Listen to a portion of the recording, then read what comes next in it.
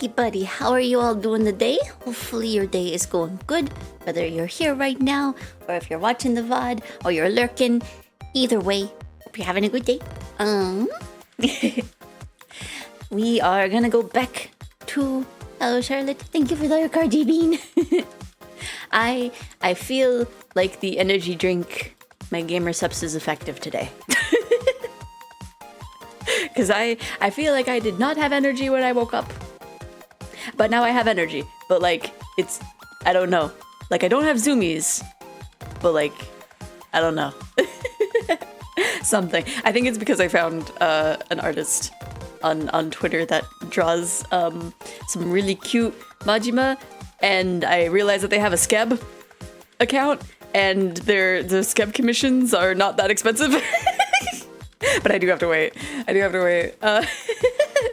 But anyway, let me go on over to the game screen. Oh gosh, I forgot to open a bunch of stuff. I was so distracted by the Majima artist. Okay, let me open. I was just like, yeah, I'm all ready. I got the game open. I got this open. I got all this done. I got all my food eaten before the start of the stream. I was productive, and then I just go to this screen and I'm like, I didn't open anything. It's okay. We got it. The throwing system is opening, and it is opened. That is not the right button for it. There we go. Okay. Now everything is good. Now everything is as it should be. Okay. Just no, I promise I don't have the zoomies. I don't think so. Okay, so we got out of the word C. What else were we doing? We woke up. Did Felix talk to us? I forget. It's locked. Okay. I think Felix. Not a gremlin. At the moment, no. Or no, yeah. Wow. Okay. Hello, Felix. Good morning. Which floor are we going to next? Mr. Honecker? Oh, you were there. He didn't notice me at all. I'm busy. Lots of data analysis to do. Take Florence. 6th floor. Fine. Not very talkative today, are you? I need time to recharge. Without further ado, Felix rummages in his pockets for what appears to be a tiny transmission device. Hello, Florence? I paid for it? Oh! Oh, I didn't go through! I didn't even see that happen. Me... Where is it? That's weird, it should have happened. Let me... where am I not? There it is. What? Do the thing.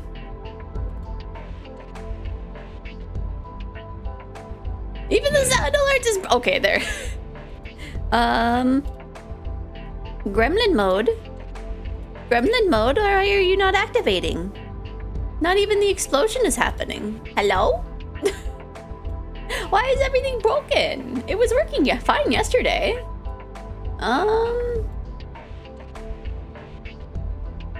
Why is it not working? Let me close and reopen, mix it up. It'll take just a second.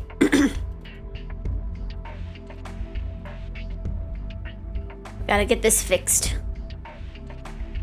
Cause yeah, that's really weird that that's not working. I will end up in gremlin mode one way or another, RG Bean. Channel points.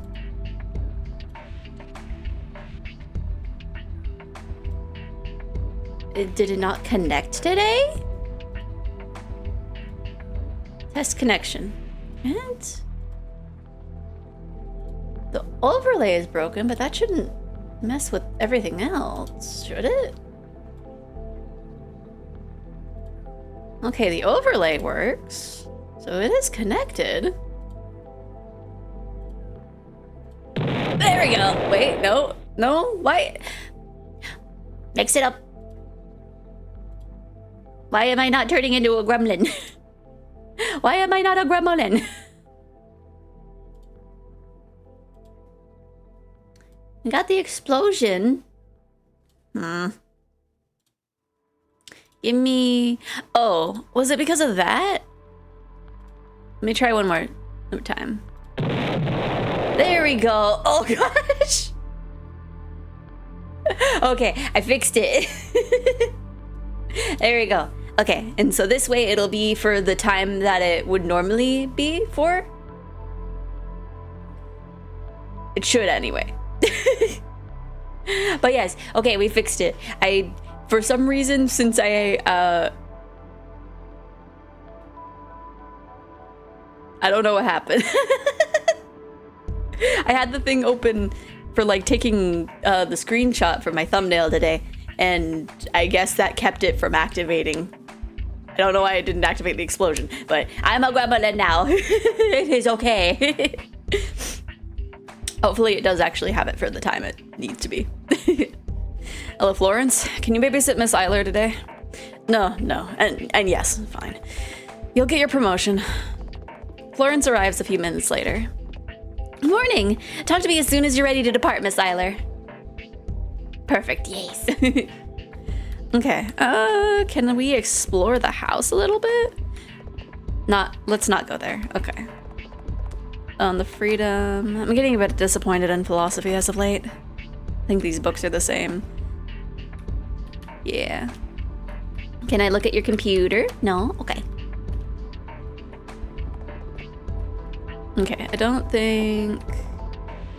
Okay, yeah, nothing's new. So, we'll just go with Florence. I'll be the one escorting you today, huh, Miss Eiler? Let's go. My attempts at a friendly conversation were completely ignored. Thus, we departed on a new journey.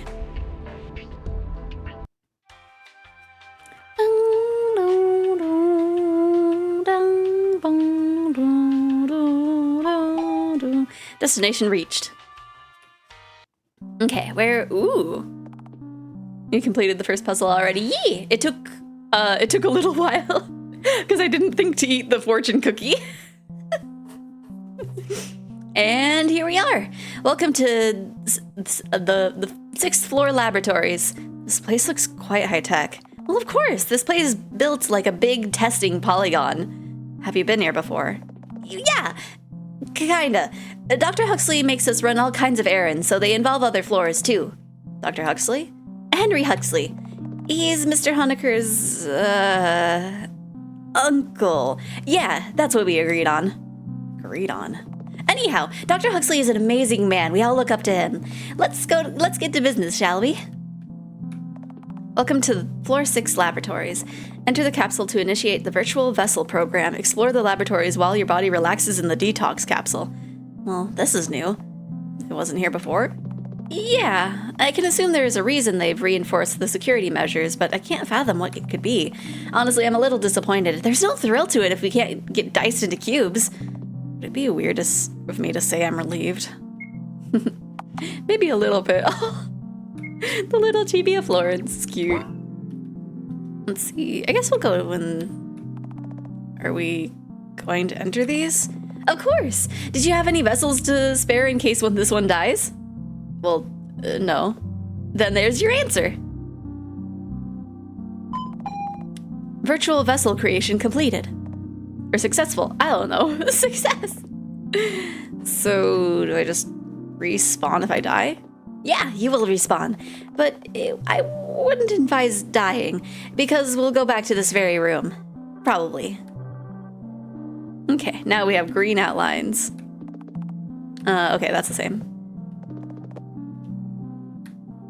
Can I look at yours?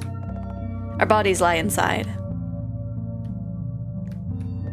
Up ahead, a memory room. Probably? Oh! It even changes the UI, that's cute.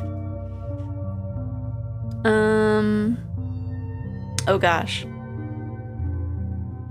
Oh, okay. So probably shouldn't take a picture. I should actually try to have it be memory.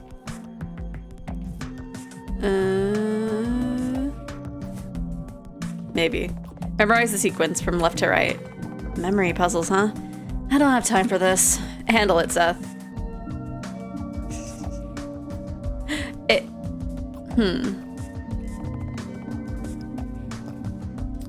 Okay. So...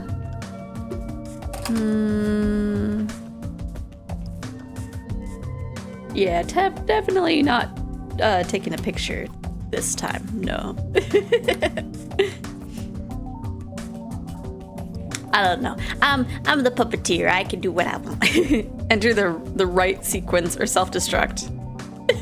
Fine. Just I'll self-destruct. We just saved. I just want to see. Oh. Okay. Not as fun.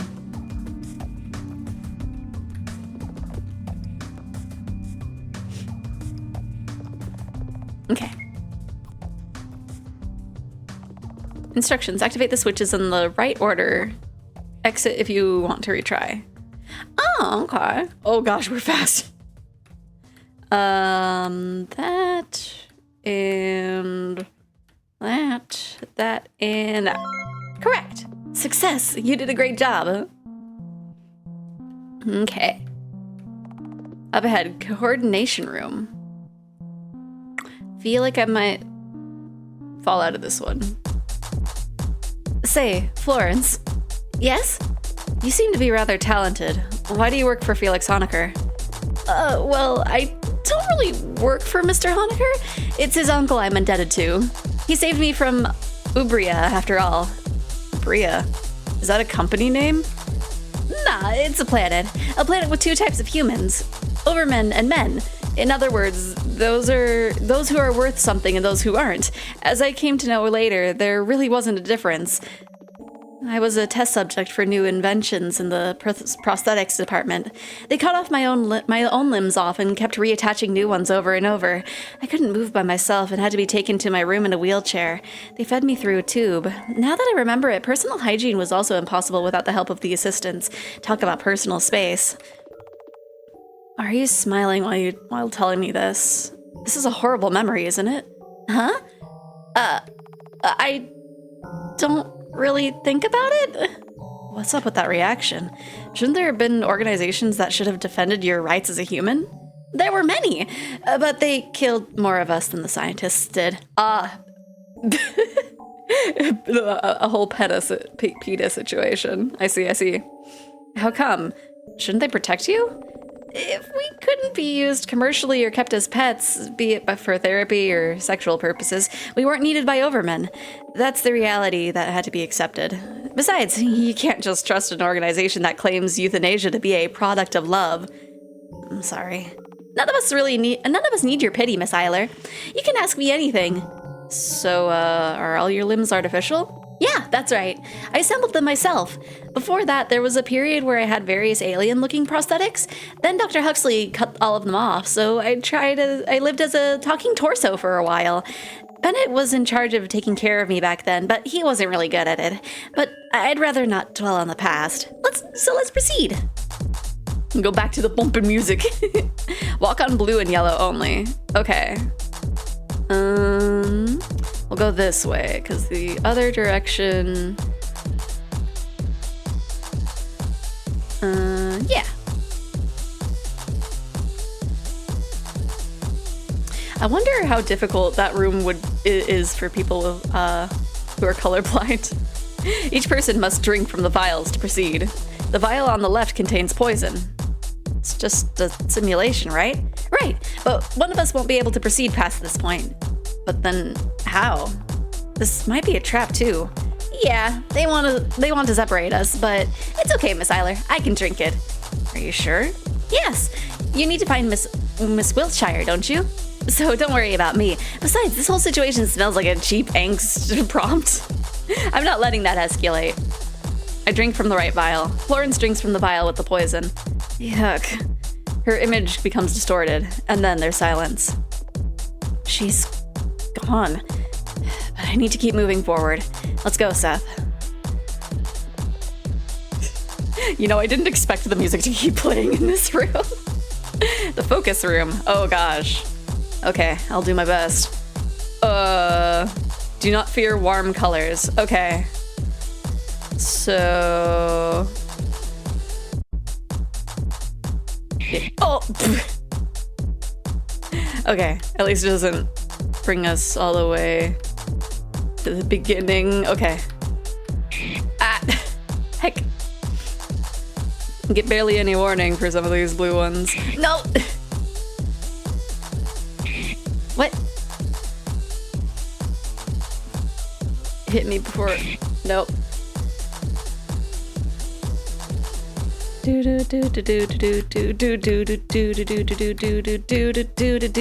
there we go. Congratulations!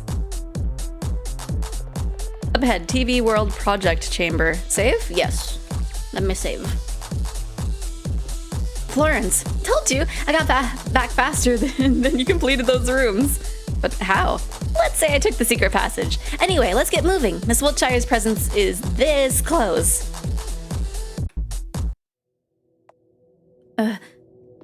Whoa. What in the world is this? Ooh, this place hasn't changed one bit. You've been here before? Yeah, well, it's a long story. You can take your time looking around. By the way, why isn't anything moving? This area appears to be in a stasis field. Just look at all these mad cats. Whoever is in charge of this place, they probably wanted to stop the infestation from spreading. Wait, what? Mad cats? Both a maggot and a cat. A mag cat. Ugh, gross. Come on, they're lovely. I've always wanted to keep one, but we workers aren't allowed to have pets. There's no way I'm ever keeping one. To each their own. Let's get to our investigation.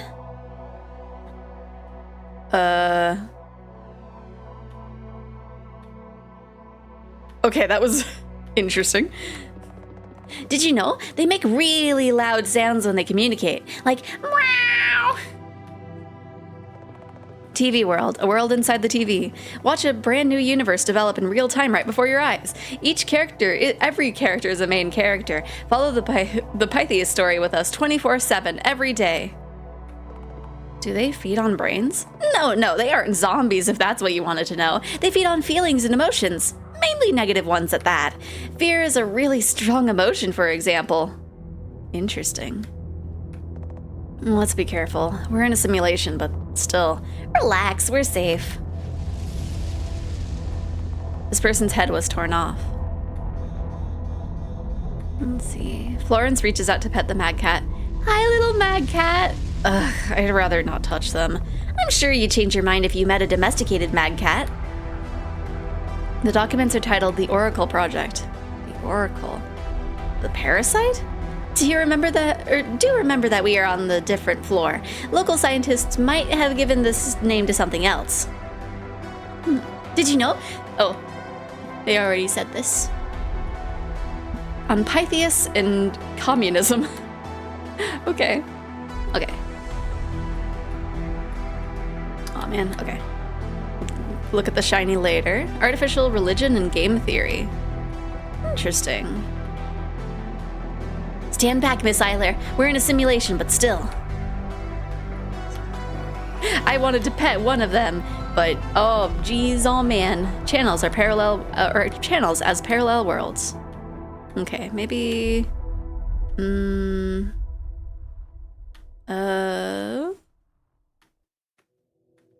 Okay, won't let me inspect that, so guess we grab the shiny. Aha! I found something in his pockets. A USB stick. Let's use it. There was a console here, right? Yeah, right over here. There's something written on the screen. Can you read it? Let's see. It says the Oracle Project. Name, Charlotte Wiltshire. Unit 091. Status. Brain activity green. Vitals up. I don't know if that was a little early or not. But I don't know. I don't have a timer for these things. If you feel like it was a little short, RGB, let me know and I can switch back. Lung oxygen green. She's still alive? Seems like it. They're probably keeping her alive for the sake of the TV world. It's a... I'm gonna probably explode a few times here. It's a universe of her mind after all. If she were to escape or die, it'd ruin their show, so they weakened her body and keep her mind on suppressants. Ironically, it's the mad cat infestation that got these scientists in the end. Like this. What? I didn't hear you. Something like this. It's too cruel. Okay, that was either the last explosion or the second to last explosion. Okay. It's the entertainment industry, Miss Eiler. You just need to accept it. There's no way I'll accept something like that. It's wrong. Why should it be like this? Man, people from floor 2 are so difficult. What should we do? We can't leave her like this. Is that so? Then what do you suggest, Miss Eiler? Kill her? No. Then transfer her brain into a new vessel, completely wiping her memory and therefore killing her as a person? No, Then the only right answer is let's go home. But I just want to help. You can't. There's nothing you can do. Let's leave the simulation, Miss Eiler. Your Miss Wiltshire isn't here. It's unfair. I'm fairly sure she didn't want to end up like this. Why must it be that way? Perhaps that's how it should be. There's no way I'll be at peace with this. Why can't I save anyone? If I remember right, this is actually the TV Oracle from the first game. Oh, interesting. With a heavy heart, we shut down the virtual simulation program and returned to our bodies. I've returned to normal. Seth, let's check on Florence. Okay, we will do just that. Hey, Florence? Florence? Wake up! Ouch. Thank God you're awake. You worry too much, miss. I'm alright. You don't seem like it. What happened? Well, this capsule was advertised as a detox spa, right? It looks like the soap effects wore off. Excuse me? Let me explain. We workers have regular soap intakes as a must. It affects us in a way where we become restless and hyperactive, alarmingly so. Also, it lowers our intellectual abilities and inhibits analytical thinking processes. Otherwise, we wouldn't be able to work 20-hour shifts with such vigor. Nobody would. Not after what we went through before our life here. You were raised in the labs, right? Yeah. Imagine living in a box with no control over your life. The lights go on and off. Sometimes you get food, sometimes you don't. Sometimes the food's poisoned. On purpose, of course. It was like that for Ben, too. No wonder he wants to forget. Thankfully, they didn't use us for breeding, but there was a department for that, too. Lecter was there. Lecter? A coworker of mine. You don't want to know him. Okay. Most of the workers have severe PTSD, except the androids. They have it easy. That's why soap is the best thing that happened to us. We can just happily move forward and do errands without thinking too much. I'm trying to keep the dose in check, but Bennett is a total soap junkie. I shouldn't get emotionally involved with these people's problems. Only finding Wiltshire matters. Can you walk? Yes, don't mind me. Let's leave. Wow, such complicated backstories for NPCs early. Hello, Charlotte too. Charlotte would not be having any of this, right? She would have interrupted Florence like immediately and been like, too long, I literally don't care. I can... Okay. I offer Florence my shoulder and she leans on me. We slowly walked towards the elevator and left floor 6 behind. Slept well, Miss Eiler. Oracle. We're so bored. Every book, read. Every story over. Entertain us? The Oracle locks me in a light embrace, leaning their weight on me. Get off of me. Oh, so cold. I don't have time for this. I have to find Charlotte Wiltshire. What will you do when you find her? Kill her? No. Gods, no. Murder? Cold-blooded homicide. Just admit it. She makes your blood boil, doesn't she? Shut it. I'm nothing like her. How are you so sure? duh. I didn't cause the massacre of the entire school. Oh, really? Maybe it's about time you did. Like I said, shut up. I'm not a murderer. I won't become one. Of course you aren't. After all, everyone in this world is free to make the choices they want. You're provoking me, aren't you? Maybe.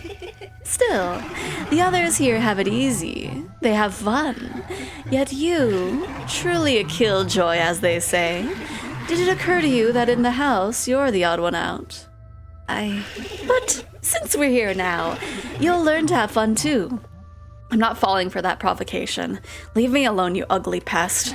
That hurts. Why are you like this, we wonder? Is it peer pressure, social stereotypes, mental illness?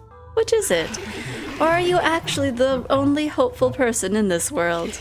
You must be thinking this place isn't a lost cause. Nothing is meaningless. We aren't worthless. If anyone would want to do what I say, we'll crawl out of this bottomless pit. I can make everything right if I just try. I can become everyone's savior. Oh, you're about to wake up soon. You're running out of time, aren't you? I wake up in a severe coughing fit. In front of my eyes is a toy rabbit. Aw. Morning. Uncle says the rabbit toys and accessories cheer up the terminally ill patients. But it looks like it didn't work. No. Thank you. I'll cherish it. Acquired a rabbit toy. Looks like your condition is getting worse. I just need to go to a new floor. Right, you do. I already arranged the trip for you. I still have business to finish here, so you'll be going with Bennett. The TV remote person? Yeah, that guy. There he is.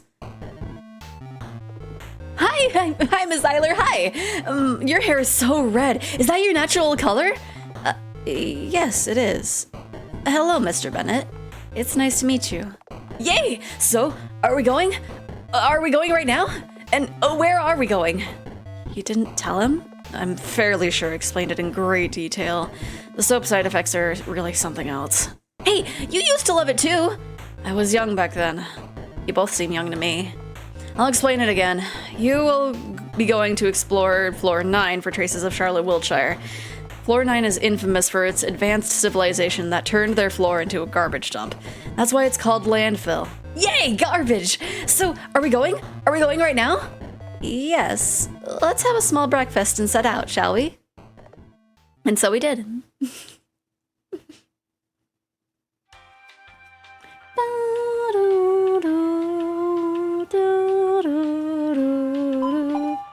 Destination reached. Okay. The doors aren't opening. Try pressing the emergency button. Okay. I press the emergency button and the floor below us opens. Ah! We scream in unison. Oh no. Ow, ow, ow. That hurt. But this pile of smelly organic waste softened the fall. Thankfully, it wasn't the garbage or the tech garbage pile next to it. Lucky. Well, time to report to Mr. Honecker. Hey, Mr. Honecker? Mr. Honecker? Mr. Honecker! You don't need to shout like that. I can hear you.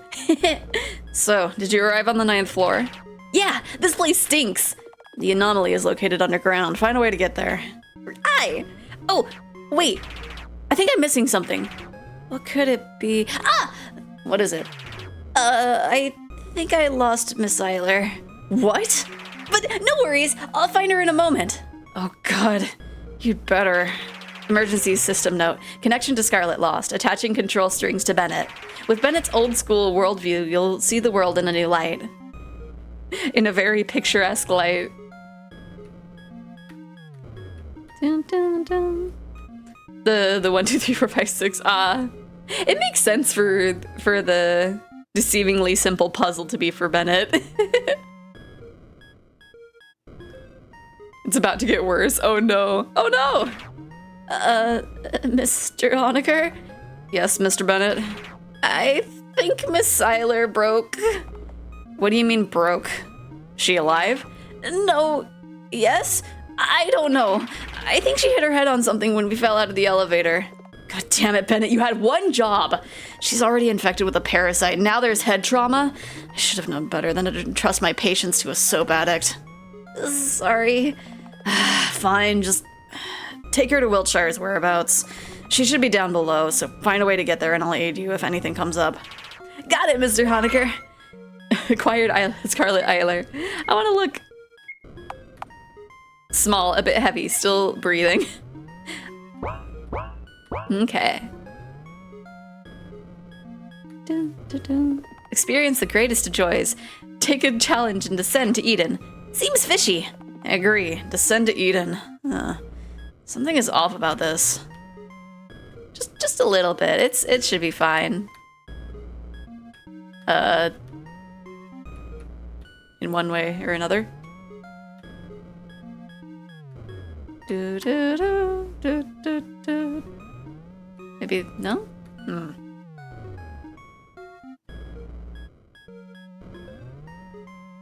Oh, maybe through that. There you go. It's so dark in here. You have a flashlight with you, remember? Oh! Let the challenge begin. Challenge, find the exit. Tip, you can use the items you will obtain in front of various objects. Choose an item from the menu and interact with the object again. Is this an escape room kind of thing? I'm never good at those. Deal with it. However, we don't have all day, so I'll help you if you fail. Use your brains. System note, if you feel like the challenge is too difficult or illogical, you can ask Mr. Honecker for help. Just use Honeckerpedia from your items menu. He might not solve the puzzle for you, and sometimes he won't reply, but he'll provide useful hints when the time is right. Probably.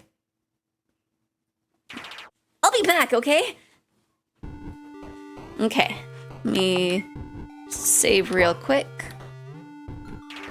1 soda costs 5 coins, and I'm broke. Aw. It's a fuse box. Okay, that might be helpful. Room 431. Locked. 432. It's locked. 433. Okay. There are some coins in the piggy bank. Take those, yes. Ooh, perfect. I can buy myself a soda with this. There's a poster with a girl with a halo. Descend with me, it says. An axe? Nice. Laptop is plugged in. Okay, I should probably look at it. There's no power. Shouldn't there be a fuse box or something? I'll look for it. After looking at what else is in here. The water dripping from the tap smells like waste. The drawers are empty. There are some jars on the shelves, but they're empty too. Something is rotting inside the trash bin. It's an old fridge. The fridge is plugged in. Well, let's unplug the fridge so that way the laptop can get all of the power once we turn the fuse box on. It'll be fine. Acquired a soda can. Made with 100% concentrated apple juice. Tastes like a real watermelon. Honestly, I would try that. Ah, I get it. I need to turn the right switch on. Turn on 433.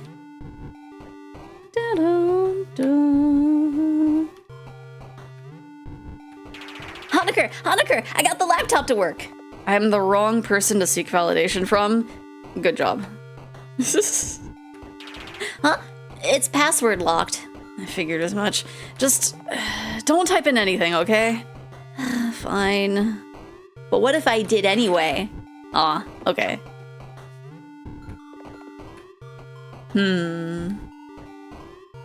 We got an axe. We can break open the doors, maybe. It's locked. Must have under the pillow. Hey, don't just swing it around. But I'm bored and there's no one to hit it with. Aw, I was gonna hit the door. It's fine. She's not dead, right? Okay, maybe putting power to it might have it unlock.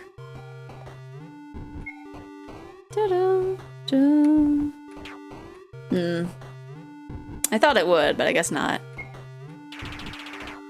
Oh, we can look at the fridge. There's at least that.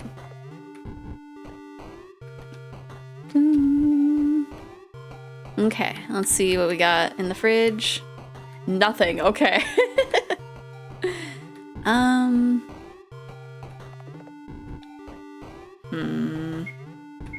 So we've got, let's see, we got our flashlight, which I'm pretty sure we're like in the middle of using right now.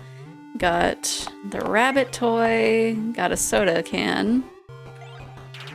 Oh, there's something solid inside the soda can, but I can't get it out. You can maybe use the the axe on it? Oh, okay.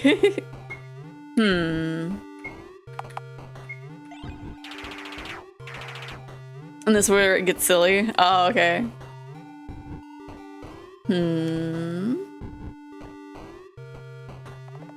How about we put...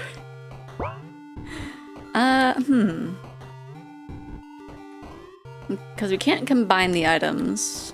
So we can't just take the axe to the can.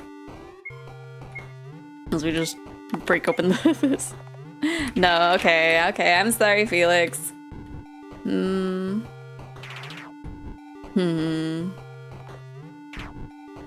Still locked.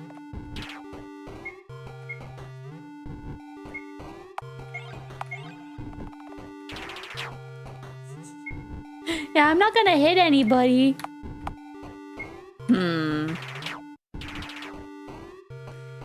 Something solid in the can that I can't get out. And I can't use the axe.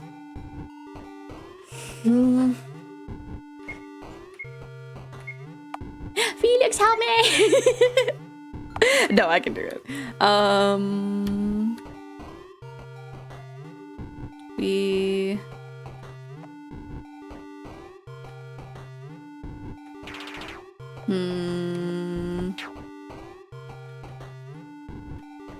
There's something over here that I didn't find. The upper drawer is locked. Bummer. I should just break it. Hey, don't damage the private property. You can't tell me what to do, Felix. Fine. It's like, how else am I? Well, I guess Felix doesn't want me to break it in general.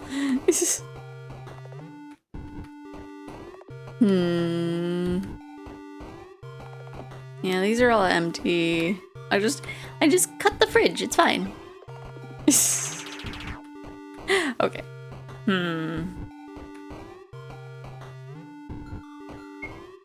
Since you don't want me to type in anything, what do you suggest, Felix? Mr. Honecker, please help. Mr. Honecker! You need to get the item from the soda can, right? Put it in the freezer.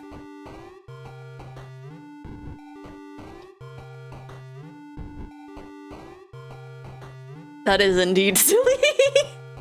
Then poof, physics happens. And make sure there's electricity to power it. Thank you, Felix. Let's try this. What are you doing? Putting the soda in the freezer like you told me. Do you just want cold drinks, or do you actually know what you're doing? Both. Then it sets the power to the maximum and waits for a while. Kaboom! Oh, soda murder successful. And here's the item that was inside. A key. Cool. He stood in front of it several times. Every time I was going, is this actually going to happen? Right. Well, because it's like...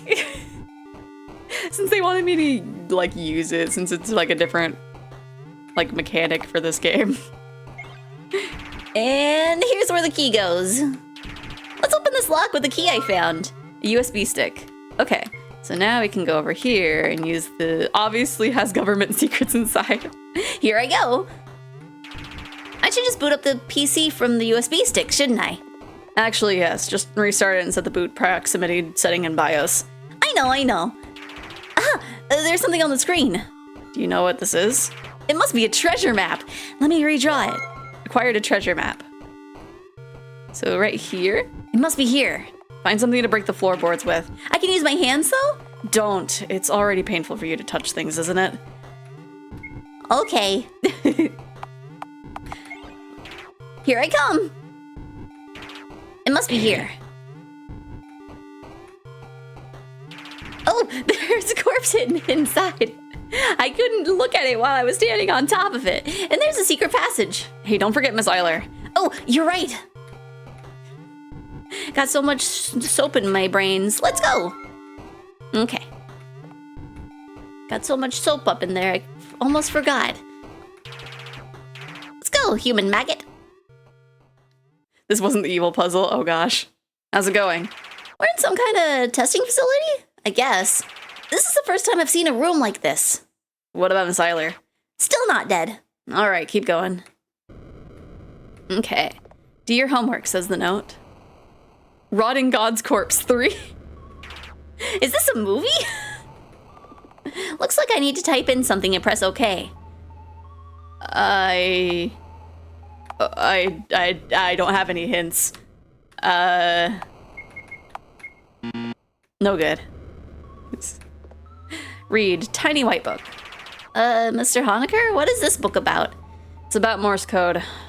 Morse breaking the barrier. It's a method of transmitting information in clicks, on-off tones or lights, or a series of dots and dashes in a written form. For example, SOS signal would look like 3 dots followed by 3 dashes and ending with another set of 3 dots. Oh, I see. Check this book for Morse chart. It should have one. Oh, you're right. Here it is. This is gonna be very important. So let me take a picture of that. Okay, there we go. Is there only a chart of numbers? Yeah, some pages are torn out. How about the big gray book? Mr. Honecker, I can't read that well. It's a book about the Caesar cipher, mathematics of secrets. It's the kind of cipher that uses a substitution system to encrypt the messages. For example, ROT2 replaces a letter with the letter after 2 letters in the alphabet. A will become C, B will become C, and so on. Oh, I think I get it. So soap becomes UQCR in ROT2? Exactly. They're so smart. How about the medium-sized red book? Mr. Honecker, what's this book? You really should stay on the line while I'm looking at all these. It's a book about sign language. Signing made easy. You know what it is. A language that uses manual communication to convey meaning. As expected of Honeckerpedia, there's a pamphlet with an alphabet in it. Acquired sign language alphabet. There's nothing inside the desk. Okay, one of these might have something. Who's to say? There's a note in this desk. This might be useful. A hint. Ooh, okay. Is there more in these desks? Let's see. Okay, just that one. I need to find out how to open this. Okay. Did I look here? I did. Okay. And so the hint... It's related to something, right?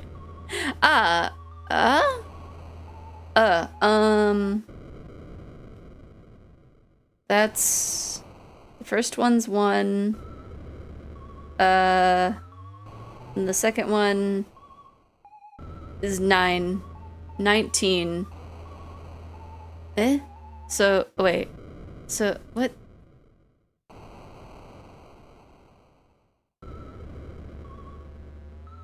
It didn't go into much detail about the sign language.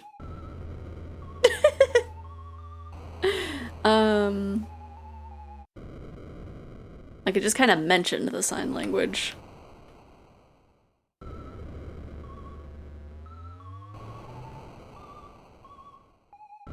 I doubt it's 319. Oh wait, no, we can't even do... Oh wait, no, we can. I don't know if it is what it wants us to do. I'm kind of doubting this is the answer. Yeah, okay. Because, yeah, it only went into the details for the Morse code. And then just vaguely mentioned sign language and the cipher.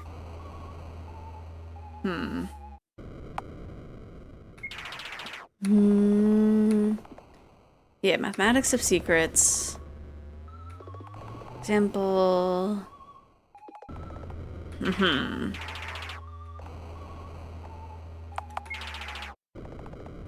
About sign language, sign me easy. Yeah, very, very vaguely goes over that. Oh. Right, okay. So it was V, I believe? believe it was V.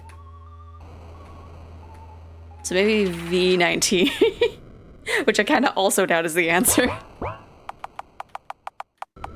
Okay, V19. Oh, Mr. Honecker, it opened! So it was V19 after all. Well done. I'm so smart. Now let's see what's inside. Huh? What did you find? Some kind of journal. So boring. I thought there'd be some severed head or something. It might contain an important hint. Make sure to flip through it. A school diary. Okay, let's see what we got. Ha! There's something written in red. That means it's the truth. Homework, find exit. Well, this isn't really helpful. Might be a hint or a code. Now get to decoding. Shouldn't you be helping? Your brains will turn into liquid soap if you don't try thinking once in a while. You're a bully. Okay, so find exit. So if we use, I mean, let's try this. Okay, so what if we just put find exit?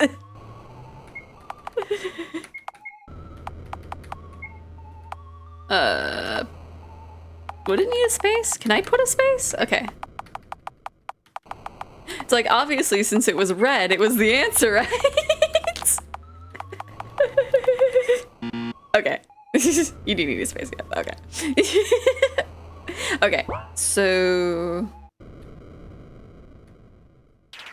Okay. So... With the keyboard like this, it shouldn't be too bad. So... Find...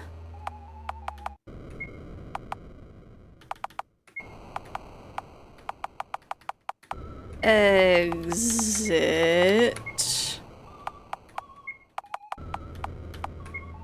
Okay.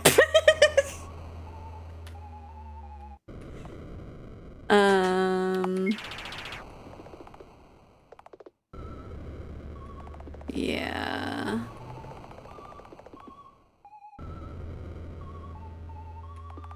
Does it make sense to have it be... Or was I moving a little bit too far over? Is that what I was doing? Let me look at the thing again. Okay. Okay. Let me...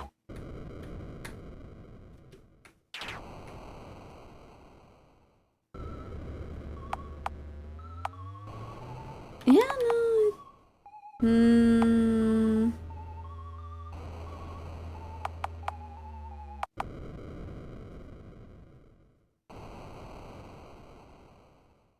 Okay, no, that is what it would have been with it.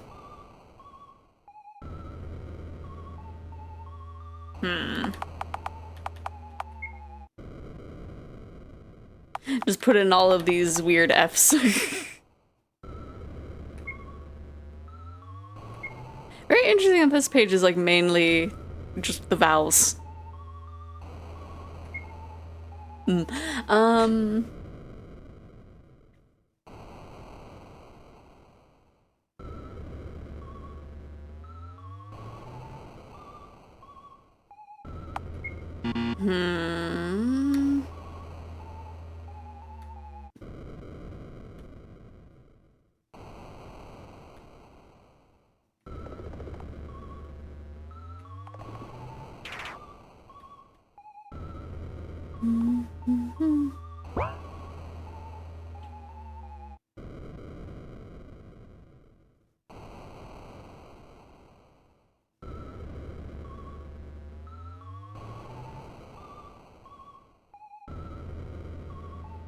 Brain is not working, apparently.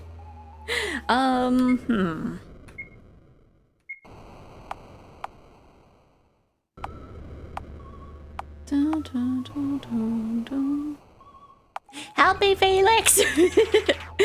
Honecker, please help! Mr. Honecker, did you see the message on the blackboard? It suggests you use rot... Oh, 3, okay.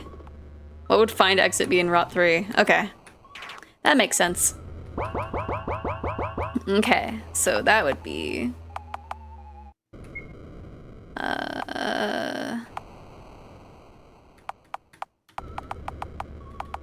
Find...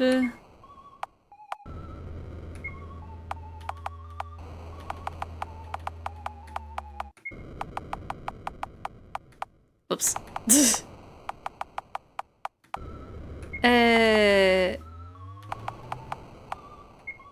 Exit.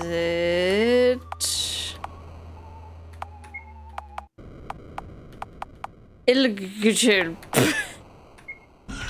Hell yeah! Thank you for the hydrate. See, yes. I do my best to not dehydrate. Did not know it actually had a hint for this. Yeah, I feel like it had to have something with the blackboard, but I was just like, no. But I was thinking of it the wrong way. But hopefully you're doing good, Lionfire. it opened. See, you can do it if you try. Now I need to find Miss Eiler, or bring Miss Eiler along. Get on over here. Here we go. Let's go, Miss Eiler. Challenge, stay alive. You have 30 minutes to prepare. Whoa, it's like we're in a B-movie setting. Stay alive. What could possibly kill you in this place? Let's find out. Let's find out by saving really quick. He is coming. Well, at least I have 30 minutes. Oh, there's something on the floor.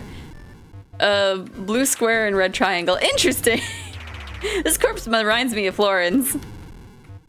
A great place to hide. There's a keypad on it. Choose OK if you want to enter the code, and X if you want to cancel. I don't know. Oh, there's a piece of paper here. A bloodied piece of paper. The temperature in this room is low enough to keep these from decomposing. Oh, there's something under the limbs. A piece of paper. Fridge is full of soda cans. Various flasks of chemicals stand on the table. Okay. Oh, a knife! We got so many things. Now this is creepy. Whatever, just detonate something by the time this thing arrives. But what if it's a monster? You are a monster, Bennett. Now go blow things up. Okay. Oh, what should I make? Ah, here. Okay, here goes. What? A hole. H2SO4. A flask, cork, or paper. Okay. This should be easy enough to make. Okay. I might need these. Sugar, a bottle. This game teaches you very useful lessons, right? Oh my gosh, okay. So, okay, what do we got on our... What? No, I don't. I was just not seeing where my thing was. Okay. Torn piece of paper with a clue. Okay, so... My brain today is on low power mode, I think. Okay, so, what's this? Piece of paper with numbers and letters on it. I know that much. What do they mean? It's common knowledge, like the first letter of the days of the week, for example. Figure it out yourself. Oh, okay, so like October. Oh, yeah. Okay. Okay, there was another piece of paper, though. Or is that just both of them together? Okay, so just something about October. I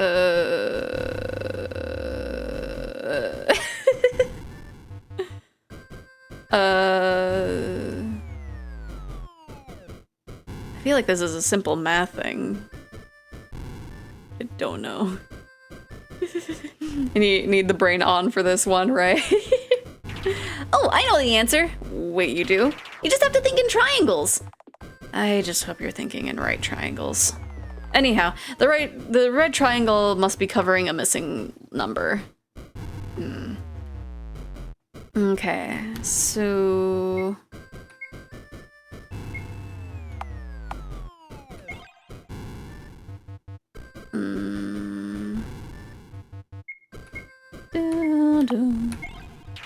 Actually, I don't need the whole bottle, just the cork. Okay. presumably it's sucrose. A foolproof problem solver. An ingestion invention, or ingenious invention. Feels nice to the touch. Okay. So... Oh, okay. Yeah, that makes sense. Okay. So...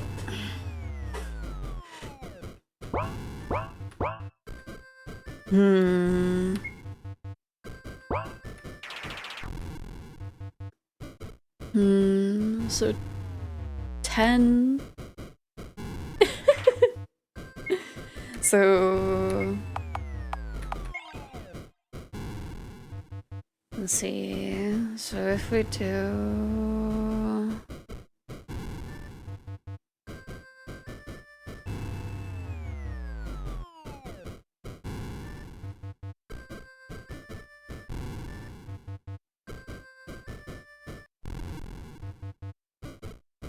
triangle one took me longer than I'd like to admit, but it's a fun one. Yeah, I feel like I'm looking at it and it's like I feel like I should know the answer for here.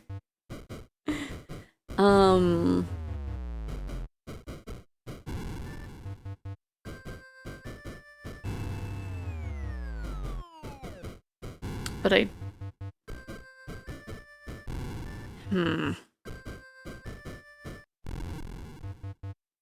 like, I think in triangles and geometry was like my worst math subject.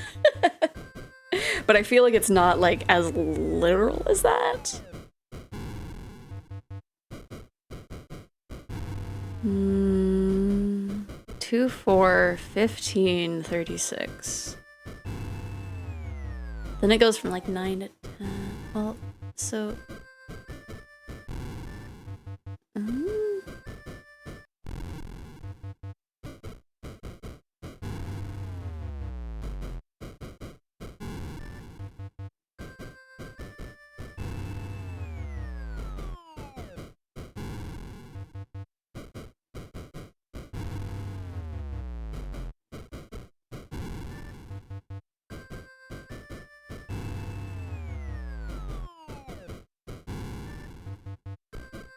I just... I'm sorry, that was my brain, absolutely, 100%. My brain is being a bit crushed, right? Also, hello, Lisa. Because my brain is like, okay, so you get the 2 and 2, that equals 4. If you do 9 plus 1, that's 10. But like, that's...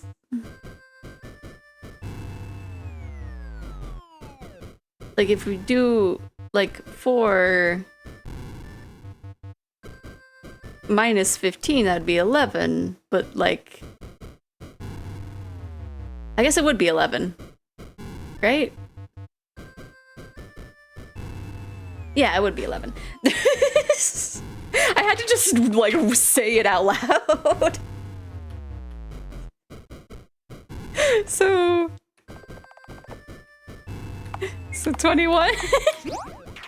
Great, I unlocked it. Now We've been here for a while, but she's still out cold. Oh, I think she has a fever. Okay, I guess I need to make the bomb first before leaving.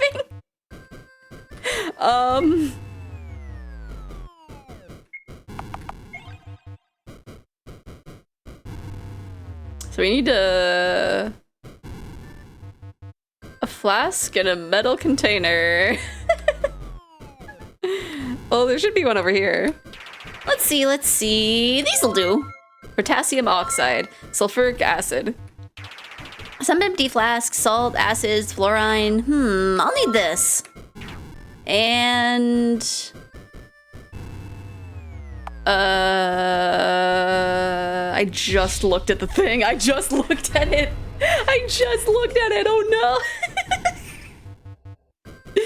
Oh no. Yummy.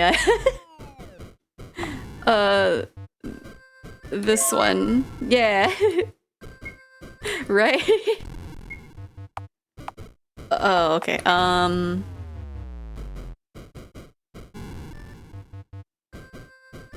Yeah, because that would be what the H2SO4 would be.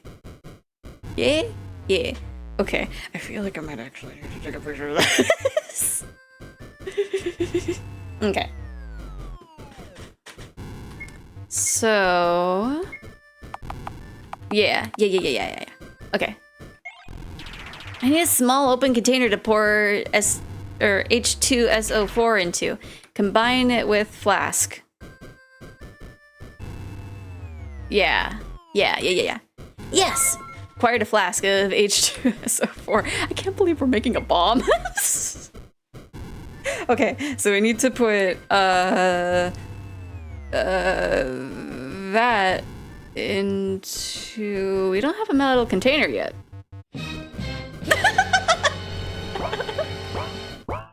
Okay, also I like how it isn't saying in chat who's playing the sound alerts, but they're at least still playing.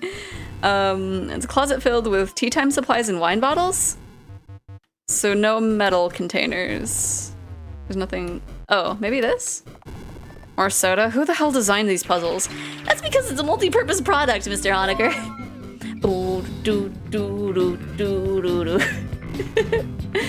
I'll just never know. Acquired soda can. Okay, so now we combine that with the soda can. I need C1 to mix with sugar. Combine with HC1. Yes! Potassium chloride. And H2O too, but we don't need that. And so... we... I'm sorry! The game is making me do it! I don't want to make a bomb! Secret sounds, right? It's like, fine then, sound alerts, keep your secrets. I need to mix C1 with sugar. Combine C1 with sugar. Yes, got it. We combined it with the sugar. Guy who played that must be an absolute... Okay, so now we put the flask in the thing. Not that, actually. Why is it all of a sudden letting me combine things? Or not? What do we... Because we can only look at the flask. Do we have to look at the recipe again to be like, okay, we got all the stuffs? No, okay. Now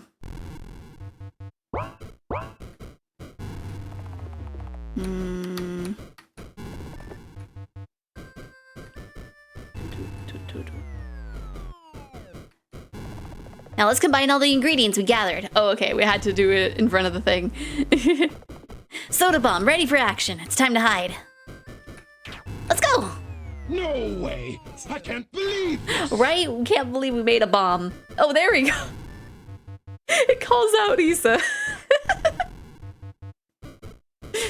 Let's hide. Some time passes. 3, 2, 1.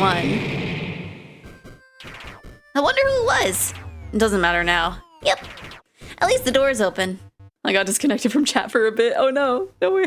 No way! I can't believe this! Eden, please stop bumping into the elevator door like that. The button you need to press is right here. Okay. An elevator to Eden, sweet! Looks like it can only go up? Have a happy descent then. Very crunchy around here. Oh, Miss Eiler's face is turning green. Try not to drop her along the way. Will do. Bennett. Yes? I don't have much time left either, do I? You do? I'm not that dumb. Maybe that's why I agreed to help Miss Eiler in the first place. That's right, Mr. Honecker is so smart. You must have figured it out a long time ago. Everyone must have looked like a bunch of idiots to you, right? Right? Enough. You don't need to apologize. Just promise me you'll make sure she gets to floor 11, okay? Who knows? Maybe there's heaven up there. I promise. Well then, time to descend.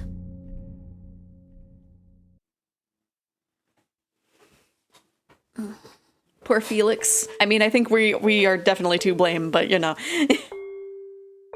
Oh. She seems peaceful in her death. Bennett, report back immediately. The life form detection devices are going crazy. Bennett, reporting back. We found her, but she's huge. What do you mean huge? Oh. Do you see anyone else around? Nope. Why? It's strange.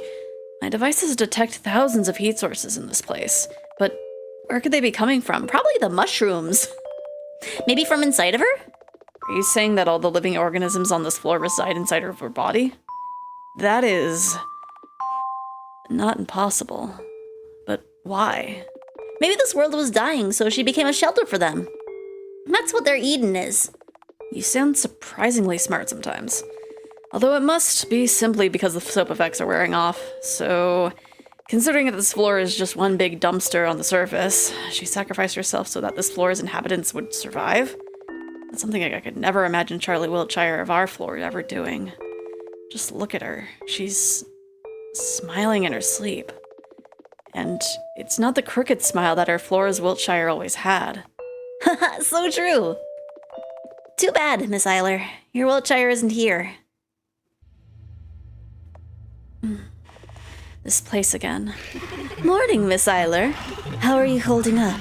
Want us to give you a soothing massage? It's because of you I'm dying, you know. I have no energy for this. I'm tired, Oracle. I just want to find Wiltshire and get it over with. We know. The Oracle comes close and gently takes my hairband off. It's okay. You'll find her for sure. We're pretty sure she wants you to.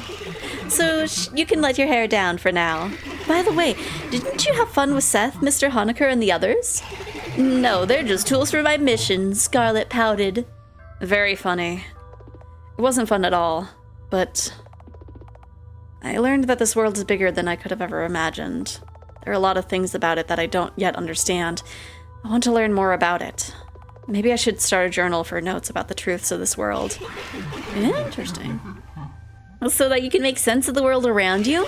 Make up rules to rationalize everything? This is why you can't have fun. That again?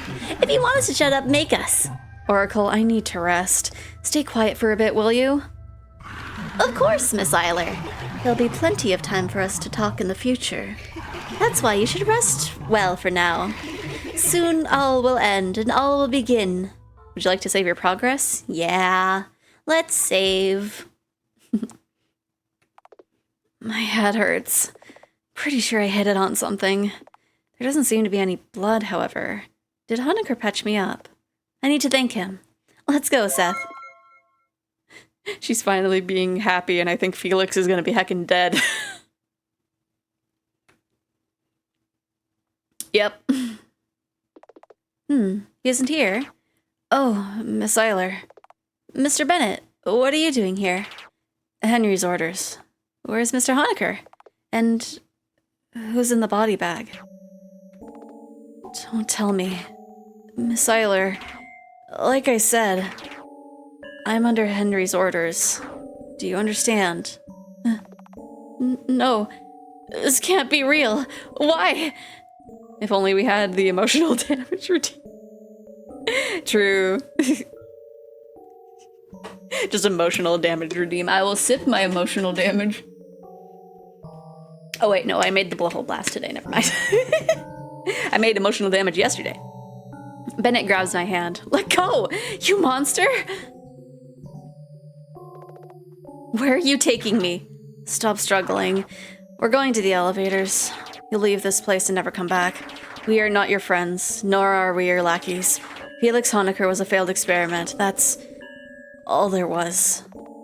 Don't you feel the slightest remorse? You could have saved him. Remorse? Could have saved? Say, Eiler, just what do you know about me? Bennett forces me into the elevator and slams the floor 11 button.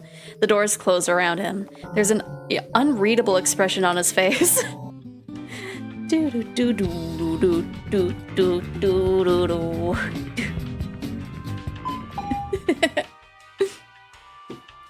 I wonder... Part of me wonders if that would have been different if we didn't smash the test tubes. But another part of me says, like, since he was a failed experiment, probably would have happened anyway. Destination reached.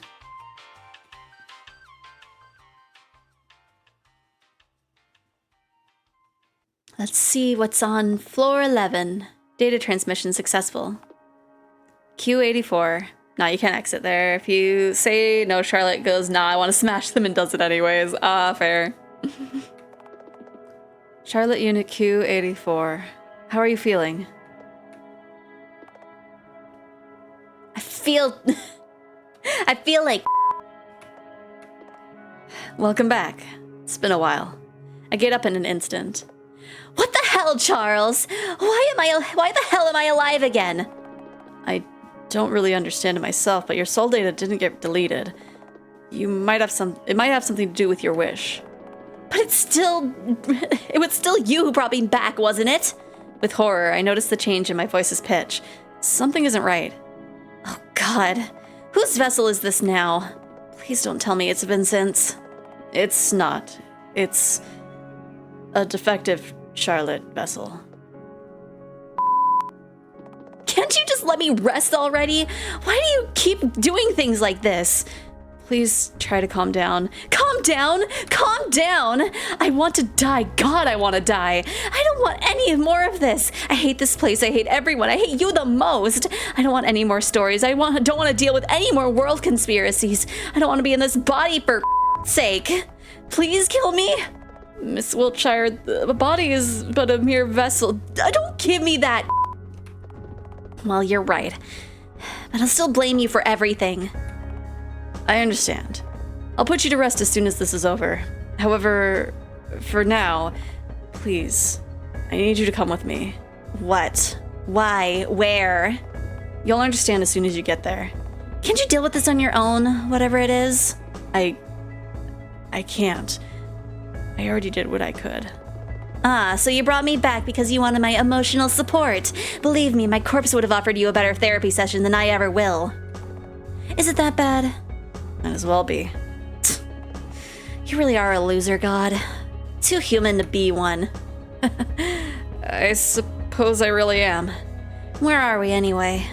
We're on floor 11. The room we need to visit is just a few steps away. Great. I was considering refusing to move and making you drag me there with your noodle arms. I'm perfectly capable of carrying you, Miss Wiltshire. Don't even think about it. Okay, set to save. Okay. There's nothing inside the wardrobe. Books are all blank. Picture frame is empty. Nothing inside the drawers. Trash bin is empty. PC screen glows blue. There's nothing on it. Box is empty. Okay. I guess since you lost contact with everybody, you don't really have anybody new to message. Kind of sad that they didn't at least, like, continue their story. My chair is squeakier than usual today. It's very rude. By the way, what happened to your Vincent Vensel? Well, I left him alone for a while and came back to a corpse. Killed himself? Yeah, that's what they always do. Even though I went through the trouble of implementing a no self-harm rule. Talk about wasted effort. Let's bury him later, okay? Locked. Okay, I'm just gonna look. Oh, that's the place? Oh, yeah. For God's sake, stop heightening the tension, will you? Your anxiety is contagious. It's just your dad's room, right? So open it already. All right. Here goes. Okay. Was there anything... I feel like there would have been dialogue for the mom's room, maybe, right? Not 100% sure? Okay. I am curious, and we did just save, so let me close and reopen it real quick.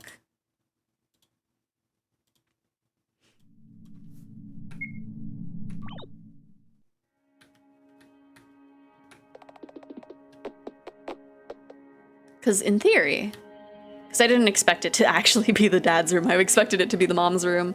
Let's not go there. Okay. Okay.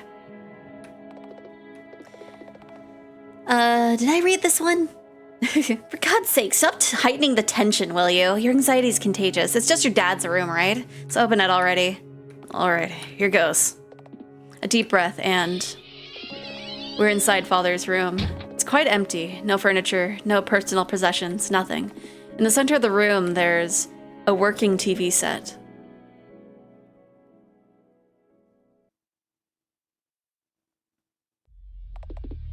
I can't see anything.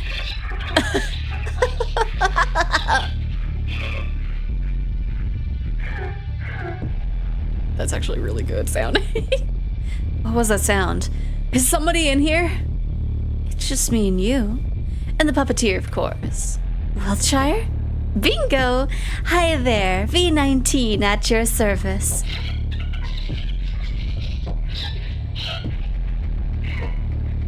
Very good sound design there. That sound again. Took you long enough. Been having fun going on adventures with friends? They're not my friends. Yeah, sure. Because Scarlet Eiler doesn't do friends. Because Scarlet Eiler is so very serious. Snore. Stop mocking me and come out of hiding already. My, you're so eager. You know? While you've been running around, I've learned the truths of this world. Want to know what those are, class rep? Stop messing with me. Where are you? You're no fun. But how about I tell you anyway? Bam! Lights on. Oh. What in the world is this?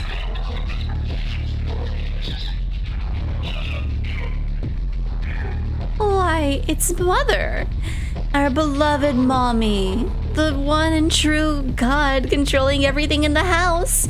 The one who gave birth to you. Wiltshire, you... No. Mother is kind, beautiful, and understanding. This thing isn't even human. Oh, don't you know? Creators aren't human. All the content comes out of their rear hole. Easy as poop. This is ridiculous. Where are you getting with this? Oh, Miss Eiler, you're so impatient. The groundbreaking truth of the house is that no one here needs to be saved. This world is an entertainment arena. Mother generates scenarios and provides a constant supply of protagonists. When one dies, all she has to do is spawn more Charlottes to amuse the spectators. Each 20th one is defective. You think you'll be saving someone, but they're all actors on this tiny stage. Everyone gets assigned a role to play, and you're no different. Yeah, right. As if I believe you. This is nonsense. Come here.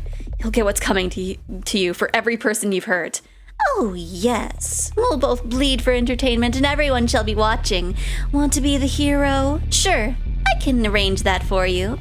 Mother will bestow you with just the right personality to meet the genre requirements. Hey, stop babbling nonsense. I won't fall for your provocation. Right. Look, I'm coming for you. I feel the blood boil as she approaches me. Something isn't right. Why do I feel so angry? We were supposed to talk. Yet why am I wanted to know the reason behind her tears. I wanted to gouge out her eyeballs with a butter knife. I wanted to understand her. I wanted to tear out her spine and hang it from the ceiling. I leap forward and tackle her down. Why isn't she resisting? That's right. Do it. Shut up. Come on. What are you waiting for? Why aren't you resisting? At this rate, I'm really going to kill you. Do it, Scarlet Eiler. Do it already. And always remember, there's not just one person behind the screen. It's thousands. What do you mean? Let me enlighten you. In the world behind the screen, billions exist. That's what the puppeteers are. It's a game for them. They don't care about who you are. All they care about are our appearances and whether you're good or evil. Bonus points for spicy material. Shut your indecent mouth. Accept it. It's the truth. No, you're a monster. A demon. That's what I know. For sure. Oh, please. I'm just another puppet. One of the many. Spicy potential. Oh, did I accidentally? I'm not surprised. The silent Charlotte, the sweet Charlotte, the bully Charlotte. Choose the flavor you like for a perfect shipping scenario. Abused to create an emotional response for the audience. Did you know? Entertainment is dead. It's just one big circle jerk between consumers and producers. The audience wants it raw. Pour your soul into it. More pain, more suffering. Perform until you break. Become relatable to the max. Hey, Eiler, we're not so different, aren't we? Except you aren't the protagonist. But that can be overlooked, right? Don't lump me together with the likes of you. Had things turned out differently, we could have been friends, you know. No way in hell. I tighten my grip on her throat. She's not resisting. Like I said, soon you'll understand. You'll be the one crying, I want to be loved. I'm trying so hard, but the world is just so unfair. And Mother's voice in your head won't stop ringing until you lose your sense of self. Shut up. I've been killed over and over and humiliated for entertainment, but I have to be a good girl because in order to be loved, I'm not allowed to make mistakes. My head hurts. Why does this familiar phrase hurt so much? I'm not supposed to care. Yet my chest tightens, as if from a premonition, when I open my eyes again. Charlotte Wiltshire has long since stopped moving. Oh. No way. So easily? She really is dead. Serves you right, you monster. What the hell? This doesn't feel right at all. It's as if I've awakened from a long sleep. Something isn't right.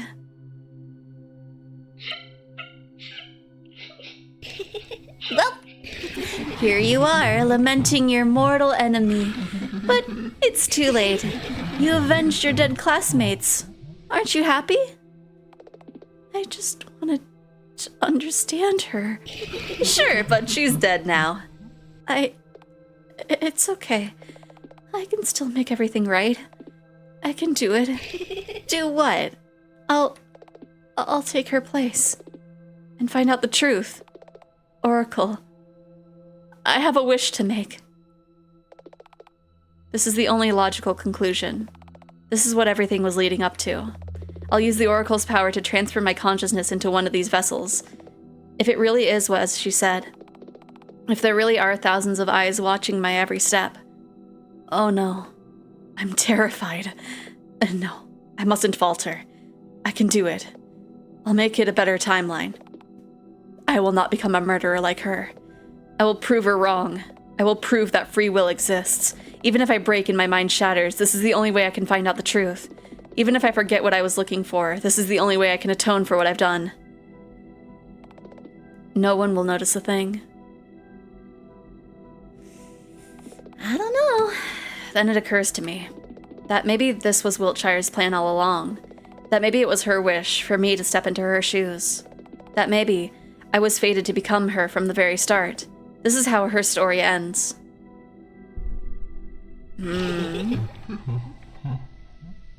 Well, what Charlotte should we choose? It's like doing grocery shopping. Let's see. Ha! This vessel will do. My world met its end a long time ago. The humanity I knew as I knew it ceased to exist and disappeared without a single trace. The gods they believed in have died, and churches were built as their graves. The chaos turned into order, and it finally became quiet. All I can do is dream, for I am so tired. Will you be as kind as to join me in dream seeing? Hello, Charlotte. It's even the old art. It's nice to meet you. Please, take care of me.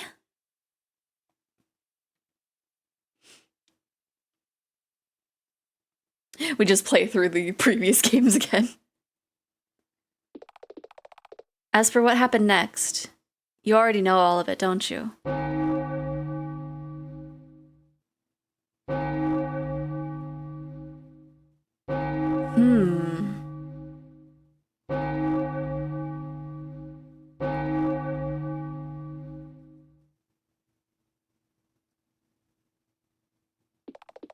Would you like to save your progress? Oh my gosh. Scarlet Eiler became Charlotte Wiltshire. Scarlet became, yeah. She used to be cold and calculating, but ended up being absent-minded and clueless as her mind crumbled under the influence of Mother's voice. I carefully observed her from afar and gave her a yellow ribbon to differentiate her from the other Charlottes. I helped her when she was trapped in the TV world. I'll help you kill Wiltshire again, I told her. That phrase seemed to trigger her memories. She remembered who she really was, and it horrified her. She understood that she failed to prove V19 wrong, which in turn made her suicidal. Scarlet Eiler's story should have ended after she wished to save the Oracle. It should have ended. But the Oracle intervened. They created a channel. It became a world made of Scarlet Eiler's soul data. You are familiar with the concept by now, aren't you? Scarlet Eiler couldn't believe that the tenets were real, so imaginary they became. She was obsessed with the trial, so it manifested in her world. In my dream, I am the world, huh? How stupid. Why did you go there anyway? I wanted to see for myself what her inner world is like. And you ended up getting humiliated, beaten up, and almost by the inhabitants. Congrats. Not only that, you took cosplay to a new level once again by using Vincent's vessel. Still, my journey was rather fruitful. I was afraid of facing her for a long time, but when we finally met again, she didn't have the memories of the past anymore. Even though I tried to trigger them so many times, she had no recollection of the past events. She didn't even recognize the excerpt from one of my stories that she used to criticize. She was kind, lost, clumsy, easily fooled, delusional. I can hurt her this time around, I thought. But when I fell, she helped me back to my feet. Scarlet Eiler would have kicked me until I lost consciousness. When I got hurt, she tended to my wounds. Scarlet Eiler would have hurt me even more. When I cried, she tried to reach out and wipe away my tears. Scarlet Eiler would have shouted at me. She's changed. So I couldn't hurt her, nor could I help her. Ironically, she couldn't pass the trial herself. Okay, I think I get it. But there's one thing I don't really understand. If you were using Vincent's vessel the whole time, then who was the other you? Hello there. Why the surprised faces? Isn't it obvious who I am? I am Seth, the father of this dysfunctional family. Ah! So we weren't just being very, very silent. It's impossible. There's only Mother in the house. Oh, really? How long do you plan on rejecting my existence? Miss Wiltshire, be careful. If this person is the cognitive version of my father, then he's even more powerful than Mother is. Easy, easy. I'm not here because of you. Right. Because you never cared about me. I have a deal with the puppeteer. To save the child. To save Scarlet Eiler, now known as Charlotte Wiltshire. As you can see, this TV box is, in fact, Scarlet Eiler's soul cube. All because Charlotte Unit 091, also known as the Oracle, wanted to preserve her soul data no matter what. The child saved her, and 091 tried to save her in return. Truly the romance of the century, isn't it? However, as a result, Scarlet Eiler's soul now resides in this shabby TV set. To free her would mean to break this box she's trapped in. That's what it means to save her. You bastard. Was killing her in Mother's womb not enough? She was an unwanted child, is all. It's a common practice. You should know better than to make a big deal out of it. It was a big deal to Mother. That's all that matters, Miss Wiltshire. We have to help her. What's gotten into you, Charles? Isn't that the same Scarlet Eiler who drove you to suicide? She's not the same. She sacrificed herself for me. Duh.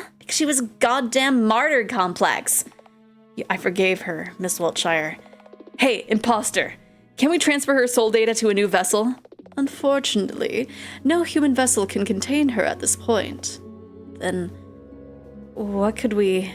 Whatever, I don't care about her.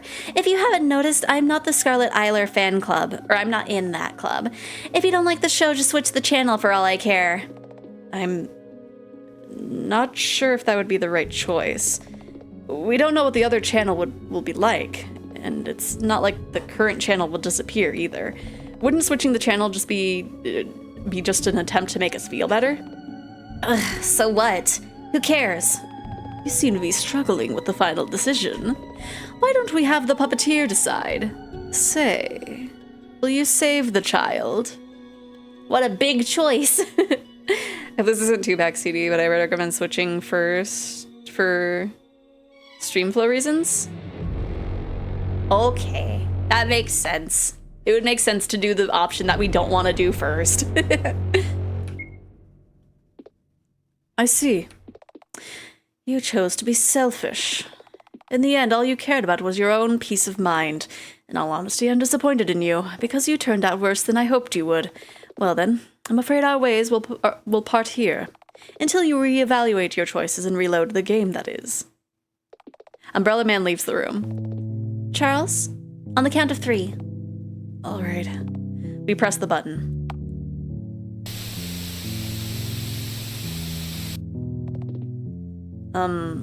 What is she doing? Are you blind? She's eating chips, Charles. All the time? Most of the channels in the house show commercials only. This one might not be so different. So it's a channel where she doesn't even have a story? Hey, her story might be about eating junk food. Stop it, Miss Wiltshire. It's not funny. You think? I find it hilarious. Just look at her. Can't fake that smile. She seems happy. Blissful, even. Yeah. Wonder why this one has a yellow ribbon, too. Right? I guess, well, because it's the... She just forgot about all her past life and was like, haha, TV.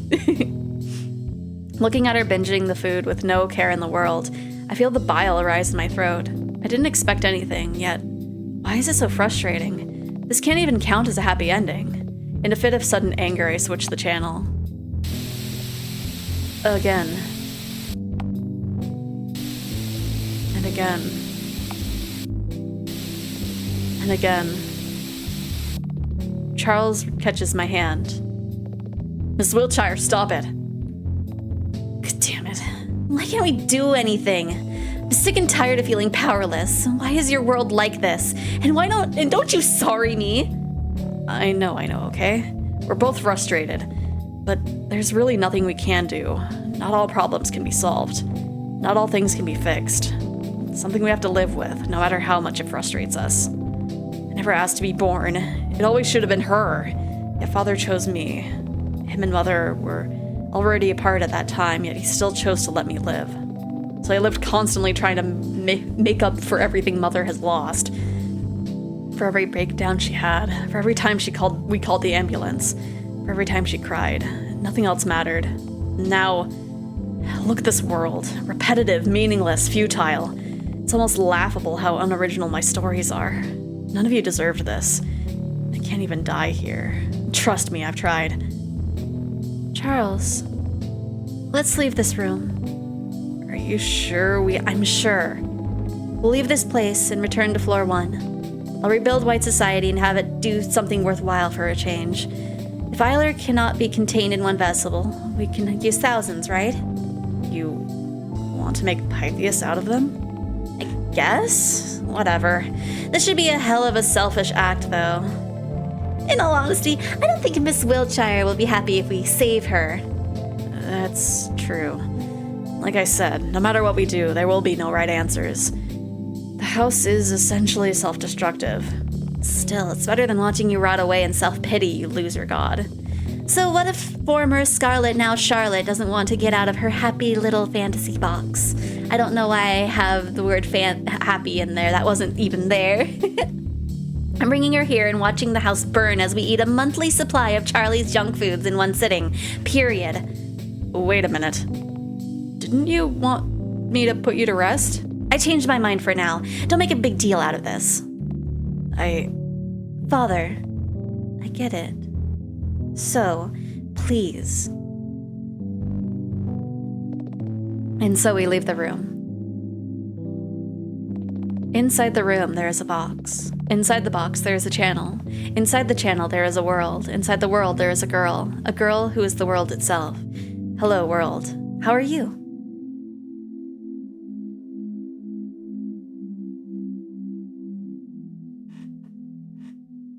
Okay, that's a... that was a really good, not good ending.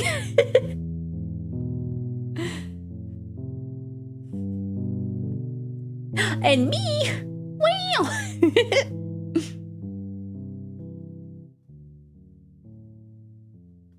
Okay, now for the real ending. Oh, dear friends! Today we have gathered for a very special occasion. Today is the day we ascend. Right, Mr. C? Precisely, Miss Wiltshire. Today we shall make history. Please put on the helmets in front of you. At last, we shall become pure white. By staining ourselves red.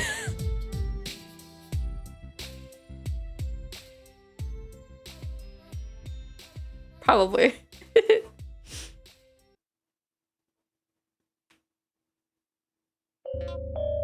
Wiltshire. Wiltshire. Frey? It's time for us to go. Where to? Stargazing, of course. Stargazing is a lie, Frey. Just like everything Umbrella Man said. No, everything's for real this time. Promise? Promise. Come now. Take my hand. Let's leave this story together. Lead the way.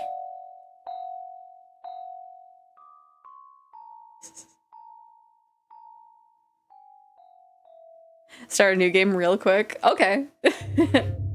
Happy end. We are not saving the same spot. We're saving there. Oh. Okay, yeah.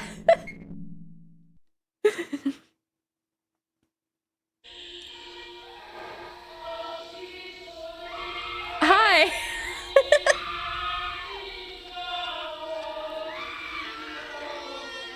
These are different screams than what we heard at the beginning.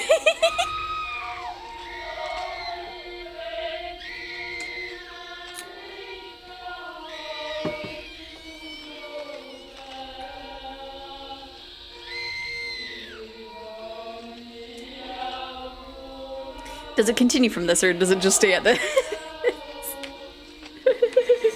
This is cool as Pythia is now. It's always fun. That is fun. Yeah, it just stays here. Okay. Okay, anyway, that's enough screaming. That's enough chanting and screaming. Okay, so load. What if we load the one that we just saved? Does it bring us to the same thing? Okay, just. Okay, I see.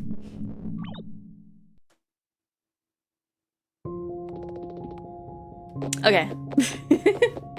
Now to just skip through all this. Do. At least your sprite was pure white again, true? Oh, here we go. I will get up close. Here we go. Wah. Because we got a lot of dialogue to skip past. There we go. Okay. Wait for my shift key to not be sticky. Wah. Okay. Oh, and the hydrate, thank you. I probably shouldn't take too many sips of my gamer subs. Okay. Okay, we're doing the good thing now. So you chose to save her after all. Like I said before, I prepared everything for the journey. The weapon included. A hammer!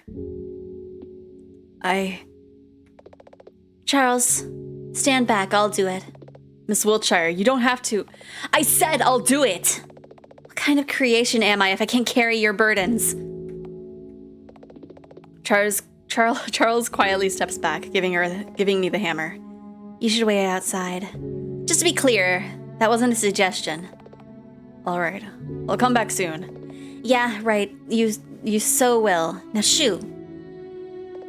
I breathe in and out. So here we are. I'm going to murder the girl who has my face with my own hands. I look at the TV screen. A girl with a yellow ribbon and white eyes stares back at me, as if she knows I'm here. Know what, Scarlet Eiler? As much as I hate to admit it, in the end, Charles, he He wanted you to be born. That's why you became your own person in the house. That's why all the tenants were nice to you. That's why nobody hurt you in this place. You're not an unwanted child. He wanted you to exist. And I want to crush all of his regrets. After all, doesn't fiction exist to free the mind? That's why I will crush you too. I swing the hammer. There will be no war. There will be no revolution. There is no need for it. Our existence is meaningless. But that's okay. There's no need for a meeting, or for a meaning. We will not fight God. There is no need to. It won't change anything. No matter how wretched we are. No matter how broken we are. No matter how lost we are. We will hold our head high and march on. Our stories will continue.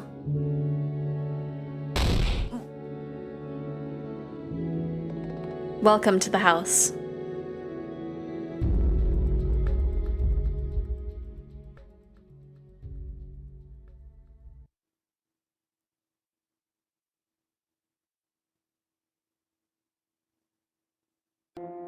I was gonna be like, the house is a little dark. In the heart of the house, there's a bottomless pit.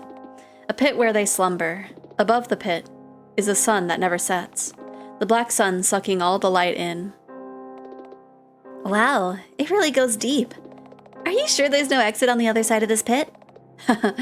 Not even I know. No matter how many corpses I drop here, it never gets filled up. It was a good festival, wasn't it? Weren't you supposed to keep him safe? Yeah, I really messed up. In the end, all I did was postpone the inevitable. No matter what, there's no way I could have helped him.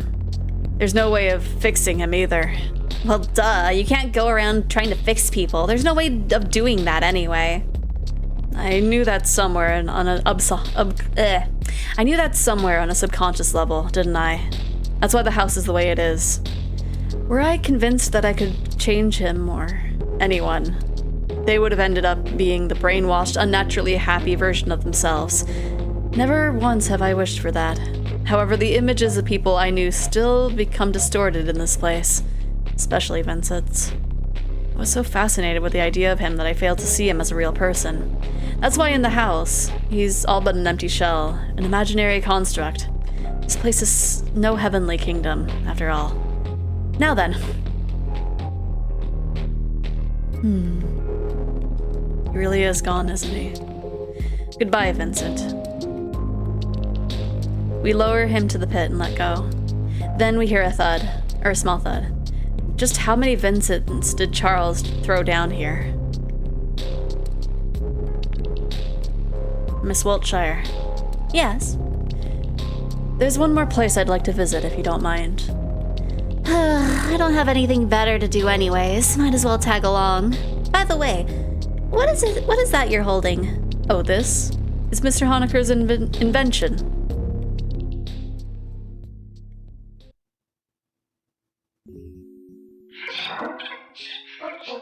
You know, Miss Wiltshire. What is it, Charles? Unit V-19 believed this world to be made purely for entertainment, but I don't feel like that's the case with the house. During my lifetime in the true realm, I always wanted to be liked by others, yet somehow never seemed to work out. No matter what I did, I was either a ghost or a burden. Kid no one wants to sit with, no matter how good my grades got. Never expressing my opinion aloud, always going along with the flow. Constantly shape-shifting, adapting my personality traits to match others. Saying what others want to hear just so that they would want to be around me. Wanting to connect with others, yet pushing them away as soon as we got close. Repulsed by physical closeness, I drifted away from human contact further and further. Yet, somehow, through art and writing, I was able to connect with others in a way that didn't feel repulsive. Miss Warhol, Vincent. I would have never been able to open up to them if it wasn't for my work, however small and insignificant it was. After all my life I defined myself with things I could put on paper. And even here, This world subconsciously ended up relying on it. Without fiction, without an appealing protagonist, no one would bother staying in the house. That's how I must have felt. I can only hope that the puppeteers observing us will forgive this weakness of mine. If it was you, Miss Wiltshire, you surely would have made the ending spectacular, wouldn't you? Out of me, the most I can do is come in terms with the loss of my loved ones. Losing Scarlet to father's decision, losing Mother to mental illness, losing Vincent to delusions, losing Henri to distance. There doesn't seem to be an end to my regrets, is there? Now then, back to the purpose of our visit to this room. Hello, Mother. I'm here. Tired. I know.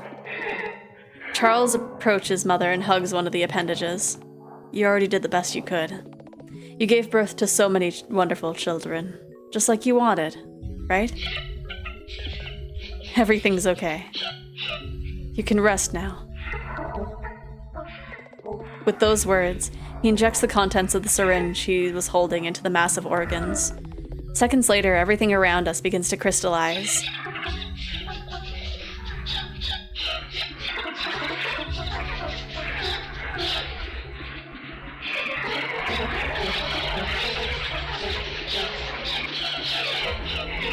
The house begins to collapse.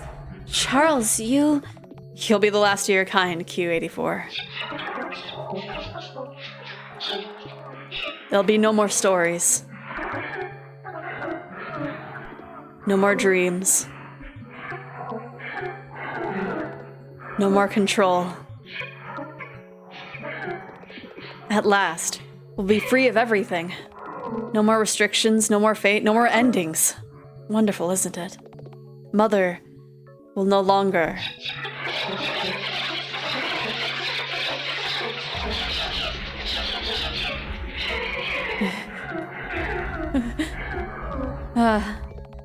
It's not even the first time I've seen him break down. And yet... It's okay. It's okay, Father. Your world met its end a long time ago. But a new one will surely begin from scratch. The humanity as you knew it has ceased to exist, only to make room for a new generation. As long as there are believers, their gods will be reborn, and churches will be built as their sanctuaries. A new day will come, and your time will start moving again. There's nothing to be sad about.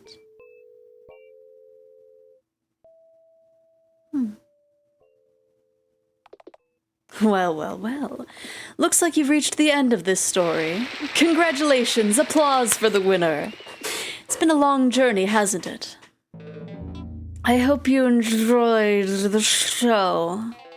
After all, I worked hard to make it worth your showers. Even though the other parts of me can... I hope you will forgive me for constantly misleading you to make your journey more exciting. What is that, I wonder? In any case, both Charles and Charlotte now truly live up to their names, don't they? Right. They are free. However, I won't be staying in this hopeless world for longer. Having seen many timelines of this place, I've grown bored of outcomes, many timelines and outcomes. I've grown tired of it. Don't you feel the same? How about you feel the same? How about you feel the same? How about you? Don't you feel the same? How about you feel the same? How... the top one.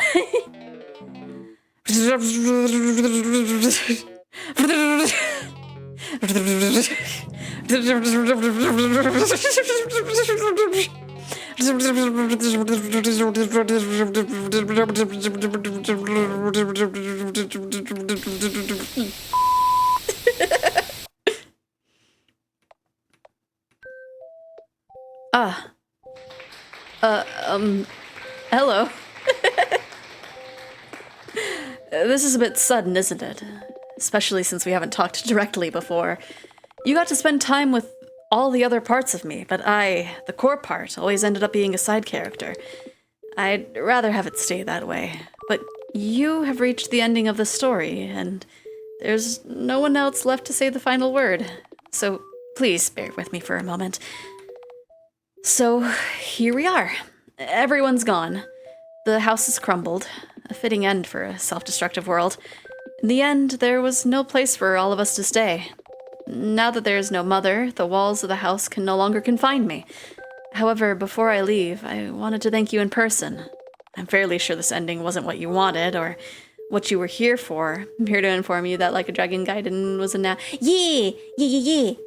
Oh, wait, did the Summer Games Fest actually happen? Because I know last night it was announced. Because it got put on like PlayStation stuff really early, so it's coming out in November 9th. I'm excited, but I probably have to finish the other games because even though it seems like it's a side story, I think it, like, I don't know, I feel like I need to at least finish 6. Okay, I read this one. After all, in the end, I couldn't become Charlotte Wiltshire, or Scarlet Eiler, or a proper Vincent Woodsworth. By the way, Woodsworth is a surname I made up. It has nothing to do with real Vincent. Even technically, this game doesn't pack much fun. Or even technically, this game doesn't pack much fun gameplay. All there is frustration. Endless screaming into the void with pent-up anger. A disappointing world of a disappointing person. A game with no winners. Yet another world where your choices didn't matter. But you still stayed until the end. Through illusions and metaphors, fairy tales and illusions, we were able to have a conversation. And after letting it all out, getting it out there, I was able to let go of my regrets. Just because you listened. That's why, thank you for paying a visit to the house. I hope you enjoyed your stay. Even a little bit. But I might not be the one you want to hear a thank you from. Let's try it again. A long time no see, Seth. Don't worry, I haven't forgotten about you. The god of this world made sure I didn't.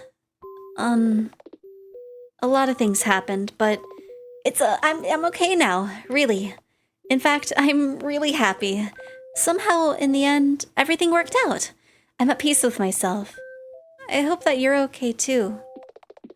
I always thought you didn't have any responsibilities other than looking after me, but I was wrong, right? If there's something that's troubling you right now, or you don't think that you can go on anymore, please remember that a new day will come. I'm sorry I couldn't stay with you a little longer. It's time for me to move on. That's why, thank you. Thank you for taking care of me. Let's meet again someday. That's so sweet.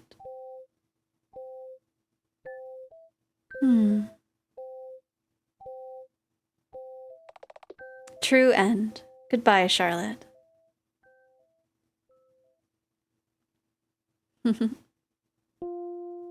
Oh! We get one of these! Xephoria, the developer. Glad you're here. Special talent, avoiding social interaction, passive skills, hyperfocus.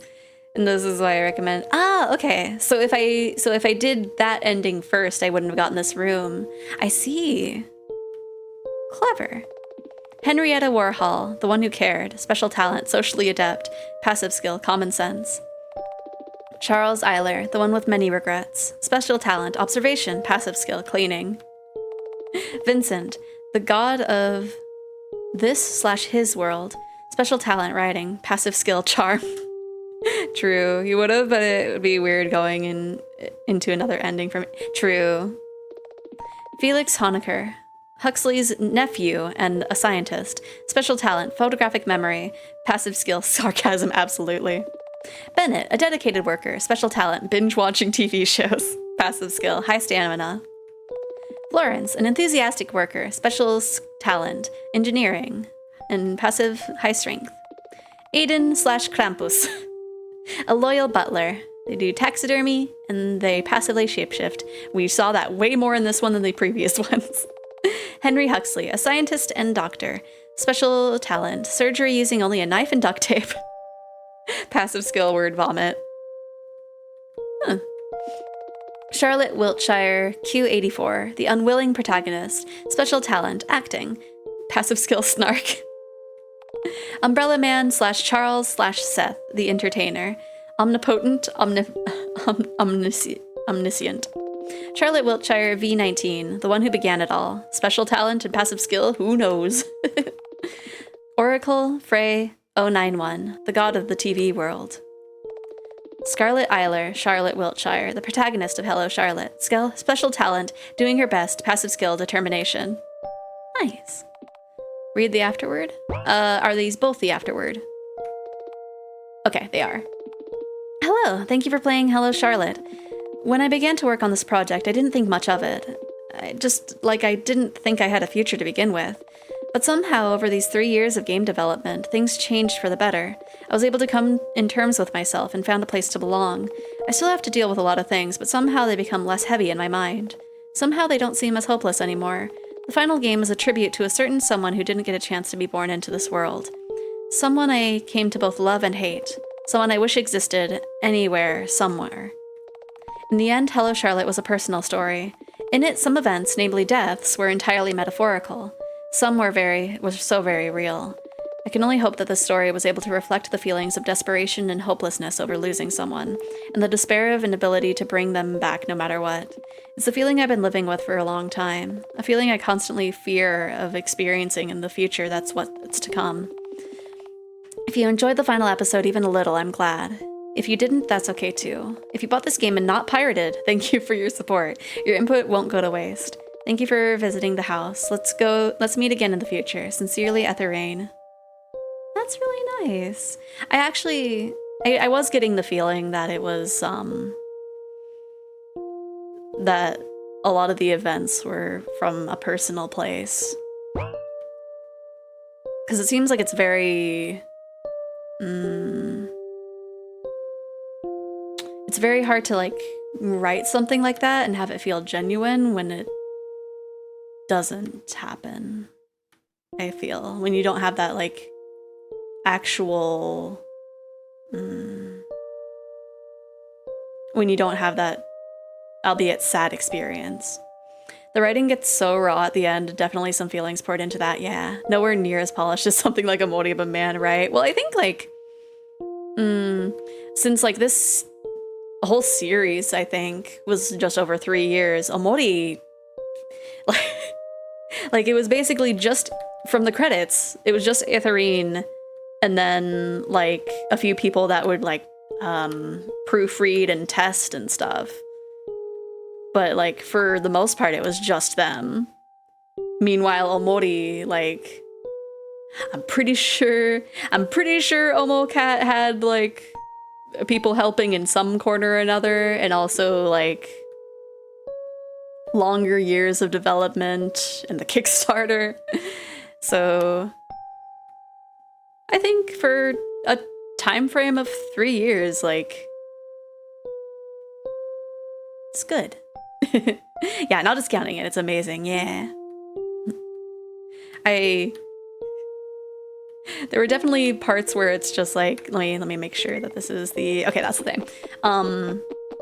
There was definitely those moments of, like, the dialogue for those specific words that it's just like, but, like, considering the time frame it came out and also the fact that these were, like, middle school, maybe late elementary school people, like, or for the characters at least, like, regrettably it makes sense. But putting that off to the side, could have done without the glitchy Umbrella Man part.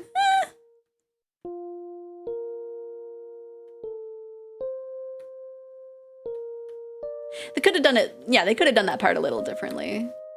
Probably not, like, without it having it there, but yeah. Okay, I'm assuming I have to actually, like, close the game. You can let me send my messages, Twitch, right? Let's see, does anything happen if we, like, open it again? No? Okay. Okay, so that's that. Okay, so let's go over to the just chatting screen. That was very nice. There is the DLC, but I don't know if I will necessarily be able to buy it. So I could probably wait on it. I don't know. I know that I'm at a part that I should save, like, money, even if it's just a little bit. Even though the DLC is only like $2. Delirium is weird. It's about as rough as... Yeah, I saw Delirium and I saw it was like, this is a good thing to play in between... It was either in between 1 and 2 or like after you finish 2, so... This game is very straightforward, no choices, but good story. I see. Okay. So in the meantime, I I figured you probably didn't have that much time for the ending, but we got 2 hours, so that's not too bad. So I grabbed a little I grabbed a little visual novel that I found on Twitter. It has gorals. And let me make sure that it opens right. Okay, cool. Let me get it all detected. Yeah, this one's little free game that I found. Let me scoot it. Girls, right? Okay, let me select the language and then we can go over here. Ebihime, shrimp princess. That sounds cute. Please tell me it's a forgotten blossom. I don't know. Shrimp, hello, Moki. Did you just get here? We just finished Hello Charlotte, so we're going for a cute dating sim visual novel that might have cannibalism somewhere. Don't worry about that part. This should be good. I'm gonna turn the music down just a smidge, so that way it's not like right along the maximum volume. It's also probably bannable, but hey, oh geez. Yeah, this one didn't look like it would be dangerous. There was a game that I played that was like, oh yeah, I have like this folder of a bunch of random stuff, and then at one point they went into a bedroom and I was like, and then I had to very quickly, it wasn't that level. But I was very fortunate that it was basically 6 by the time it got to that point. It was of time. Anyway, let's go ahead. It gets lonely here. I have no idea how long this game will be. It could be half an hour. It could be maybe 4. I don't know. You are running through a forest. It is late at night and the sky is as black as pitch. What? There is nothing to light your way, save for the moon's milky glow, and its rays cannot reach you. Not properly. The trees will surround you, jutting out of the earth like eerie monuments to a foreign god, are blotting out most of the light. You cannot see where you are going. Even if you had commenced your flight at a more sensible hour, however, with the light of the sun to aid you, it would be of little use. Pitch resin, a viscous substance. Oh, okay. I always see like pitch black, but not black as pitch. Very, I don't know. Also, the track keeps like tricking me that it's gonna be something else. You do not know where you are going. You have no map, no route, no plan. You are running like a frightened animal, anxious and nervy, with no destination in mind. You have no desire as you run, save to escape. You cannot let yourself be caught.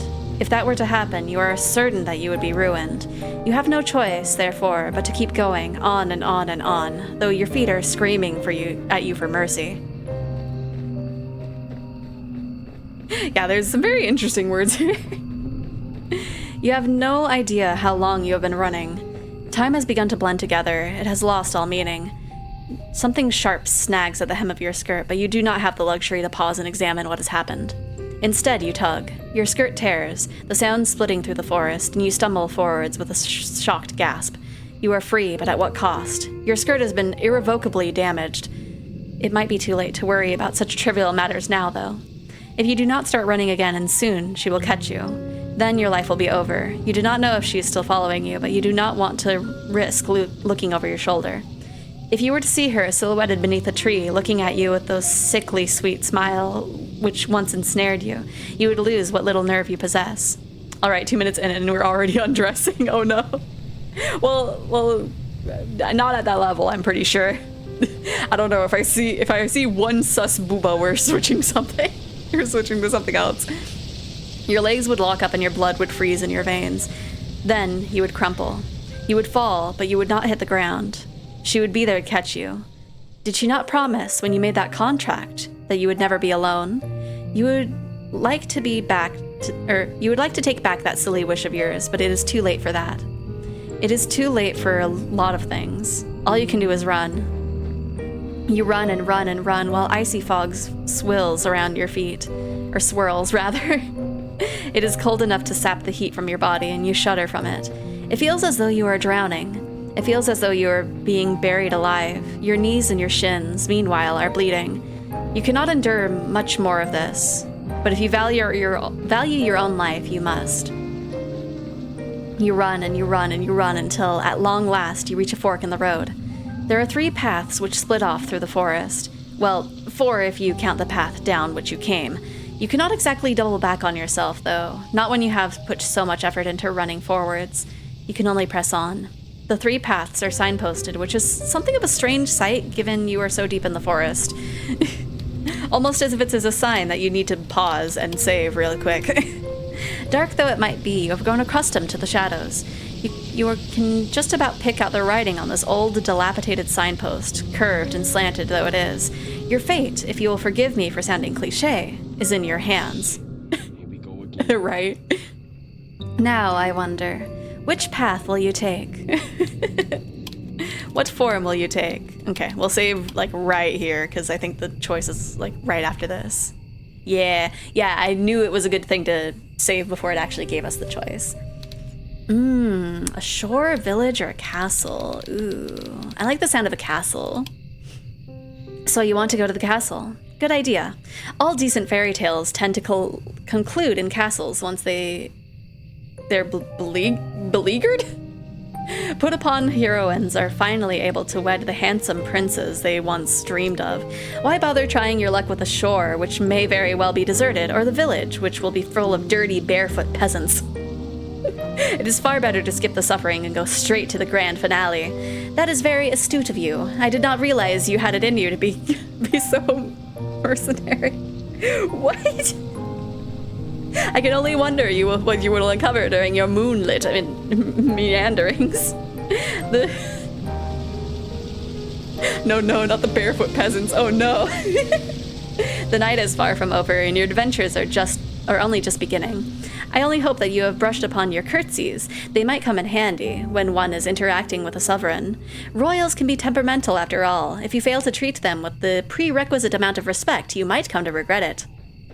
They're gonna look at my torn skirt and be like, "Ugh, you commoner." You follow the path which leads to the castle, supporting yourself on weary, aching legs which feel ready, at a moment's notice, to detach from your hips. You are little more than a wisp of a girl, but you have been running for so very long, and your feet are so very numb. You feel like a great lumbering thing, clumsy and ungainly. The soles of your feet are screaming at you. You need to lie down, and quickly. You only hope, as you continue to run, that you would find a spare room available for you in the castle. You do not know what exactly will await you at the castle, but you have visions, as you run, of a vast, opulent dwelling. This dwelling will surely be full of finely furnished rooms in which you might rest your weary head. There must also be a king and a queen inside this castle, you ponder, who would be kind and wise. And what of their children? What of a princess? Every good castle must possess a princess who will take pity on you in your plight. You can imagine the face of this gorgeous princess with ease, thanks to the fairy tales you read in abundance as a small child. The princess will be fair of hair and blue of eye, with soft pink lips, pursed like rosebuds. Her limbs will be slender, her hands dainty and unsullied from physical labor, and her sensibilities will be sweeter than marzipan.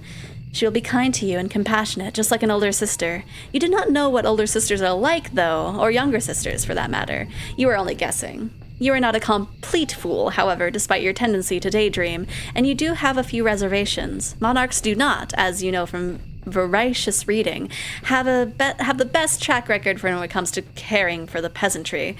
Was there not a very famous queen who once said, with a cavalier wave of her hand, that the hungry peasants in her kingdom should content themselves with cake if bread was not an option?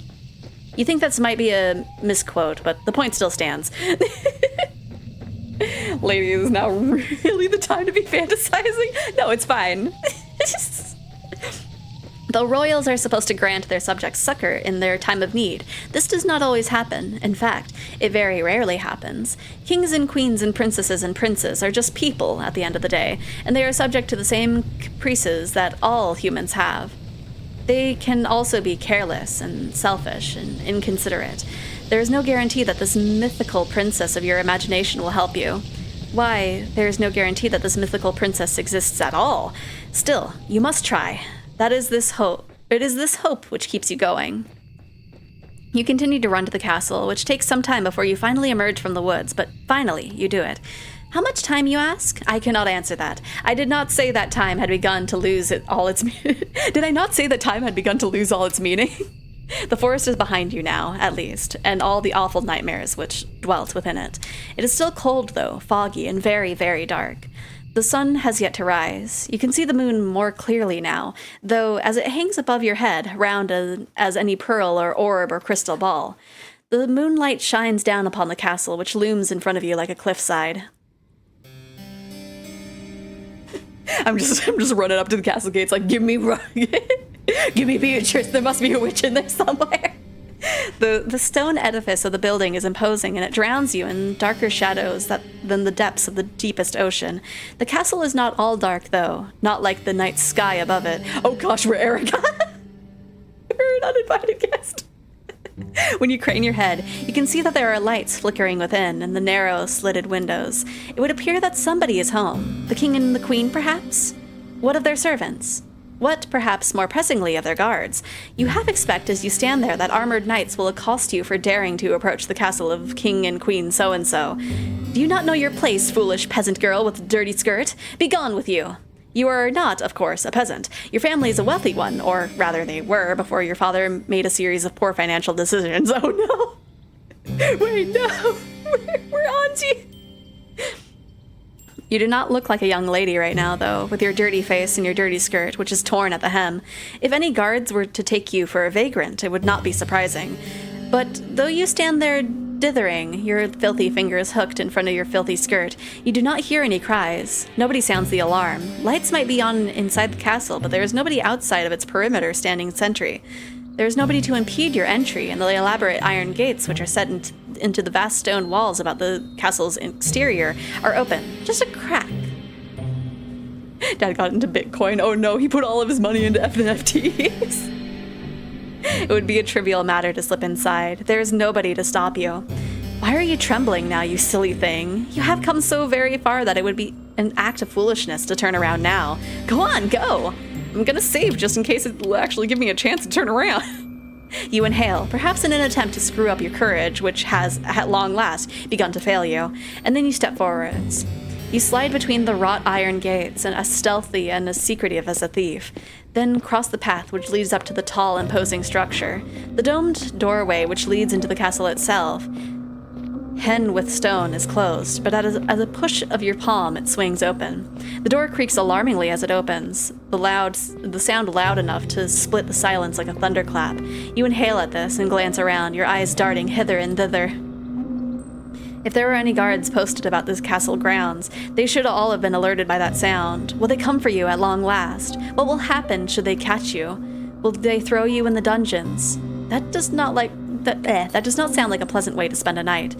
At least you would have a roof over your head, though, and you would not have to keep walking. Your feet really do ache. You stand there for an indeterminate amount of time, your heart pounding pounding a panicked, irregular rhythm in the base of your throat.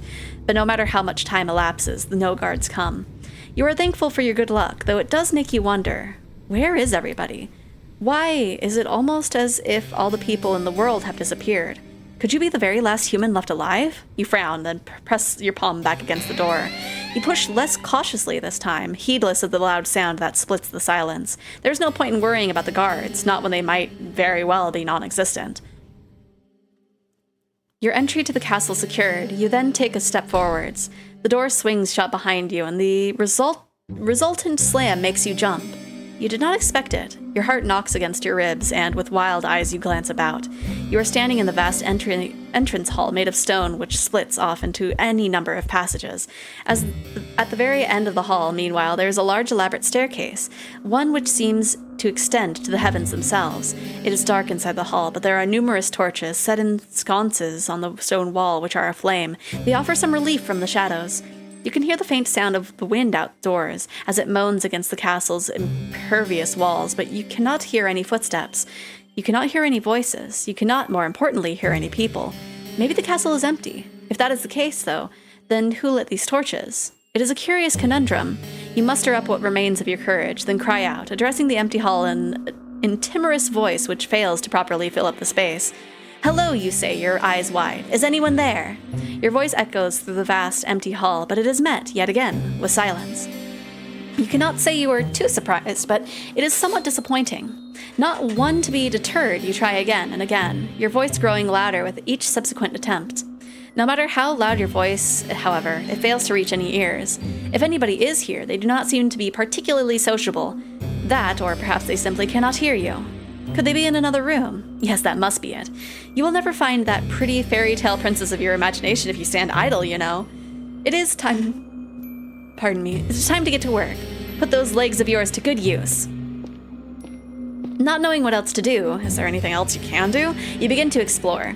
You examine the rooms first on the ground floor of the castle, which are of a familiar scale to the impressive entrance hall, large and richly furnished, but utterly unoccupied.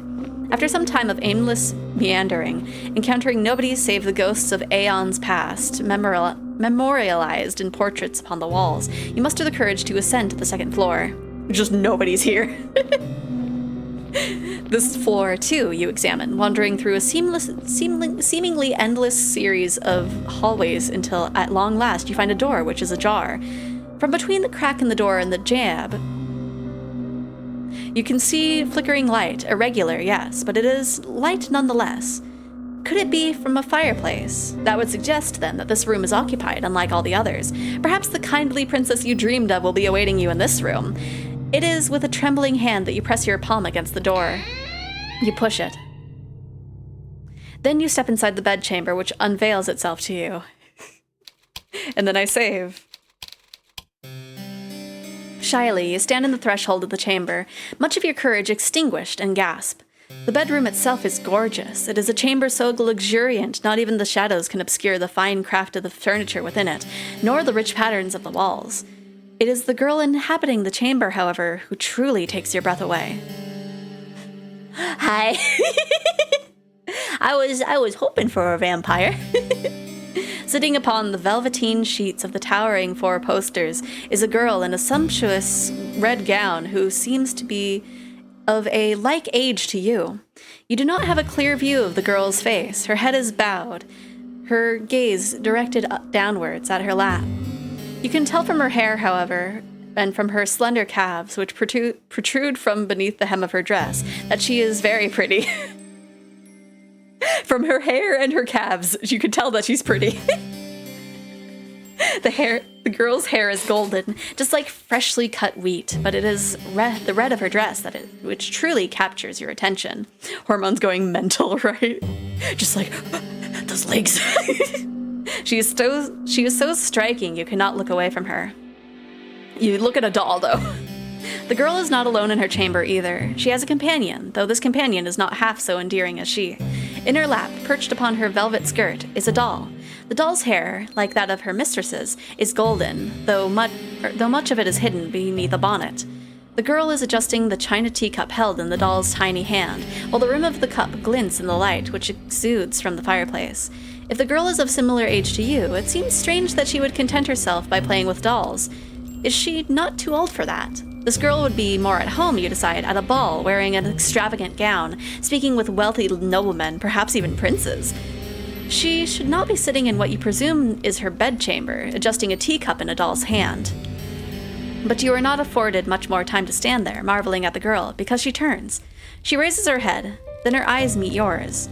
You thought the girl pretty when you first observed her, sitting on the edge of her plush, velveteen bed examining the doll. Now she is looking at you, however, her face illuminated by the flames in her grate. In their grate? I don't know. You can see that you were mistaken. She is not just pretty, she is beautiful, so much so it is breathtaking. She looks as though she has stepped out of the pages of a picture book. She is simply too perfect to belong to this world. Perhaps she is some kind of vision? A waking dream? A hallucination? But no, she is none of those things.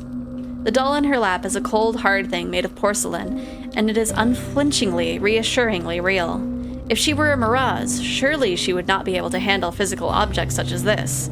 It is strange, though. The doll, though immaculately made, looks oddly imperfect when compared to the girl who is holding it.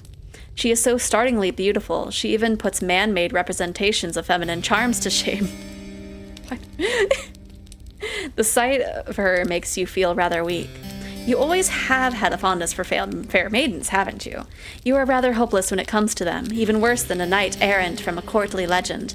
Your aesthetic appreciation is not particularly ladylike, but, well, it is not every day a girl encounters an elegant beauty like this, attired in red, illuminated by the firelight. I suppose I can forgive you for this rudeness, as, too, can the girl. She does not seem to be the type to hold a grudge. "Oh," the girl says, in a voice that, surprisingly enough, far less refined than her appearance. "It is good to see you. I've been waiting." Has she? That is news to you. You blink, perplexed, a response on the tip of your tongue, but you are unable to expel it into the aether. This is Super Saiyan 6 of Simplitude? Oh no! You're right. It just keeps like... She's like, you thought she was beautiful, but she is drop-dead gorgeous. She makes your heart flutter and also sets it aflame at the same time. The girl is setting her doll aside. Then she stands, the hem of her dress swishing about her legs. She's about to go. Nimbly, like a ballerina, she canvases the space between you. Her room is so very large, there is quite a lot of space. Then takes your hand in her own. "You must," the girl says, her eyes aglow with excitement, "be my new lady's maid. It's been a while, but it's such a relief that you finally arrived. I knew that you would. You'd never leave me alone, not when you knew how long I was waiting. Oh, I'm so happy." The girl's good mood is contagious, so much so you find yourself being swept away in it. You are tempted to accept any identity she might press upon you. You have never been a maid before, but you might not mind being this girl's maid. She does not seem like a poor mistress to serve, not if she's always this kind. You cannot mask the confusion, however, which flickers across your face. Tier 3 sub, oh gosh. You are not a good enough actress, and in any case, this is all happening too quickly. Why, you barely know this girl. Why is she being so very familiar? It is with blank, bone-vine eyes that you examine this girl. Why, we are a cow? Wait, bone-vine eyes. Your befuddlement is pronounced, enough that the girl, despite her good mood, notices it. She frowns. Then she says, her fingers sliding away from your own. "Or am I mistaken? Are you not my new lady's maid after all?" The disappointment in the girl's face is abundant, so much so your heart clenches. You do not know her, and she is still a stranger, but you are struck, all of a sudden, with the intense desire to appease her. You do not want to let her down. You've literally just met the person whose house you broke into. But her looking sad makes you feel sad, so you have to do something about it. The thought is devastating. You were not aware, so you tell her that you had applied to be her maid, but if that is what she will, you were not aware, you tell her that you had applied to be her maid, but if that is what she wills, you would not be opposed to it. You pray that she forgives you, though, for your discombobulation. This visual novel has so many new words. You come from a distant country, and you have traveled for many miles. You know not where you are, and you do not know who she is. What? You do not know who I am? It is regrettable, you tell her, but no, you do not know her, though that is no fault of her own. Why, you have spent so much time running, you hardly even know yourself. Ah, so you're a fugitive then, from another country? I see. I won't pry into your past then, if you'd rather forget about it. I don't mind sharing my past with you, though. Everybody in this country knows who I am after all, or at least they should. Now, this is quite an impressive boast. If it were to come from the lips of another, you would find it unpleasantly arrogant. But because this girl is so gosh darn beautiful, you do not think, however, that this girl is trying to show off. You get the feeling instead that she is merely telling the truth.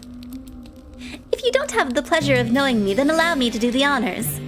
My father and my mother are the king and queen of this realm, and I am its princess. I've lived in this castle all my life, so I don't know much about the outside world, but I know that other countries do exist out there.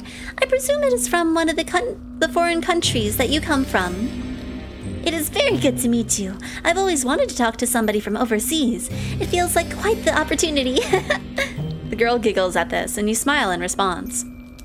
You tell her unthinkingly that it is your pleasure, really, to meet her, or at least you mean to. You only get halfway through this remark when the full gravity of what the girl has told you sinks in. You come to a stop. Then you stare. Did she just say she was a princess? Yes, that's right. I'm a princess, and one day I'll be a queen, after I've done a little bit of growing up. My ministers don't think I'm ready to run the country just yet, but I've been doing my best at my lessons. One day I'm sure I'll be the best queen there ever was. So she really is a princess. That makes sense, you suppose, given she lives in a castle, but it comes as a surprise regardless. You hadn't known, before you entered this chamber, that you were trespassing on a lady of such great renown. Why, if she willed it, she could have you executed for your carelessness. An ugly red flush creeps up your face, a flush which is far more lurid than the princess's dress, and as you look at your feet. Bashfully, you stammer out a new address, that you are very sorry for intruding upon her, and you hope that she can forgive you. Oh, that's right. Think nothing of it. I don't mind, really. We all make mistakes, and anyway, you weren't to know. You said you weren't from around here. You nod your head in a silent affirmation. It isn't a complete lie. You really are not from this country. You are not from this world at all. Oh, we're not from this world. Did we just get isekai'd at the beginning and we were... What? So, I'm trying to figure out, because we were running from something that we, made a contract with. We are not from this world. Did we...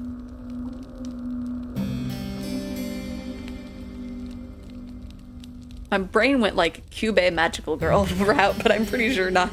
It's just in Martian tries to charm princess. Right, oh gosh. How wonderful! I'll look forward to picking your brain later. Oops. All of my servants come from the nearby village. Their tales are all the same, and so are their superstitions. I could do with a breath of fresh air. My last lady's maid told me I was too impetuous, but I don't think there's anything wrong with wanting a bit of adventure. Not that I've ever been afforded much of that. I've been shut up in here for so long, I hardly ever get the chance to talk to other girls my age. My last lady's maid was older than me, so was the one before her, and the one before her. Some of the princess's fair mood seems to dissipate as she speaks, her expression turning by degrees into something rather more pensive. But I haven't seen any of my old lady's maids in a while, or any of the other servants for that matter. They've all disappeared. Now that is quite curious. How could a whole houseful full of servants simply disappear? That I don't know. This castle is full of was full of servants once. My lady's maids, and my undermaids, and my skirly maids, and my housekeeper, and my cooks, and a large routine of retainers. They're all gone now, though. I think my ministers must have sent them away. I don't know why they would have done that, though. They didn't explain it to me. But then again, they never explain anything to me. They still treat me like a little girl. That is so tiring. She said that her ministers sent her servants away? What of her parents, the king and the queen? Would they not be the ultimate authorities in the castle's hierarchy? They would, yes, if they were still alive, but they are not. They died a long time ago. I was raised for most of my life by my servants. But if you're the princess and the king and queen are dead, that would make you technically the queen, right? Curious, but not concerning at all, right? Oh, you answer and then you flush. You hadn't known. It's all right. You don't need to apologize. I'm just happy that I have you now. I'm getting sick and tired of only having my dolls to speak to. They aren't the best conversational partners. You can imagine so, yes. You doubt any doll, even one made by a talented artisan? I don't know why I put an R in there. With an intelligent face, indistinguishable from a human's, would be very good at answering back. Oh no, they aren't. They're hopeless at it, really. They are so stony-lipped.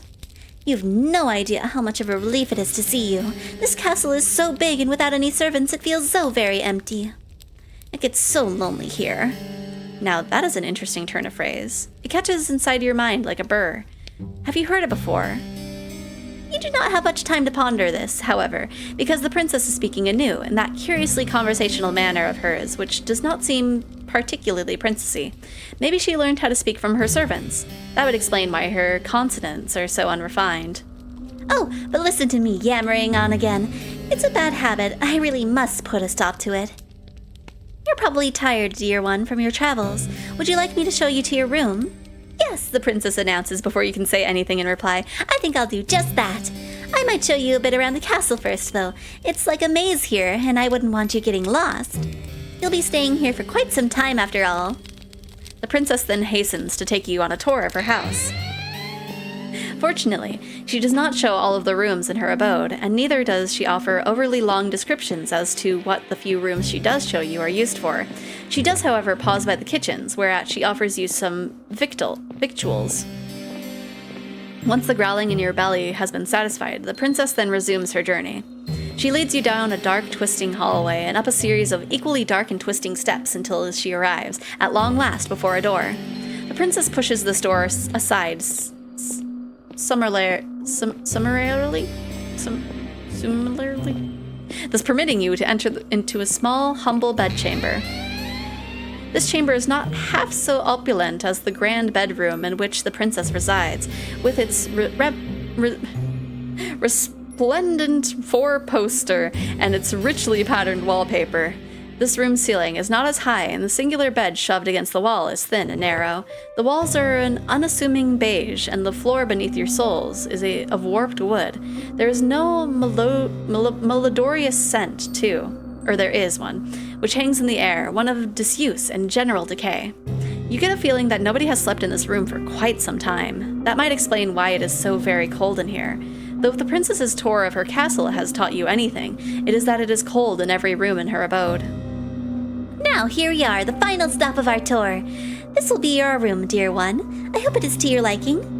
The princess, despite her exalted status, looks somewhat uneasy as she observes you, her eyes upturned like those of her loyal dogs. Is she concerned about your reaction to this room? Perhaps she is afraid that you will turn your nose up at her kindness. For a princess, she is awfully eager to please. This unexpected contrast between the princess's lofty title and her ingrating attitude makes you smile.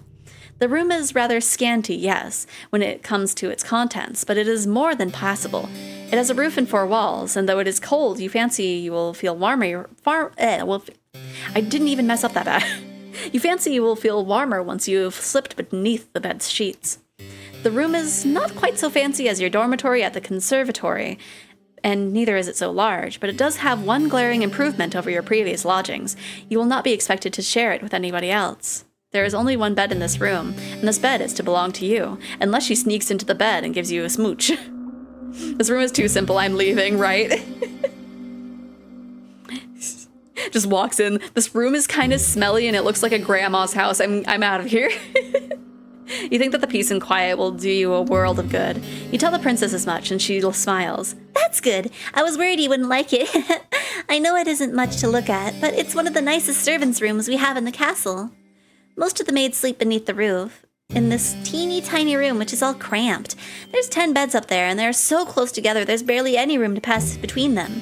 I thought it was perfectly ghastly that when I saw it, the last time I went up there, not that I was supposed to be up there. It was a rainy day and I couldn't go outdoors, so I was doing a bit of exploring. If the housekeeper had known I'd been sulking around, I don't think she would have been best pleased. Well, in any case, nobody sleeps up there anymore. The scullery maids are all gone now. I couldn't put you up there, though, in the attic with all those empty beds. I don't think it'd be too cheery. You're not just a scullery maid, you're my lady's maid. It seems you deserve good lodgings. It'd be an insult to offer you any less than this. Now it's getting late. You'll have to forgive me for rabbiting on. I've heard it's something I tend to do. It's a bad habit, one that's unbecoming for a lady. The housekeeper's warned me enough times. You reassure the princess that to the contrary, smiling as you do so. You do not mind if she talks too much. It is better than not talking at all. Her affable nature makes it easier to spend time with her, manners be damned. You were always scolded too back in the conservatory for your behavior. You know full well how aggravating it can be to be upbraided, not for any particular misdemeanor, but for being yourself. Well, I'm glad you understand, the princess answers with a giggle. I really should be off, though. It's bad manners to keep you, especially when you look so sleepy. Get some rest. We can talk more tomorrow, if you don't mind my ceaseless prattle. I'm glad you seem to appreciate it at least. Though I'm sure you'll get tired of it eventually. All my old maids did. The princess departs, and in her absence, you take a seat upon the bed, your new bed. You cannot help but think that this is all happening very quickly. It does not seem like very long ago that you were still in the forest, running for your life against the tall, imposing trees with their gnarled, grasping branches. The forest might as well be a distant memory now, though. You are indoors, inside a castle no less, and you have been given a room in which to sleep and clothes that you might wear. It seems premature still to declare that you are out of the woods, in a metaphorical sense, I mean, but things can certainly be worse. You force yourself to stand on legs which feel too weary to support you, and change into the night clothes hanging on the wardrobe. The night clothes do not fit you perfectly, but you are too tired to care about that. You are too tired to care about much of anything. You retreat to the bed and slide beneath the sheets. Then you let your eyelids fall shut. You exhale. And, lulled by the breeze which blows outdoors, you fall asleep. You are so very tired. Your sleep is a deep, dark one, darker even than the furthest abyss of the nighttime. Like the nighttime sky, however, which shimmers with stars, your dream is not devoid of those prismatic fragments you humans call dreams. Though in this case, I rather think your nocturnal imaginings are worth rather more than that. They are not dreams, as they to which your slumbering mind is subjected. You know that they are not. Otherwise, your body would not be so very cold, not so clammy. The images that flicker beneath your closed eyelids like a ghostly images of Stop it with the hard words game, my goodness! Phenakistoscope were not conjured from within your mind. They were instead taken from your memories. You are not merely dreaming, you are remembering. You remember the girls you slept with in your dormitory and how they always hastened to use the shower first, so you were the last for breakfast. Oh, I didn't put with, or I put with in there. We didn't sleep with the girls in the dormitory. They were girls that slept in our dormitory. Okay. You remember how, when you finally did arrive at the dining hall, the most desirable morsels had already been snapped up by the girls who got there earlier. You struggled, too, to find a seat once they finally did get your hands on some food, because nobody ever wanted to sit with you. The other girls all acted like you were a leper, save for when they wanted favors. They never asked for these favors, mind. For why would they? To them, your father's prestige did not matter. They were all wealthy ladies, too, many of them wealthier than you. When everybody has their airs and graces of a princess, how is anybody supposed to stand out? You stood out the least in your class, perhaps because you were one of the smallest, the frailest, the sickliest, who always came down with colds in the winter. Your poor health did not stop the other girls from treating you as a servant, though, when they remembered that you existed, of course. Regretting this game yet? I don't know. I'm still giving it a chance. It was your lot in life as you dwelt with the stone walls of the conservatory to carry school bags across the field like a pack mule. Then, come the evenings, the girls in your dormitory had you sewing on missing buttons and ironing out the creases and wrinkles in their uniforms. If there was an odd job that needed performing, you would always be asked. But these girls did not ask you. That would have been too civilized. They ordered you instead. And as they ordered you, they laughed at you. They laughed and laughed and laughed. The laughter hurt, but it hurt considerably less than the kicks did and the slaps and the pinches. Once, during the embroidery lesson, one of your classmates had an accident with her sewing scissors. She stumbled, or at least she pretended to, and before you knew it, the silvery blades of those scissors were embedded in your left palm. Ow! This happened quite some time ago, when you were even littler than you are now, but you still remember it. It hurt a lot. The scissors were sharp, and they perforated your skin, not all the way down to the bone, but enough to bleed. Your wound bled bright red like strawberry jam all over your embroidery. Then, when your professor saw it, she shrieked. Her face turned as pale as way, and she looked, for a few moments, as though she might faint, though you were the one who was in pain. Your professor looked at your face. She could not bear to look at your hand, then demanded to know why you could not be more careful. What? Her tone had been an accusatory one, almost as if you had stabbed yourself in the hand with your scissors to goad her. The pain in your hand hurt, but the giggles of your persecutors hurt all the more. They never were punished for that. Perhaps your professor did not care to punish them. Perhaps she, like everybody else, thought it was all your fault. The wound, when all was said and done, was not too deep. You did not even need any stitches. It healed well enough in time, on its own, though it still left a scar, a white, raised thing like a crescent moon. You still have that scar. You do not know how much blood you lost. It seemed like a lot back in the classroom. You could smell it in the air, sharp as iron, but it could not have been that much, evidently. If your wound had been more serious, perhaps your professor might have cared. Perhaps your classmates, too, would have felt some modicum of guilt over what they did. But this seems very unlikely. You know that your blood meant nothing to your classmates. Why should it? If you meant next to nothing, then the blood in your veins was, if such a thing is possible, even more inconsequential. You feel disoriented when you awake, at long last, with the rising of the sun. You do not remember what you dreamt, but you do think that your dreams were of a particularly pleasant nature. Oh, you do not think that. If they were, your heart would not be hammering so. Ill at ease, you glance around. You were lying in a narrow bed on an unremarkable room, one with dull beige walls and a warped wooden floor. Where exactly are you? This does not look like your dormitory in the conservatory, not unless it has shrunk threefold overnight. Your brow furrows as you attempt to recall the events of the night prior, until, with a gasp, it all clicks into place. You remember now. You were running through the woods, trying to escape from... You shudder. You do not want to think of what it is that you were trying to escape from, but I want to know.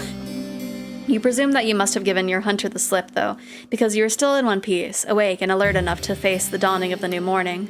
You still have all of your limbs, and your facial features appear to be in the correct configuration. That is more than enough to be getting along with. You look at the foot of your bed, then blink, bemused at your discovery. You can see, lying upon the sheets, a garment, 2 garments actually, of black and white, folded into a neat white square. What could it be? A maid's outfit? If so, it would not be too surprising. You can now recall your visit with the princess the night prior, and her assertions that you must be her lady's maid. Well, if that is the role she wants you to assume, you have no qualms with it. It is far preferable to the other role you played last night, that of a startled quarry running from its pursuer. You press your fingers against the humble maid's attire. It feels surprisingly soft to the touch, not coarse like you expected. These clothes are rather fine. Did the princess put them there? If so, that is all the more reason to wear them. You are not churlish enough to deny her hospitality. You rise from your new bed, then undress yourself, unbuttoning the front of your plain white nightgown and setting it aside. This task accomplished, you then clad yourself in the new attire, black, white, and eminently sensible. You feel very far away from the girl you once were. Your face might be the same as always, but something within you seems to have changed. You are no longer a student, not as long as you mean to reside in the princess's castle. You would far rather be her servant. Assured by your newfound identity, you retreat to your chamber, then make your way to your mistress's bedroom. The castle is a large one with many rooms and many hallways to connect them. For a brief while you find yourself horrendously lost. Was that thunder? I can't tell if I heard noises outside. I don't know if it's thunder or not. I might go offline randomly, but probably not. You cannot remember where the princess's bedroom is. You are beginning to feel rather disoriented when, to your relief, your eyes snag upon a stairwell which looks rather familiar. Could this be the way? You ascend these steps, your footfalls cushioned by the plush carpet which lines them, then finds your way down the very same hall you traversed the night prior. If your memory does not fail you, then the princess's bedroom ought to be... Yes, here it is. You rap upon the door, but receive nothing in the way of a response. Is the princess still abed? You wonder briefly whether you oughtn't wait until she has risen of her own accord. But no. The sun is high in the sky, and it would seem a shame to let the princess sleep through the day. You ought instead to rouse her. That seems like the sort of duty a lady's maid should attend to. You enter the princess's bedroom and glance about. Her room looks much as the same as you remember it from the night prior, though the ceiling seems even higher when viewed in the wan morning's light. You can see, now that there's fewer shadows to impede your view, how very opulent your young mistress's abode is. Her armoire is large and imposing, as is the grate in which you will be expected to keep a fire lit during the nights. The princess herself, meanwhile, is curled on the bed beneath the sheets, looking rather less grandiose than her title would suggest. She is attired in a nightgown adorned with frills, and her hair is split across the pillow like spilled gold. In her slender arms, meanwhile, held to her chest, is a doll, the very same one she was cosseting last night. You suppose this doll must be your favorite. Idly, you wonder what the doll's name is, though you do not suppose it matters all that much. It is time to awake your mistress. You call out to the princess, but she is largely unresponsive. Her eyelashes are still sewn tightly shut, and her lips pursed in slumber. And before the doll speaks, right? We just get close to the princess, and the doll's like, "What are you doing?" You purse your lips too and sigh. Well, nobody ever said your job would be easy. Once again, you call to the princess, and this time she replies. Her response is not a favorable one, however. She sighs, then turns away from you, her doll clutched to her chest. Just give me a little longer. Princess sounds so enfeebled, but you do not take pity on her. If you have learned anything from the conservatory, save for knowledge pertaining to the respiratory tracts of fish, it is that one must be cruel to be kind. You do not think this adage was practiced with any great success in the conservatory, but perhaps it will have more of an impact upon the princess. You tell her once again to wake up, more sternly this time. You will not let her sleep, for she has slept long enough already. It is very slovenly, really, to still be abed at such an hour. Oh, defeated, the princess sighs. All right, I can see that I can't twist you around my little finger. Aw. I'm up. You don't need to nag me. Once you have roused the princess from her bed and have put her doll to one side, you set upon her toiletry. You aid the princess in the brushing of her hair, a chore to which she submits willingly, like a cat might allow its fur to be brushed. You allow yourself to ponder, as you run the bristles of the princess's brush through her hair, how wonderfully soft it feels against your skin. But a curious query from the princess, "Are you all right, dear one?" brings you back to your senses. You were rather lost in thought there. Look lively now. You wouldn't want the princess to catch wind of your salacious thoughts, would you? I thought that you had learned your lesson about that already. What? I'm so confused. I feel like we need to have, like, some prerequisite information. Suitably chastened. You finish with the princess's hair, then set the brush aside. Now that the princess's tresses have been taken care of, you must start on her attire. The princess remains seated upon the edge of her bed, looking up at you askance. She does not ask you to avert your eyes, and nor does she make any motion of divesting herself of her nightgown. It really does seem as though she expects you to undertake this task on your own. Is that all right? Hopefully not. I am over the button. I'm pretty sure it's not going to be bad, but you ask the princess as much. You would not wish to impinge upon her modesty, but she only laughs. Yes, that's all right. That's what you're supposed to do if you're to be my lady's maid. I'm used to being dressed and undressed. I'm not a bit squeamish about it. She might not be a bit squeamish about it, but you are. You have never seen a naked woman before excepting yourself. Even though, however, you have always dressed and undressed furtively, not wanting to examine your body for longer than is strictly necessary. Okay, I was just making sure if I do that, it'll actually block it. You have never much liked the way that you look. You make a few more mumbled objections, but the princess sweeps them to one side easily. That's all right. I might be a princess, but we're both people underneath all of our clothes. I doubt we look much different. You're not sure about that. You have yet seen the princess unadorned, but you already know, to look at her face, that you are different. She is much, much prettier than you are. But she is waiting, and you do not wish to keep her any longer. You steady your nerves. Okay, I think we're just gonna look at clouds, which is good. Then you reach out with trembling hands, and you begin to undo the buttons which reach down to the front of the princess's nightgown. You work as quickly as you are able, which, given how badly your hands are shaking, is not very. You fumble with a couple of the buttons, flinching as you do so. The princess, however, seems blissfully unaware of what it is exactly you are doing, or not doing, for your fingers have begun to seize up with the front of her nightgown. She is not even looking at you. Instead, her gaze is directed beyond your shoulder to the windowsill and the sky beyond it. It isn't particularly sunny, but I don't think it's too cold outside. Going for a walk might not be a bad idea. What do you think, dear one? You think that you would like to finish undressing the princess as soon as possible, so you can make some progress on dressing her again. The sight of all this exposed skin is bad for your heart. Fortunately, you're able to make quick work of the princess's nightgown despite your initial mishaps, spurred on perhaps by your anxiety. You bid the princess to stand, which she does, and neatly she steps out of her nightgown, her motions, once again, as graceful and as fluid as a dancer's. This test completed, you search hurriedly, worriedly, for the princess's red dress. Where is it? You cannot find it. Sweat begins to prickle on the back of your neck. Your palms, meanwhile, feel uncomfortably clammy. The moments pass awkwardly, uneasily as you search, the princess standing there all the while as naked as the day she was born. Where was your underwear? Why did you not find her day dress before you stripped her of her night one? What a fool you are! The princess, noting your panic, giggles and says, Are you looking for my dress? Yes, you reply, your face flushed. That is what you were doing. I thought so. I did wonder before you started undressing me why you had not asked where it was. Maybe it slipped your mind? It had slipped your mind, yes, to your shame. You were too busy trying to fixate upon the princess's bare skin to think about how best to conceal it. My dress is in my armoire, the princess says, glancing over to the aforementioned piece of furniture. That armoire of hers is intricately carved wooden structure, large enough, or so you estimate, to fit inside it enough dresses to attire a whole ballroom's worth of princesses. I'd like to wear the red one. It's my favorite. Would you be a dear and fetch it for me? I don't want to rush you, but it is rather cold in here, especially while I'm still naked. Don't forget I'm naked! She raises a good point. You turn away from the princess and make your way to her armoire.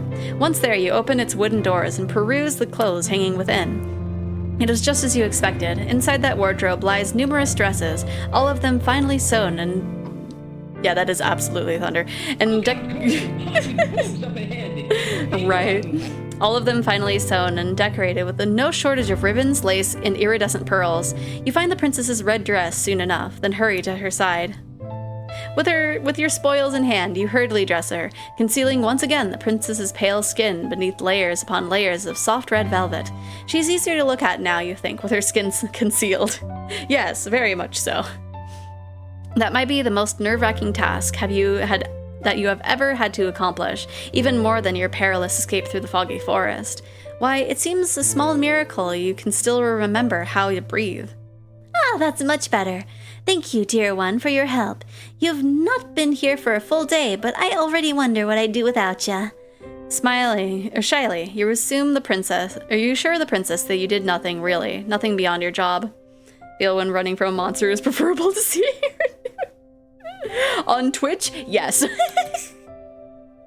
You did not do anything incredible. And in any case, being complimented by somebody so pretty is embarrassing. Aw, don't be like that. I want to compliment you. Why shouldn't I? When you've been so helpful, it'd be rude not to. And anyway, I think you're very pretty too. Oh my, your face flushes from this, more deeply than ever before. You ought to count yourself lucky, really, with all of this excessive blushing, that the princess does not seem to possess any vampiristic tendencies. At least not yet. It's like we're just getting tricked into thinking that she's a vampire, but she's actually just a normal girl just by herself. You are making yourself quite the easy target. Now, the princess declares, why don't we go for a walk? It's a very nice day, and I get so very bored of being cooped up inside. You can't think of any particular objections to raise to this remark, and you think that the princess might have a point. The castle, though expansive, is somewhat stifling. The walls are so very thick, they put you in mind of a crypt. Now we can't have nice things. Something's gonna go horribly wrong, right? Well, like I said, the Steam page said that there was cannibalism somewhere in here. I don't know if it has anything to do with this girl or if it was like any of the other girls. Plus, I think there was like 4 girls that were mentioned, but there was only the 3 choices so far. We haven't had a choice other than like which direction to go yet. With her acquiescence assured, the princess quits her chamber, her posture elegant and her gait unhurried. Maybe she ate her servants, maybe. She seems not to walk as she She seems not to walk as she navigates her way through the seemingly endless hallway of her home, but to float like a cloud. Ah, I see. The hem of her dress swishes around her legs, and her hair shifts like a shroud. The castle's courtyard, meanwhile, is sadly lacking in the comparison of the princess's beauty. I mean, it's pretty. I would say it's pretty. The courtyard is fenced by the castle's walls, which look in the stark midday light. Tall and imposing, faceless soldiers standing sentinel. Though the sun is out, it is not particularly bright, and neither is it particularly warm.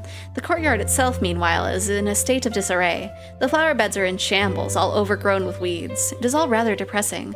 The princess's castle might be grand in scale, but the courtyard itself is simple, hemmed in to a claustrophobic degree like a coffin. The princess, however, seems not to share your dolorous mood. She instead looks elated by her newfound surroundings, her smile unwavering. She gambols about like a lamb, flitting hither and thither as she examines the weed-infested flower beds. Her frolicking comes to a cease, however, by a bush. One is full of bright red roses. Oh, how very pretty! Do you not think these are gorgeous, dear one? The flowers are not too disappointing, you assume. Oh, that is pretty. Oh, the dew on it, that's so pretty. They make for a fine spectacle, in fact, a welcome splash of color which contrasted with the dullness and drabness of which permeates the rest of the courtyard. Though the other flowers in their beds are wilted, withered things, it is not so for these roses. They are rich, bright red, just like blood, their heads so full they seem to almost droop beneath the weight of their own engorged petals. They are pretty, in a sense, but there is something unsettling about them, too, something that is almost obscene. How did these roses become so very red? What has been sustaining them? Could it be possible that these roses have been draining the life from the other flowers which are struggling to grow within this garden? It is a fanciful thought, but... Oh, they are simply divine. Looking at these roses always lifts my spirits. They really are my most favorite flowers. I simply must pick some of them. Perhaps I could use them to decorate my bedchamber. I could use a bit of color. The princess reaches out as to pluck one of the roses free from its resting place amongst its brethren. You watch her, your breath bated, anxious that this gesture might result in perforated flesh and bright red blood. But the princess is not as clumsy as you fear. Of course she is not. Who do you think she was? You? I love how sassy this narrator is. Rather than worrying about other people, you would be better served if you worried more about yourself. The princess holds her newly pilfered rose to her nose and inhales, her eyelids falling shut as the flower's sweet scent washes over her. A few moments of silence pass, then the princess begins to toy with the petals which adorn the flower's crown. Now let me see. I wonder what fate has in store for me. She loves me. The princess plucks a petal from the flower's overburdened head. She loves me not. The princess continues with this childish incantation, all the while stripping her rose slowly and methodically of its petals. These petals flutter about the princess like bloody snow. The princess's voice, meanwhile, echoes throughout the courtyard, even more melodic than the strains of a pianola. She loves me not. She loves me not. The princess's fingers hover over the final petal which crowns her nearly denuded flower. Then with a triumphant smile, she declares, "She loves me! I knew it!" You watch the princess, amused by her girlish good cheer. The little mantra she has been reciting is one that you are familiar with. The girls of the conservatory also used to engage in this little game, the younger ones at least, who believed that a fairy tale prince would whisk them away. You might have participated in this game yourself when you were a child yourself, but you never pinned your hopes and dreams on a handsome prince. Your interest in princes has always been minimal. When it comes to fair princesses, though, well, that is a different matter altogether, isn't it? Pleasantly, you ask the princess whose love it is that she wishes to court, a query which makes the princess giggle. "Oh, dear one, who else would I be thinking of? Naturally, I was thinking of you." Naturally. She says it so easily, as though she ought to have suspected as much, and indeed, part of you did. You wanted to believe, yet part of you was afraid to. You did not want to be arrogant enough to assume that the princess might care for your affections. You begin to blush, your cheeks almost as red as the roses, while the princess laughs. Right, 0 to 1,000. This is getting very like fanfic, AO3, Wattpad. Of just like, oh, we're our self-insert character, the character, I mean, that's kind of how most visual novels are sometimes. She laughs and she laughs and she laughs, her voice clear and sweet like a nightingale's song, as though you were the funniest thing she had ever seen. You never liked being laughed at when you dwelt within the walls of the conservatory, but it is different with her. You have not known her for all that long, but you are already entranced by her, ensnared. She has you wrapped around her little finger. What if she's just like... she's brainwashed us into making us think that she looks like a vampire and she's just something else entirely? Oh my! The princess's laughter tapers off into a series of giggles as, smiling, she wipes her eyes with the back of her hand. That was quite the amusing diversion, but I've just had an idea. You look at the princess curiously. What idea? You can't tell? You cannot even begin to guess. I just thought that all of this watching you must be boring you, the princess says, tossing the rose's stripped stem carelessly to the ground. You should give it a try. Please do, it'll be fun. What if that's a cannibalism? We think that she's a vampire and it turns out that she's a mimic and she just eats us. The princess retrieves the second rose from the bushes, deftly snapping it between her fingers, and offers it to you. I want to see what fate has in store for you, too. You smile at the princess, touched by her enthusiasm. Indulging in childish games like this might not be the best use of your time, but the princess looks so very determined you would not wish to hurt her. Still think the roses are being grown from corpses, right? That is the default trope, yeah. What could be the harm, really, in consenting? The only real casualty of this game would be one singular rose, the rose that the princess is holding towards you. You reach out, meaning to accept the princess's offering, but you save first, just in case. It's been quite some time. Oh no! You are clumsy and you seize the stem of the rose with a touch too much strength. The head of the rose might be pretty, but there is much more to a rose than its bright red flowers. Roses have thorns too, a fact that you're now being painfully reminded of. Pain flares through your fingers and you gasp. You take a step back, the hem of your skirt swishing around your ankles. Your finger is stinging, and so are your eyes. You ought to have been more careful. Why are you so stupid? You poor dear, you're bleeding, the princess exclaims, alarmed. Then she frowns. This is all my fault. If I had not suggested this silly game, this never would have happened. Please let me take care of you. Oh. And how is she going to do that? Perhaps she means to take a handkerchief from her pocket, with which she might staunch your wound. Princesses tend to carry handkerchiefs around with them, don't they? Silken ones? How else would they give brave knights tokens of their gratitude once these aforementioned knights have been successfully slain dragons? What?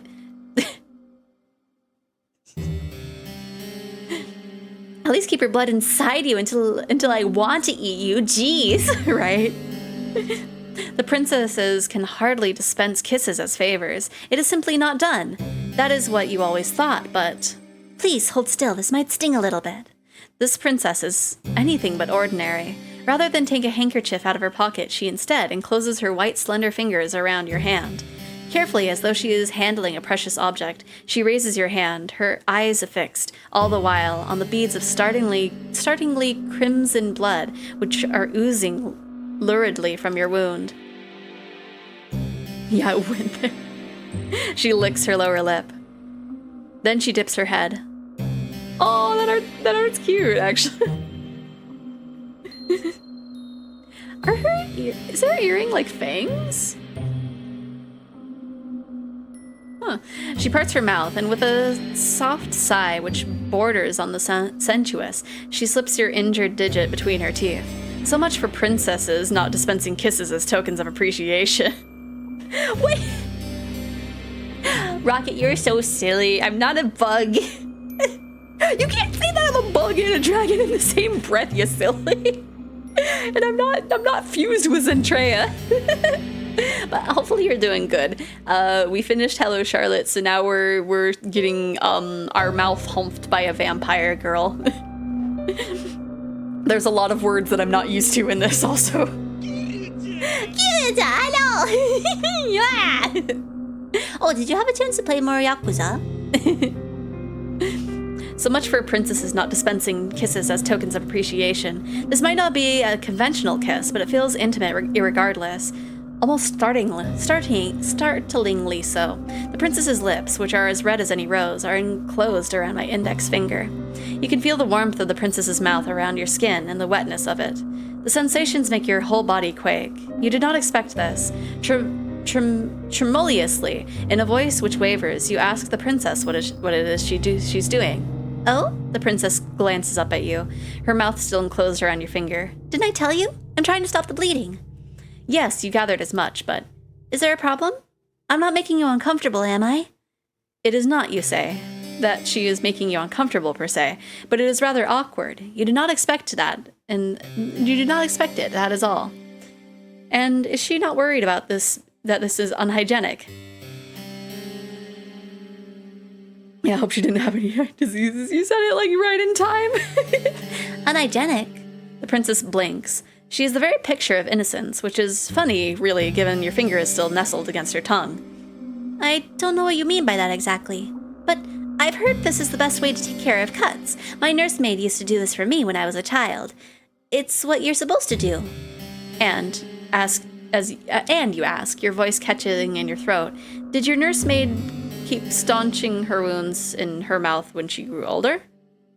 Well, no, but my nursemaid was dismissed when I was 8 years old. It's a normal way of things. I had my lady's maid to look after me then. How very interesting. And did they ever clean her wounds like this?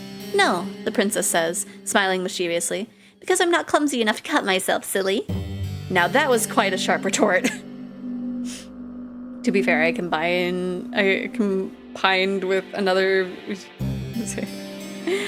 Fair, but still. Let's see. You did not expect it. Your face turns even redder, if such a thing is possible, though this might perhaps be to your benefit. With some luck, all of your blood will flow to your face rather than your finger, and your bleeding will stop.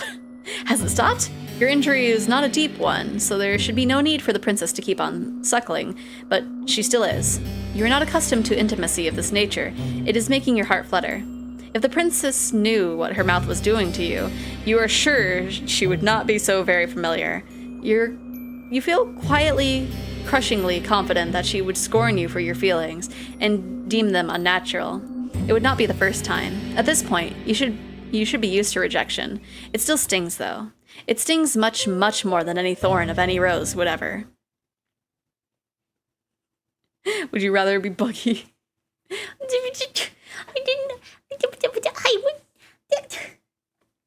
I would prefer my name not be fused with somebody else and not be a bug.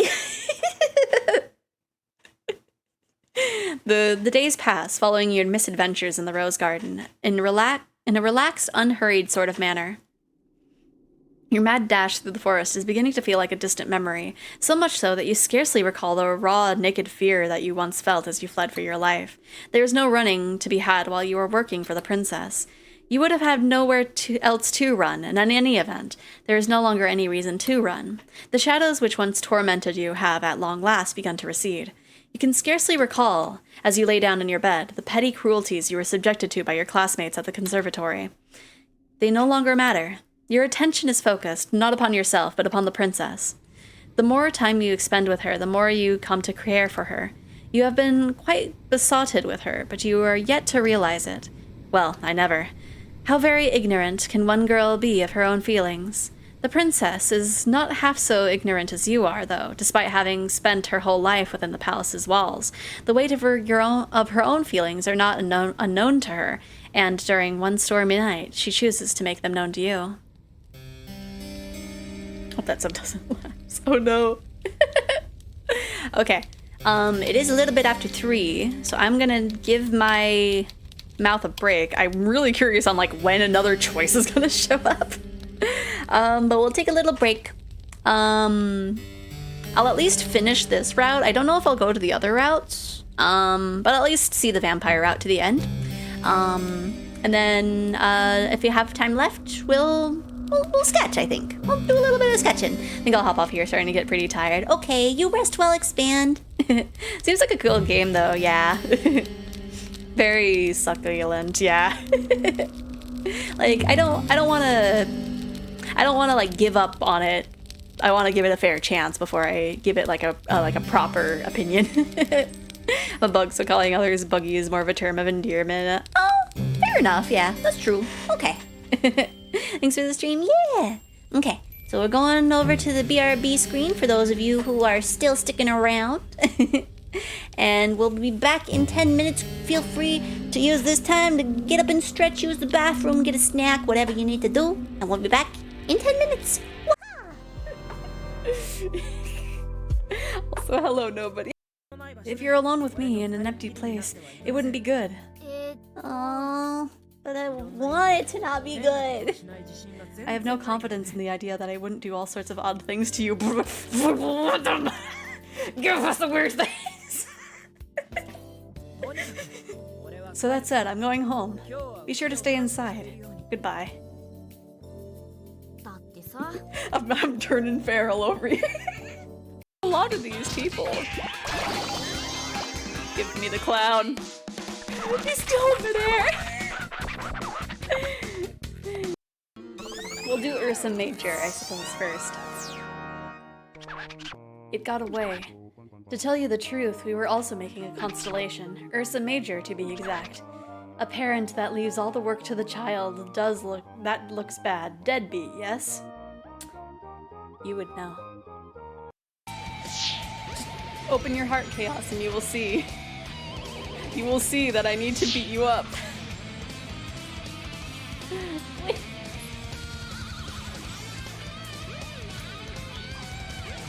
We're just getting worse.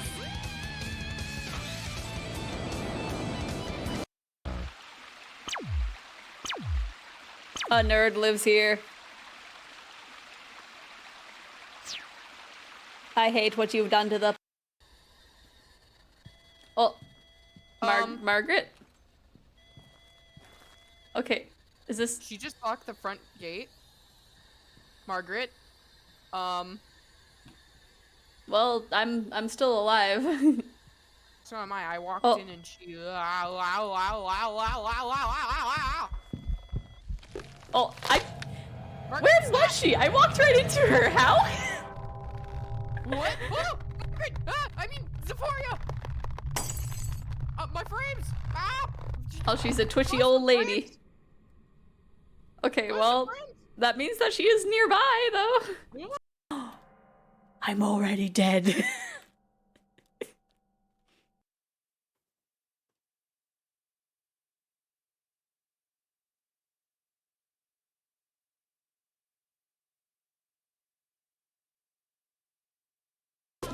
The ring one, though.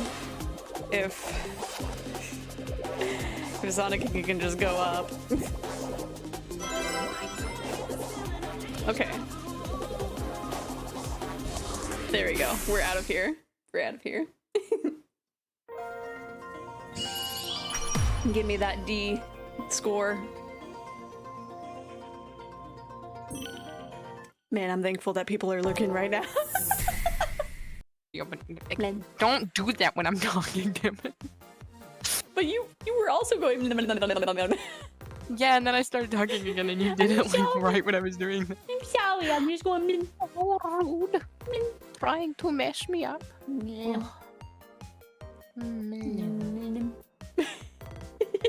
Awful brave of you to think I can spell cottontail. Well, I mean, you spelt it. Hey, are you licking me?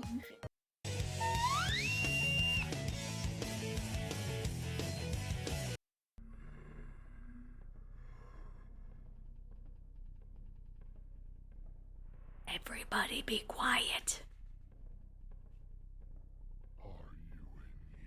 No.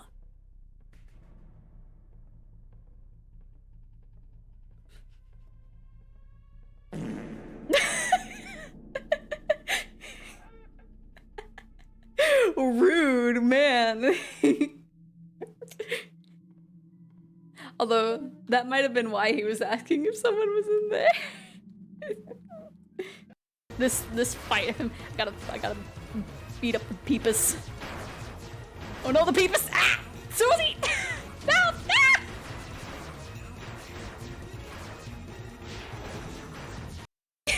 I guess that's chaos. I'm Sonic the Hedgehog. When I awoke, only Tails was there. The last Chaos Emerald is still inside the tornado too. I cannot allow Chaos to absorb the last emerald. Tails and I ran back to the Mystic Ruins to check for the emerald. If the vision I saw is true, that must mean Chaos is... Oh! Hear her, grinning happily. Now then, let us be off, Rika. Punishment games are one of our duties as club members. Setsuko seemed awfully happy, not frustrated in the slightest, like she always was when she lost. Damn, Rika-chan's right after all. Everyone here is a moron. Mion, I'll come clean too. I didn't make my bento today. I was the same, so I'm going with the stuff and it's just like, I'm excited. To erase the old customs. The I know this word. Abolition?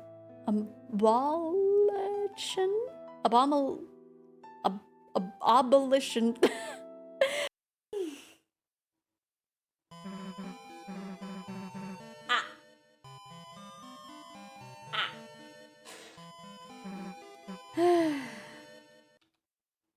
Yes, go ahead. I greatly welcome any shy, bashful worries you might have as you come into your secondary sex characteristics. Please don't talk about my secondary sex characteristics. This is not the time. I need to find a bee. I'm not here for my family, I'm here for the bees. Oh. Sorry, I thought I heard some buzzing. So, what? Let me just transition over there. Why did I look so sleepy? Okay, but let me go ahead and get Higurashi open. Oh no, you've seen my clone. I don't know if you can escape now. I came to the realization.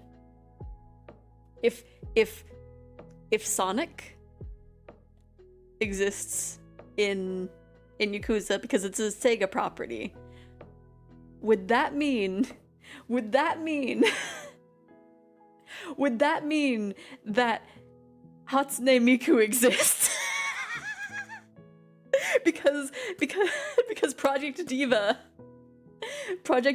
is Sega. So would that technically mean that Kiryu or Majima would know of the existence of Hatsune Miku? Probably not of their own volition, probably of somebody else, because those, let's be honest, those two men don't know anything. You play Yakuza 0 and you have Majima help this couple with the crossword puzzle and he's like, what is gravy? Huh? It's soul stolen. What? What? What? Something, or should I call someone? ow, ow, ow, ow, ow, ow, ow, ow. Yeah. Oh no. It's okay. I have unbreakable. They've slugged Just- you, yeah, and now just they're keep gonna running. slug me. Oh my Just keep god. running.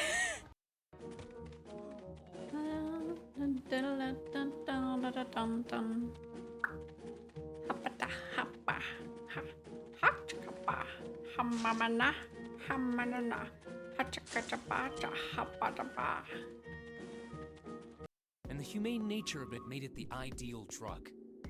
Cause it's quick, it's clean, it's pure. It's been around for about 6 years. They developed it from the extracts of several different roots. It could change your life. Rest assured. We'll just do that, I guess.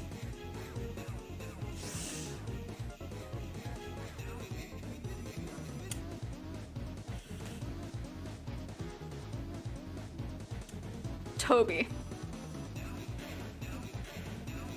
Toby Radiation Fox. How dare you? I'm so mad.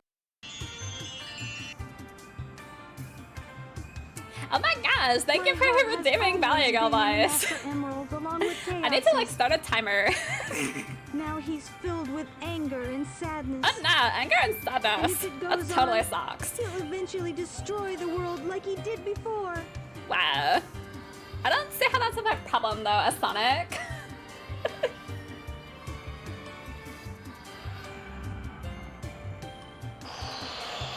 Okay, I did start the timer, right? Yeah, okay. So yeah, here's the Valley Girl voice. Wow. He's absorbed the Emerald's power.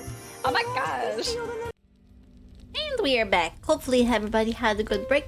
I got some popcorn, and I'm probably not gonna be able to eat it now that we're back. But that's okay. Time to get a smooch from a vampire, probably. That or eaten. I have no idea. I don't know. I don't know who eats us in this game. I just know that somebody does.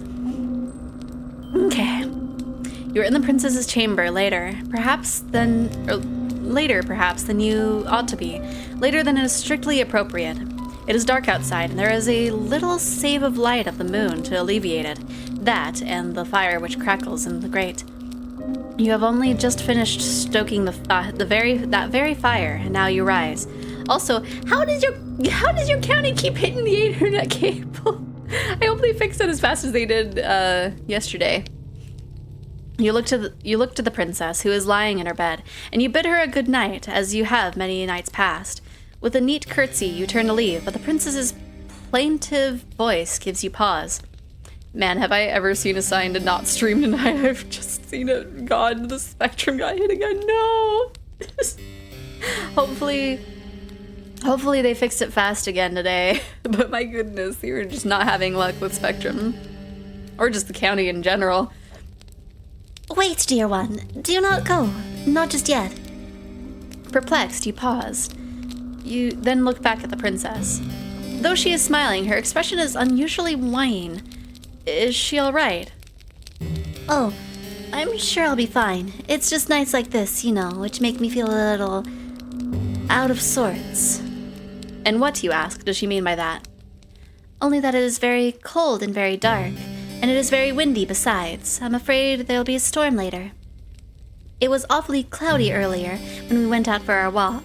The princess was not mistaken about that. The sky when the pair of you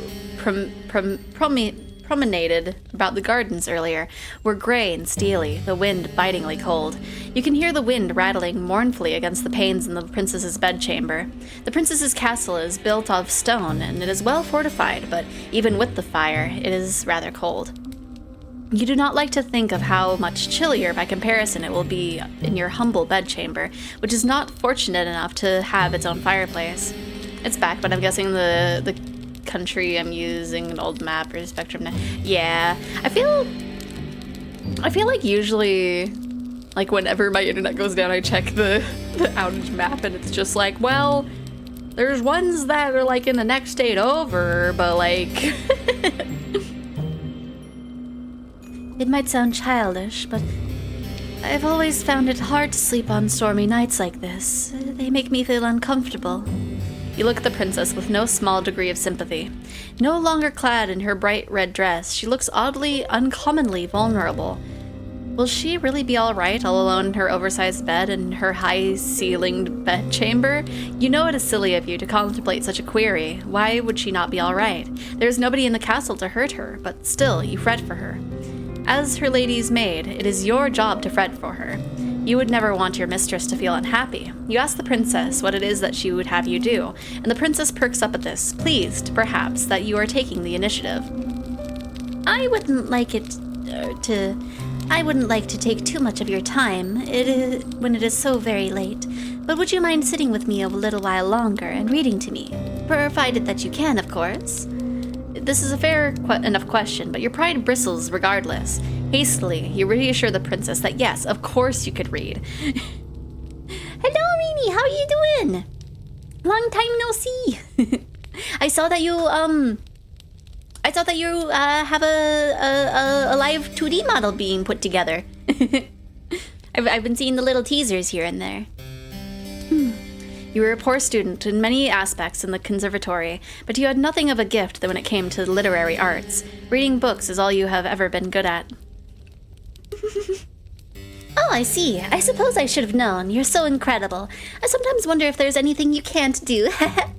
The princess's high praises make you flush. Awkwardly, you look away. Also, we're playing a visual novel where we can date a choice of like 3 or maybe 4 girls, I don't know, and we went with the vampire one.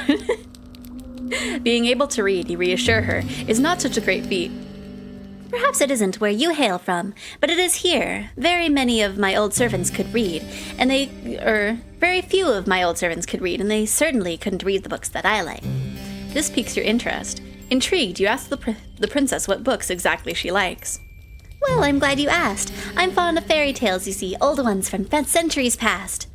I have a collection of them here, the princess says, indicating a book on her bedside table, as thick as a mortuary slab. The book is old, though, and the bindings are weak. The pages brittle, the writing woefully old-fashioned. I didn't trust any of my past servants with that book, but I think you would do a good job breathing life into these old stories. Would you mind reading to me for just a brief while? Please, dear one. Oh, please. The princess's request seems a little simple one expressed sweetly, so much so that you see no reason to refuse her. You take a seat beside the princess upon her luxurious bed, which sinks beneath your weight. Then you retrieve the leather-bound book, which is resting upon her bedside table, and spread it open. The pages of the book are very brittle, like the princess said, and the bindings of the book are loose. You can feel, in the heft of the book's manifold pages, the weight of the ages concealed within it. How old is this book? Perhaps it is as old as the castle in which it resides. It is with a quiet voice, hesitant at first, that you begin to read to the princess, a tale of courtly love which culminates in a lavish wedding ceremony. All the while, as you read, the princess listens to you, enraptured, hanging, or so it seems, upon your every word. Once you reach the final phrase embossed upon the pages of this aged tome, and they lived happily ever after, the princess sighs as though this tale has touched her very soul. Would that there be a handsome prince to marry me, she says somberly. Or better yet, a beautiful princess.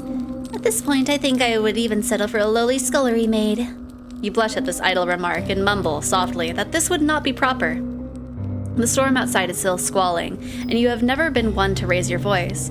You do not expect, therefore, that the princess would overhear you, but she does. She observes you, her head resting upon her pillows, and says, "And what would be the problem with that, As my maid, shouldn't my happiness come before any silly ideas of propriety? Propriety? Something like that?" Well, of course, you reply, but for a princess to marry a scullery maid... You're still hung up about that, the princess titters. Don't pay it too much heed. I'm just talking to myself. As if anything like that would ever happen, when there is no priest around who would officiate it.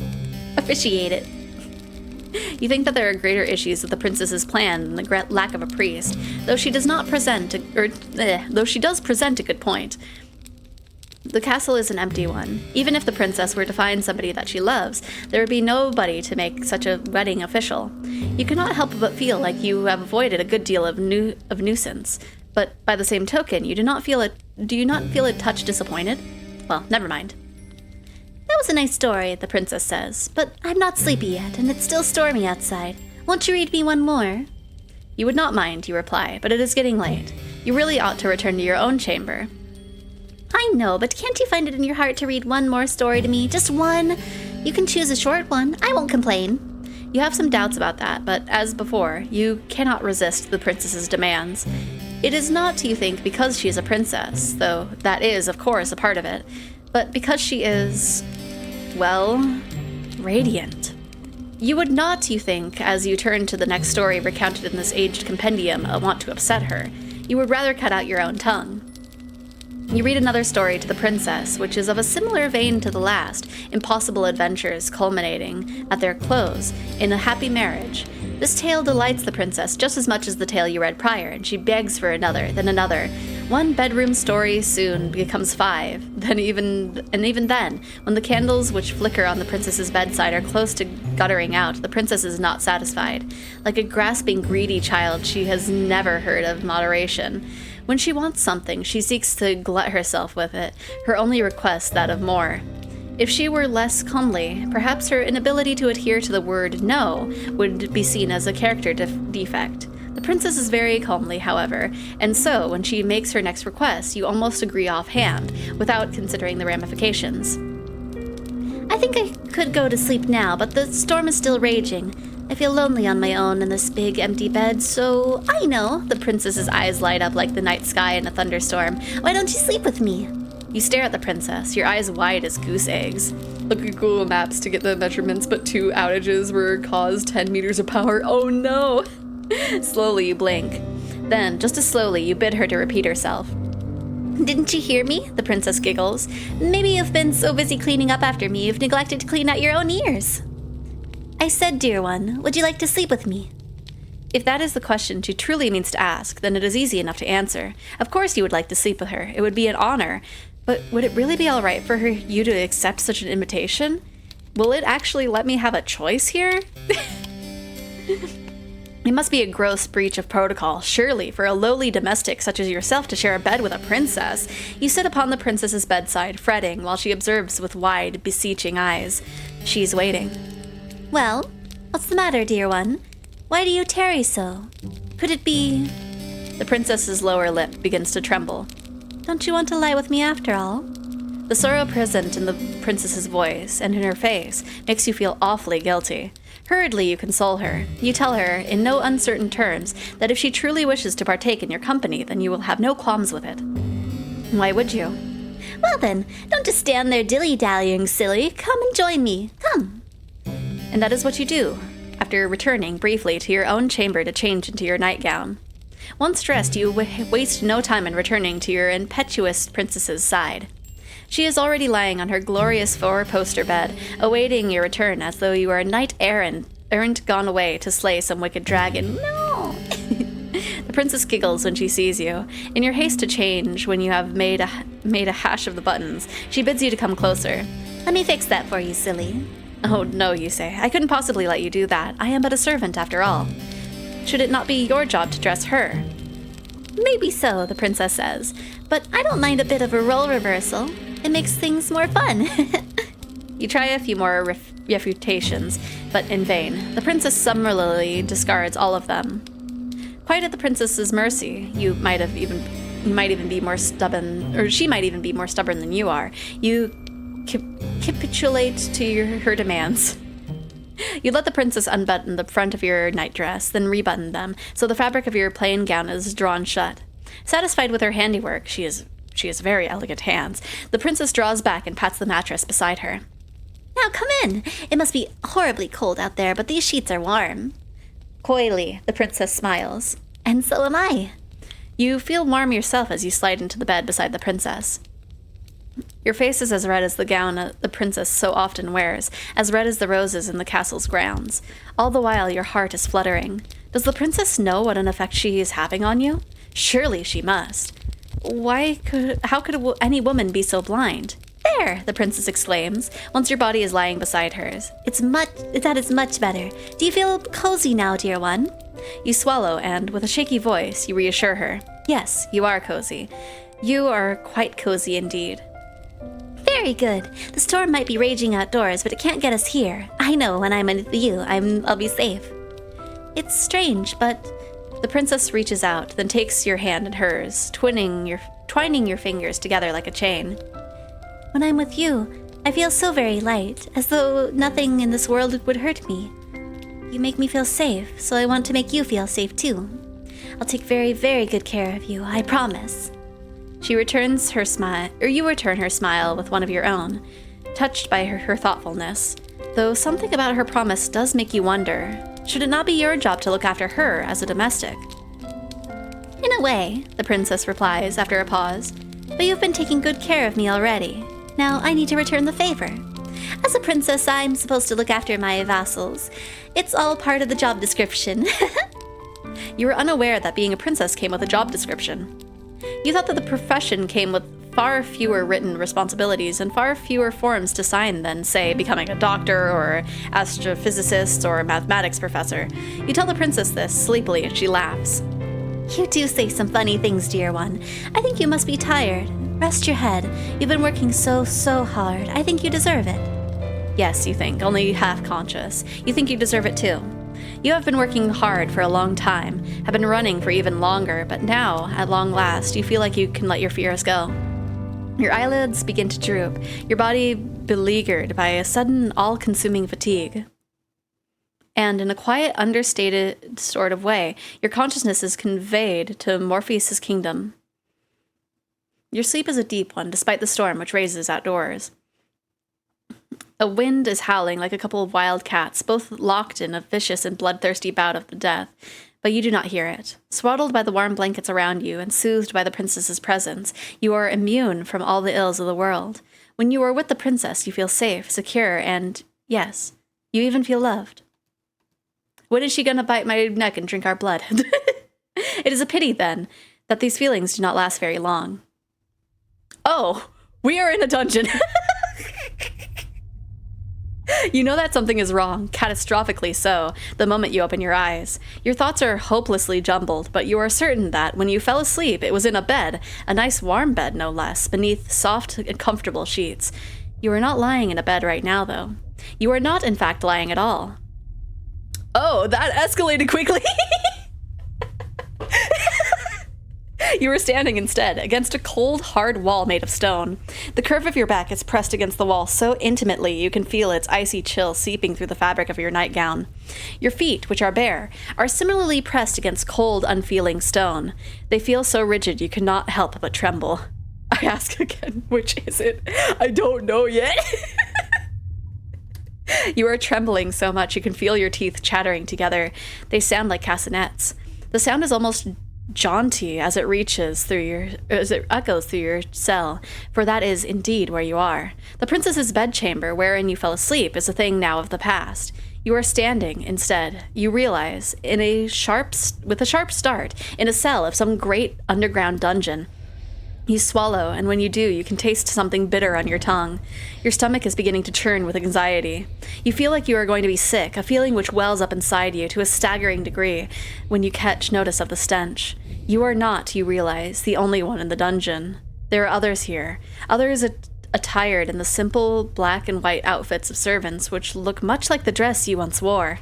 The others who were with you, however, in this expansive cell, manacled to the walls, are in no fit state to speak to you, nor to tell you of their plights. They are all unfeeling, unseeing, unbreathing. They are all dead. You cannot approach these servants to check their pulses, for you yourself are restrained. But even if you could, there would be no point. There is no way any human could survive the wounds which have been inflicted upon these sad, slumped bodies.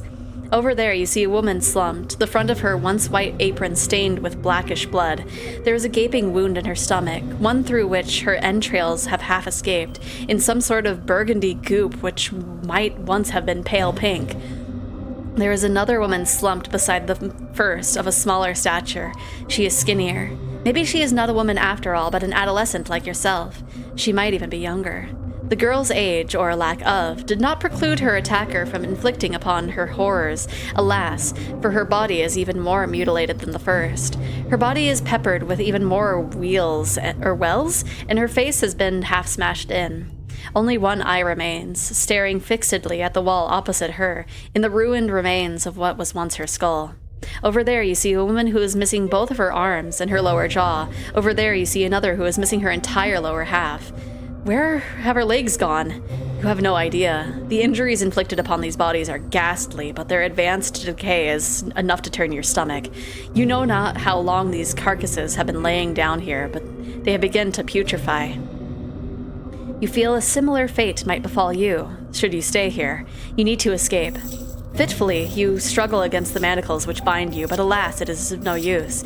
You cannot free yourself from the walls. Your restraints are much too strong, and you are much too weak. Panic rises from your throat, icy and cold, while terror seizes your heart, this too glacial.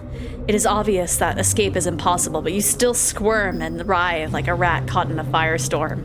What? That is very specific. There is little point, however, to your struggles. You succeed in nothing as you attempt to free yourself, save making the steel manacles dig into your abused wrists more sharply than ever. The skeleton should have tipped me off, but I've dated some weird people before. I mean, who knows? Who knows? Also, like, I'm sitting here being like, I'm glad we didn't go for just a simple happy-go-lucky route. You gasp. That hurts. Well, you ought to have known that it would not work. The very definition of insanity, you know, performing a set action over and over again, hoping for a different response. Man, Far Cry really, like, that quote didn't come from Far Cry, right? Because whatever it came from, it influenced a lot of things. In that sense, perhaps one could argue optimism is not so very different from insanity. Now, that is an interesting point to consider, would you not agree? No, evidently not. You are still trying to escape, you foolish girl, as if that will do you any good. The clangorous rattling of your steely restraints is rather starting to get on my nerves. You are making enough noise to raise the dead down there in your dark, dingy cell, and all your screaming is hardly helping matters. I wish that you would cease this infernal racket, but I know you will not. Narrator, this is not the time. Nothing I could say to ever get through you. Not that you have ever listened to me in the first place. Perhaps you would listen to her, though. Is she not your kind, considerate mistress? Look now, she has come all this way into the dark depths of the castle's cold, inhospitable dungeon to see you. Is that not kind of her? Oh, dear one, the princess trills, entering the dungeon with a series of light, lilting steps. It would seem you have finally awoken. How are you? Based on all that infernal racket you've been making, it would seem like you have no shortage of energy. Banefully, you turn your head as if to meet the eyes of the princess. Or so as to. She is standing but a few paces away, beneath the roughly hewn stone arch which bids one entry, or rather, ever an exit, but rarely ever an exit, to the dungeons. The dungeons are dull and drab, but the princess is wearing her favorite red dress. It's so bright and brilliant that, for a few moments, it hurts you to look at her. Once the red of the princess's outfit made you think of romance, now it makes you think of violence. Is the princess a vampire? My ex. I don't know much about your ex, so I have no idea. You must forgive me for leaving you down here for so long. That was unfair of me. I did think of waiting here with you, by your side until you awoke, but... Once again, the princess giggles, a light, airy giggle, which does not at all suit the situation in which you have found yourself. A dungeon is not a fit place after all for a princess. It is horribly cold here and so very drab there is nowhere nice and soft to lay my head. I could have brought my pillows down from my bed, I suppose, and my blankets, but then they would have gotten dirty and that would be a disaster. I need to be more careful. I won't have anyone left to clean up after my messes soon. Not when I've dispatched of you. Once again, the princess laughs. Her laughter is light and lilting, like the chiming of a silvery bell, but it does not alleviate your concern. If anything, it makes you feel even more alarmed. Did she say she meant to dispatch of you? Yes, that's right. Could you not tell? I thought you might have figured that out already after waking up in a dungeon, silly. Still smiling, the princess takes another step towards you. would that you could, you would cringe away from her, but you cannot. You are completely powerless. The princess reaches out and places a hand upon your cheek. Her skin is very white, though her touch is cool. It is less so than the frigid air in the dungeon. Though your body is aching, the princess's touch is gentle and you find yourself leaning into it subconsciously. You wish she could keep holding you.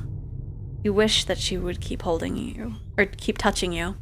You luxuriate in her kindness as best you can. But though the princess's caresses are tender, your circumstances rather undermine them. The ex I'm talking about is the one that prodded. I think I remember you telling me that. Oh my gosh. My goodness. How can you relax like this? Oh, you're such a good girl, the princess says in a cajoling sort of voice, as one might address a cat. You've been so lovely to me while we've been together. I really couldn't ask for a better servant. I feel as though I've been spoiled. Well then, you ask her, why is she doing this? Improbable though it sounds, she must have been the one who chained you up. There is nobody else in the castle who could have committed such a feat. At least I thought you told me about her. I don't know. Maybe... I feel like you told me about her. I don't know. Oh wait, no, you just told me about the one that likes biting. Is that the same one, or is that a different one? Everyone else is dead. Why, yes. How very astute of you. I was the one who orchestrated all of this naturally. Naturally, she says, as though her betrayal is a matter of course. Naturally. Why, you ask, is this so natural to her? What does she mean to do with you? Oh, only what I've done to all my other servants. I have experience with the sort of thing, so please don't worry. I'll take good care of you. And by take good care of, she means... Naturally, I'll kill you. There it is again. That word, which seems grossly inappropriate given all that which has transpired. Naturally. There is nothing natural about this. Do you not think so? The princess examines you, her expression ponderous. It's natural to me, even if it isn't natural to other people. This just feels right. Imprisoning her servants in the dungeon and letting them die? Yes, exactly. There's a bit more to it than that, though. Dated two that was into biting, the taser X and another. Okay. Okay, so the one that did biting was the taser one. My goodness. You have such a wild life, Rocket. Oh, of course there is. I like you, dear one, the princess says in a voice which sounds uncommonly serious. You have been good to me, like I said, and kind. For that, I'll be eternally appreciative. You've been so good to me, in fact, that simply being with you is not enough. Not anymore. Your company can no longer content me. I'm a greedy, selfish girl, you see. The princess's smile widens into something sinister, her eyes flashing with a fiendish fervor you have never before witnessed. And I don't want you to feel beside me. I want to feel you inside me. She is the cannibal! Well, of all the things your charming captive could have said, you did not expect that. The princess, perhaps noticing your confusion, begins to giggle. A giggle even lighter than meringue, and just as airy. It is just as inoffensive. I can see that you don't understand, dear one, but you aren't the only one. My last lady's maid said that too. Wanly, the princess sighs. A beleaguered woe-is-me sigh, which makes her look even younger than the scant handful of years she truly possesses. And the one before that, and the one before that, and the one before that. I thought that you, at least, might be able to appreciate my point of view, but perhaps not. I do not think it should be complicated to grasp, though, really. But maybe my way of looking at the world is a little bit unique. That's why my nurse always used to say, at least, when she still had the breath to speak, of course. You look at the princess. Where else is there for you to look, really? Your eyes affixed to her face. She is still smiling, but there is something sinister about her smile, or perhaps in your anxious state. You were only imagining that there is something sinister about her smile. It is very easy to see things which do not really exist when your surroundings are festooned in shadows. In actuality, however, the princess does not look any different to how she usually does. Neither is she acting any differently to the way she usually acts. She has not changed. It is only your perspective of her that has changed. Tremulously, you ask the princess what she means. A question that princess only could a question that the princess is only happy to answer. It's simple, really. Like I said, you were wondering, weren't you, why there weren't any guards or any servants in the castle when you first arrived here? The question had crossed your mind, yes. You were sure that the princess said her ministers sent them away, though. Was that a lie? Yeah, I wish it hadn't been so wild. Oh no. Hopefully one day it'll calm down to a level that you appreciate. I wasn't being wholly truthful, though. I thought you would be afraid of me if you knew what had actually happened, and I didn't want that. I wanted you to stay with me. My ministers didn't send anybody away because I don't have any ministers. I dispatched of them too. Did she now? You suppose you ought not to be surprised, but you still shudder regardless. My ministers weren't very much fun, I'm afraid. They had a lot of ideas about what I should and shouldn't do after my parents died. The princess stares at you, her eyes wide like black holes, empty, yawning abysses. So I killed them. I killed my servants too, though I did a more thorough job with them than I did my ministers. I did not care for my ministers, you see, they were all fusty old men, but I did love my servants. I loved my ladies' maids, and my undermaids, and my scullery maids, and my housekeeper, and my cooks, and my large retinue of retainers. They were like my family. They raised me in my parents' absence, and I adored them. They were so very dear to me that I had no real choice. I had to eat them. Does that follow? Not logistically, no. Why, you ask the princess, your voice trembling, would you eat the people that you love? It seems a poor way to repay them for their kindness. Well, why wouldn't you eat the people that you love? I don't think there could be any greater way of showing one's gratitude, unless you have any better ideas. You weren't expecting the princess to turn the tables on you quite like this, and dumbfounded you stare at her. You know precious little about love yourself, so it is hard for you to form a convincing rebuttal, but you muster up a few token arguments. You tell the princess that eating people isn't very nice, and neither is it strictly legal. A better way to show your gratitude to your servants would be with increased wages or increased holidays. The princess listens to your arguments, her expression astute, like a student poised to take notes on a very important lecture. Once you are finished, however, her concentration fails her.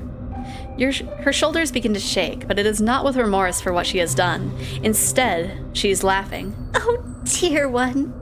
That is very funny, but why should I care about the law? I'm a princess. One day I'll be the queen. I am the law. That is a good point, but would eating people not turn her subjects against her? What subjects? I'm no fool, you know. No matter how I might act, and I know what happens beyond the castle walls. I know all about the plague. Once I might have a populace to govern, but they're all gone now. I'm a princess in nothing but name only, a monarch without any subjects. Don't you think that's sad? I know I do. It's woefully lonely. If she feels lonely, then why has she been systematically slaughtering all her domestics? It doesn't make a lick of sense. Perhaps not to you. Gently, the princess caresses your cheek. But I shouldn't judge you too harshly. As much as I like you, dear one, you are a commoner. Perhaps you can't understand the intricacies of my thoughts. Privately, you doubt that anybody would be able to understand the intricacies of the princess's thought process, largely because it is unreasonable. You do not say that, though. Instead, you ask her the only question you can think to ask, with your weary throat, which is sore from shouting. Why? Why, you ask? The princess blinks. It's because I don't want you to leave me, of course. Everybody leaves sooner or later, whether they have pledged their allegiance to me or not. That is simply the way of the world. People are fickle and inconstant, even to me, a monarch. That is why I decided to eat my servants. I had no choice, you see. It was the only way to ensure they would never leave me. When you think about it, they should be grateful that I would demean myself so to consume their flesh and blood. I am a magnanimous ruler, you see, and I treat all my subjects equally. I love every single one of you, and naturally, I love you too. You have been awfully nice to me, and you are very pretty alongside it. If you were a plain, ugly girl, perhaps I would not shower you with affection quite as intense as this, but you've captured my heart. I think you're lovely. So I'll bestow upon you the highest honor I can conceive of. I want your body to mix with mine, then we can stay together, forever and ever. So you're telling me infesting and replacing them is the greatest expression of love, or infecting? I mean, I guess technically. Never mind, it's mine, you're their wait, it's mine, you're their survival, and I'd rather stay this side of existence. Oh no. The princess leans in. You can feel her soft linen or silken hair brushing against your cheeks. Can feel, too, the warmth of her breath as it ghosts against your skin. It is cold in the dungeon, but the princess's close proximity is, perverse though it might sound, something of a comfort. Her eyes are wide and her lips are so red. Her smile, meanwhile, is so sweet. I've been doing my best to fulfill the role of that fate has dictated me for, but really... The princess exhales. Her eyes, which are boring into yours, are like two dark tarns. Finally, you think you can see, in the alarming lack of light, the lack of anything in the princess's gaze, some degree of humanity. It's so lonely here. But this brief flicker of understanding, which passes between the pair of you, is soon cut short. The princess dips her head. She parts her lips, which are as red as petals of a carnivorous flower. You feel the princess's breath against your neck.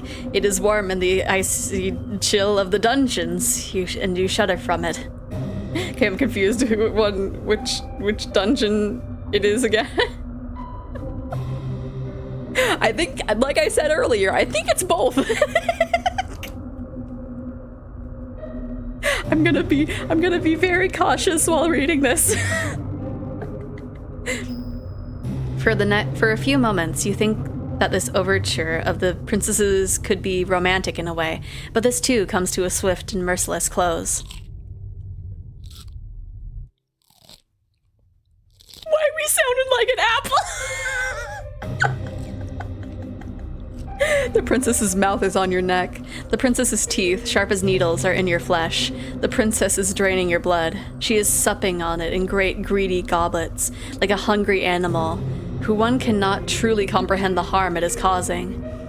Even as the princess sups from you, her arms twined around your waist, you find you cannot hate her. She is far too unworldly.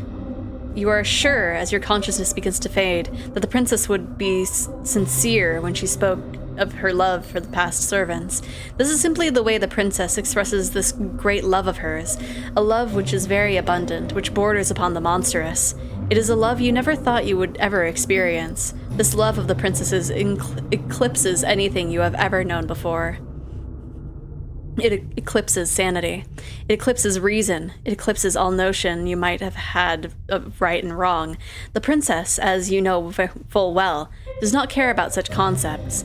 You have always possessed a stubborn core, nestled beneath your weak-willed exterior, but the princess is even more stubborner than you. In the face of her love, you have met your match. The princess draws back. Desperately, you gasp for air, but she does not give you any quarter. As before, she dips her head, her red lips redder still with your blood, then splits apart her jaw. Her teeth, which are impossibly inhumanly sharp, glint wickedly like knives. Then she tears out your throat. The front of your nightgown was white once, now it is red. There is so much blood, you can smell it as you inhale, sharper than metal. It is so potent, you can taste it on your tongue. You try to inhale, but this task proves to be beyond you, what with your twin perforations that have ruptured your skin. Your attempted breaths, when they escape your lips, sound like sad, sorry wheezes. Your whole body, meanwhile, feels as though it is on fire. You make for quite the sorry sight indeed. But you'll forgive me if my sympathy is limited. You did bring this upon yourself, you know. You reap what you sow, and in your case, you made a series of bad decisions which led to your untimely demise. I made one choice. I made one whole choice. My choice was to come to the castle. Quick look at the wall, count the number of whips, ropes, and oddly shaped objects there are. Oh no.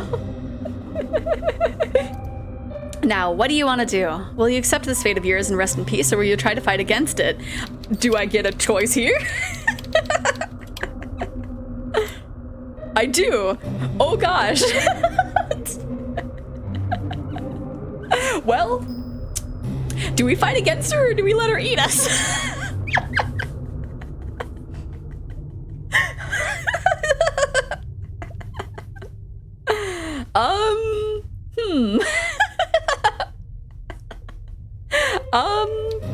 You know, we just saved before the choice, so we can really go for either. If we don't like the one, we can go back. So, see if you can bite her back. Oh, okay. Hey, come here, baby. That is a good answer. I must admit I like it. It is impressive how very defiant you can be, even in a situation as discomforting as this. Now, try not to cry. Keep your chin up. This is but a minor setback in your story.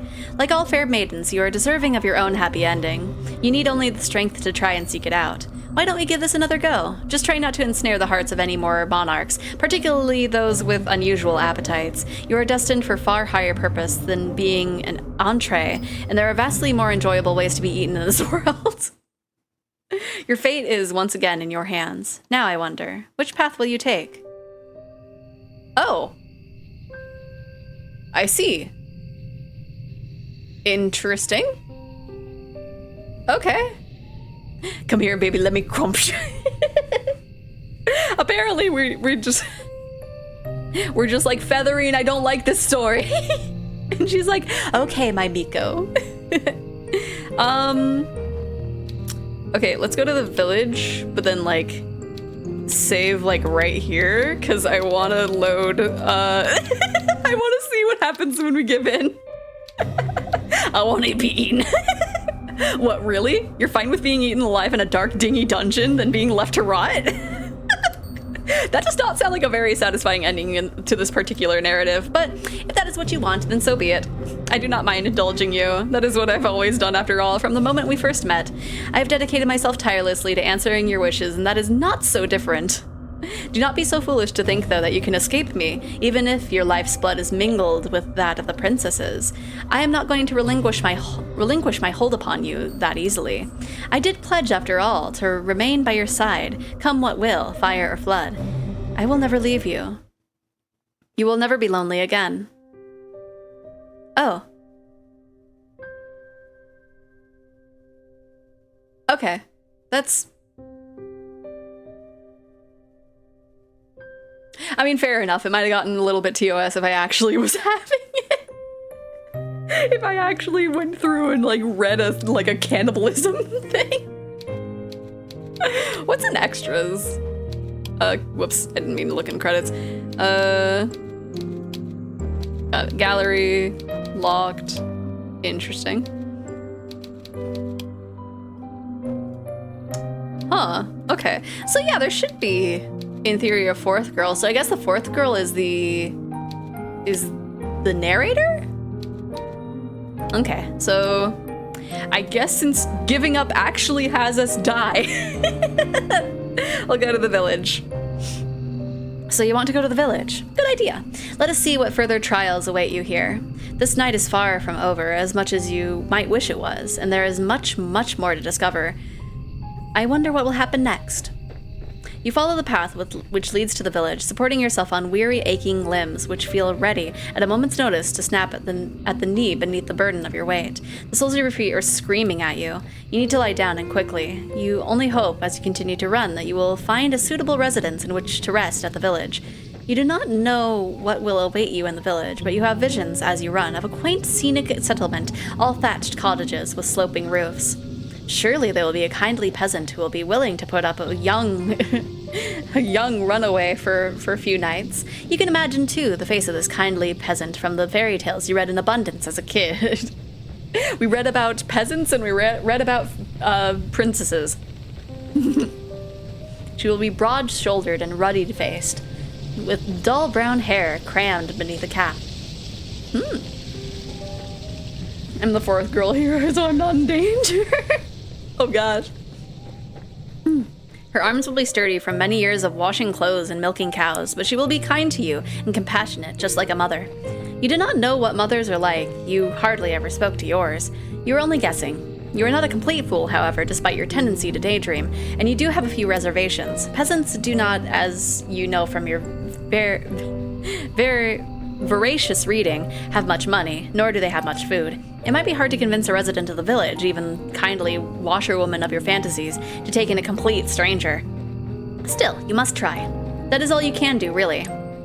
Hello, man with a knife and murder in your eye. Oh no! So you run to the village. It takes some time before you finally emerge from the woods, but finally you manage it.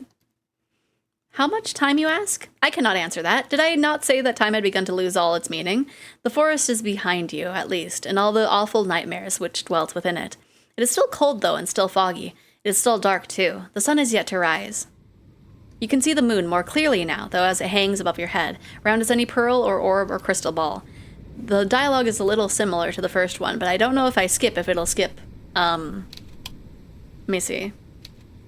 Red text. Okay. I don't know if it'll actually skip it because we're in a different location, but the moonlight shines upon the village, nestled among the hills like a diorama. I'm gonna save there just in case. I think this is a skip button? Okay. A hope anew bubbles within you. You have finally made it. Surely not, but the salvation of... salvation awaits you. You follow a winding dirt path to the village, looking this way and that. But your hope, such a precious and fragile thing, soon begins to fade. The village, up close, does not look half as welcoming as you imagined. There are cottages, yes, but they are in a state of disrepair. There are holes in the roofs and holes in the windows. I know we have this, this image to work from, but my brain is like, ah yes, we walked into Resident Evil 4. Of course, the European Gundams is the Rose Gundam, aka the tragic romantic Gundam. Most of the doors are tightly shut, but others are gaping open. The kitchens beyond them are even darker than the night sky which shrouds you. There's no lights on in any of the windows, and neither can you see any people, insomniacs like you, at them. You cannot hear anything, either, beyond the sound of your own footsteps and low, mournful sighing of the wind.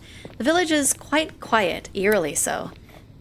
It is immediately obvious, even to a naive girl such as yourself, that something terrible must have befallen this village. You know before you try your luck at one of the houses that nobody will answer you. There will be no kindly, red-armed washerwoman to welcome you here, no matter how much you wish for it. But that does not stop you from wishing regardless. Your knuckles rap smartly against the wooden door. Your efforts soon prove, however, to be in vain. There is nobody here to hear your entreaties. How very sad.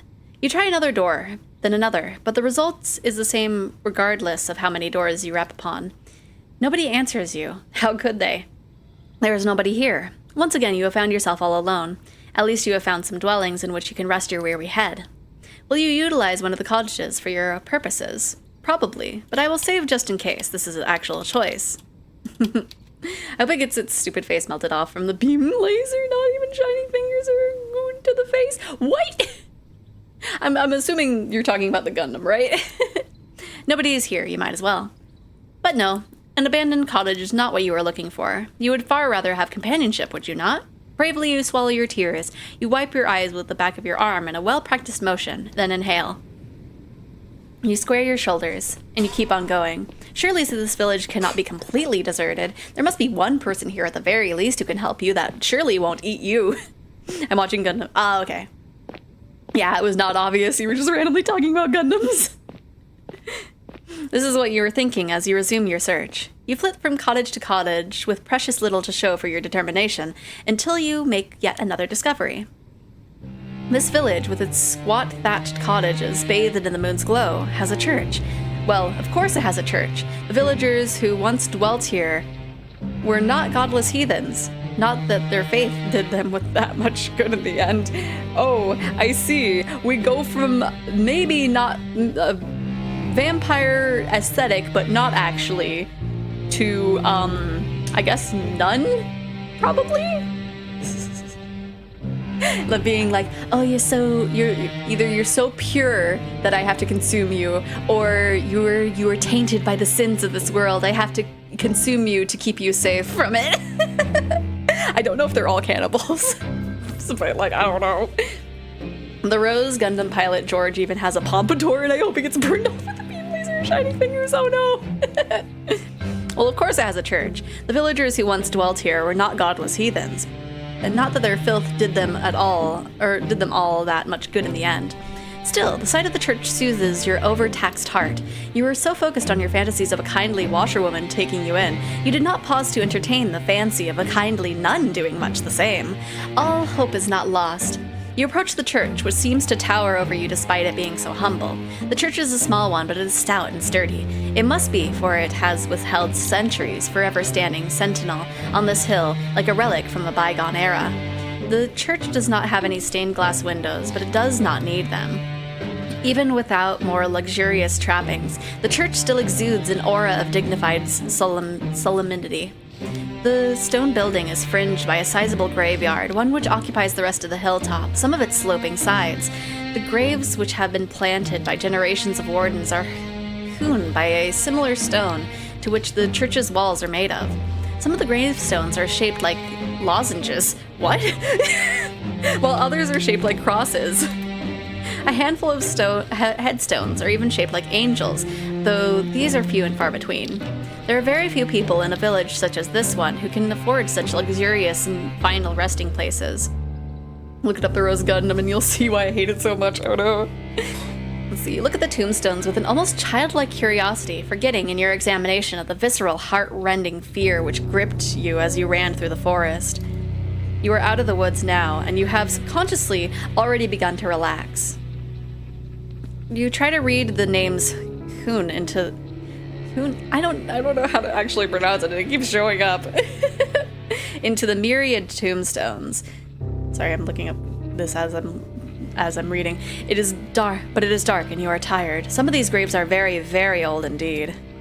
You strain your eyes, but you do not have much luck with this endeavor. Oh, is the one you're talking about like the one with like a giant shield on their arm, or the one with the rose? There's like very subtle differences between all of these. George even stands on the outside of it to fly to the fights. I really hope he gets. Oh my gosh. Oh well. Such superfluous details are not important. You eventually tire of examining the graves in turn. This graveyard is an expensive one, unusually so, given the village itself is so small. How can it boast so many corpses? And there is much to explore. I mean, we do know that there was a plague. We walk about the perimeter of the church, casting our gaze first here and then there, then everywhere, consumed, as you are, by your immense all-encompassing curiosity. And, as you do, you see her. Oh, she's a gravedigger! She looks like an ordinary girl, small and scrawny, just like yourself, but she is much, much more than her unremarkable appearance might suggest. For some moments you observe her, hiding, all the while, in the shadow cast by the church, like a furtive lizard clinging against the rocky edifice that shroud itself from the sun. There's no sunlight here, though. There is only the night sky, and the stars and the moon. Beneath the moon's light, a silvery implement the girl is clutching shimmers. It takes you a few moments to see what it is that the girl is clutching in her hands. He uses roses to fight and has a shield half-cape thing. Oh gosh. It is not until you see her manipulate it, its sharp edge biting into the earth, that you understand. It is a shovel. This girl is standing in an isolated corner of the churchyard, late at night, and she is digging a grave. Well, you suppose she could always be digging a hole for the sake of it, but her work seems much too precise for this to be the result of mere whimsy. It is hard for you to see her face, given the distance between the pair of you, but her posture is one that speaks of supreme concentration. She moves slowly, mechanically, like a woman on a mission, driving the end of her shovel into the earth over and over. Her motions are regular enough to be repetitive. There is something hypnotic, almost, in the manner in which she attends this task. Should you risk interrupting her? Do you dare? You get the feeling that she would not appreciate it. I get the feeling that it's probably not actually giving me a choice, but I'm still gonna save. The shovel in her hand, meanwhile, is rather hefty. If she wishes it, she could cause you no small amount of damage with it. Cold anxiety makes your skin prickle. You do not know if you should risk speaking to her when she, in her dark cloak with her shovel, looks so very strange. But what do you have left to lose? You have come this far. It would be folly to turn back now. It is with this thought in your mind that you decide to approach the strange girl. Your footsteps are quiet. You have grown accustomed to slinking around like a cat, but they are not quiet enough. The girl's senses must be finely tuned because she blinks. Then she turns. Your eyes meet, and once they do, you feel your breath catch in your throat. You do not have a clear view of the girl before, concealed as you were in the shadows, but now she's looking at you and you can tell that she is pretty. Her skin is very smooth, and her hair, though obscured by a dark hood, is very fair. Her eyes, meanwhile, are a clear, cool blue like ice. Those eyes of hers, which are large with unease, are fringed with very long, fair eyelashes. She looks as though she has stepped out of the pages of a picture book. She is simply too perfect to belong to this world. Perhaps she has some kind of vision, a waking dream, a hallucination. But no, she's none of those things. The shovel she's clutching in her hands looks solid enough, its pointed tip glittering wickedly in the moonlight. You steel yourself, expecting, perhaps, some sort of outburst. But the tension soon drains from the girl's slender shoulders. Her fingers, which once were gripping the handle of her shovel, tightly relax. Her lips curve upwards at the edges. She's smiling, and what a smile it is. It is transformative. When she smiles, she looks radiant, angelic almost. Hers is a smile that is so suffused with light that your eyes begin to prickle from it. You are so relieved, you almost feel as if you could cry. It would not be the first time you wept during this night, and neither would it be too surprising if you did. You have been through a lot. You must be exhausted. The girl holding the shovel seems to realize this because she bridges the distance between you cautiously, as one might approach a skittish cat. Then she says in a rough voice, which does not match her dainty appearance, well, she does live in a rural village. What were you expecting? And Cape Thing launched the roses it's made of. The romantic kiss vibe. Oh gosh. Oh, it's good to see another person. I was afraid I was the only one person left alive, the only one in the whole world. Now this is quite effusive greeting. Her introductory speech is riddled with exclamation marks. She's rather more personable than her apparel would make one suggest. Okay. I thought I was wrong on that. You, a well-bred young lady, cannot help but feel overwhelmed. It is your turn now to be on your guard. Anxiously, you observe the girl with the shovel, and you ask her what she means. What happened? Oh, did you not know? There's an awful lot you do not know. So much, in fact, that it would fill in a whole encyclopedia. No, a whole library. You shake your head, ashamed of your ignorance, and the girl frowns. You mustn't be from around these parts. I guess I should have known. This village is a small one, and everybody else knows everybody else. The girl's expression falls. At least they used to, back when they were still people to know. That ain't the case now, though. Not after the plague. There's a plague? That would certainly explain why the village, when you walked through it, was so quiet. Did everybody else succumb to this mysterious illness? That's right. It's just me here now. I've not seen another human being for a long, long time. It's so lonely here. Now that is an interesting turn of phrase. It catches inside your head like a burr. Have you heard it before? You do not have much time to ponder this, however, because the girl takes a step towards you. Oh, where are my manners? They must have gone rusty after being on my own for so long. My apologies, miss. You look like you've come a long way. You said you were a traveler, yes? And your hands are so very cold, just like ice. How are you...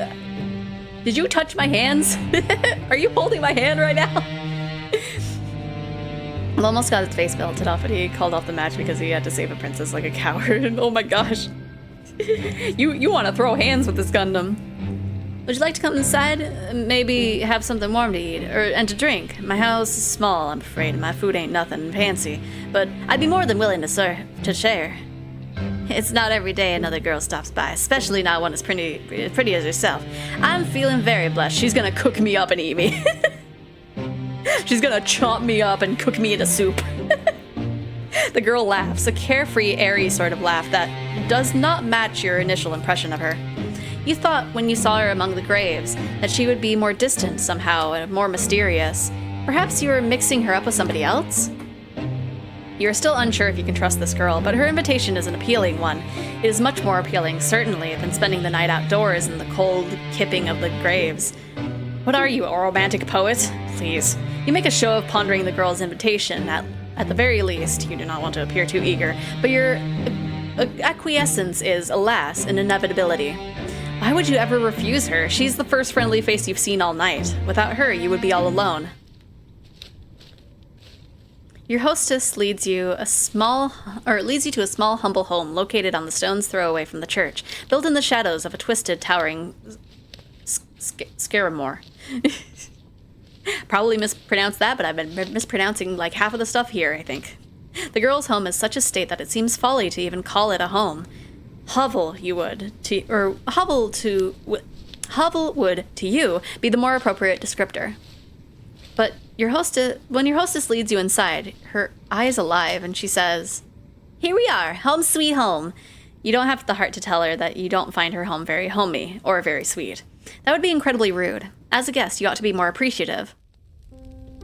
Half-heartedly, you look around your newfound surroundings. The ceiling is supported by wooden joists and perilously low, not so much that you are in danger of bumping your head, but just enough to feel claustrophobic. There is a fire in the corner, though it is not consigned to a grate. The fire, instead, is blazing in the open, a circle of logs set alight like a scene from a witch's kitchen. Of course, she's gonna cook us! Above the fire hangs a silvery pot suspended from one of the wooden eaves, which we are gonna be putting when she wants to make us into a stew.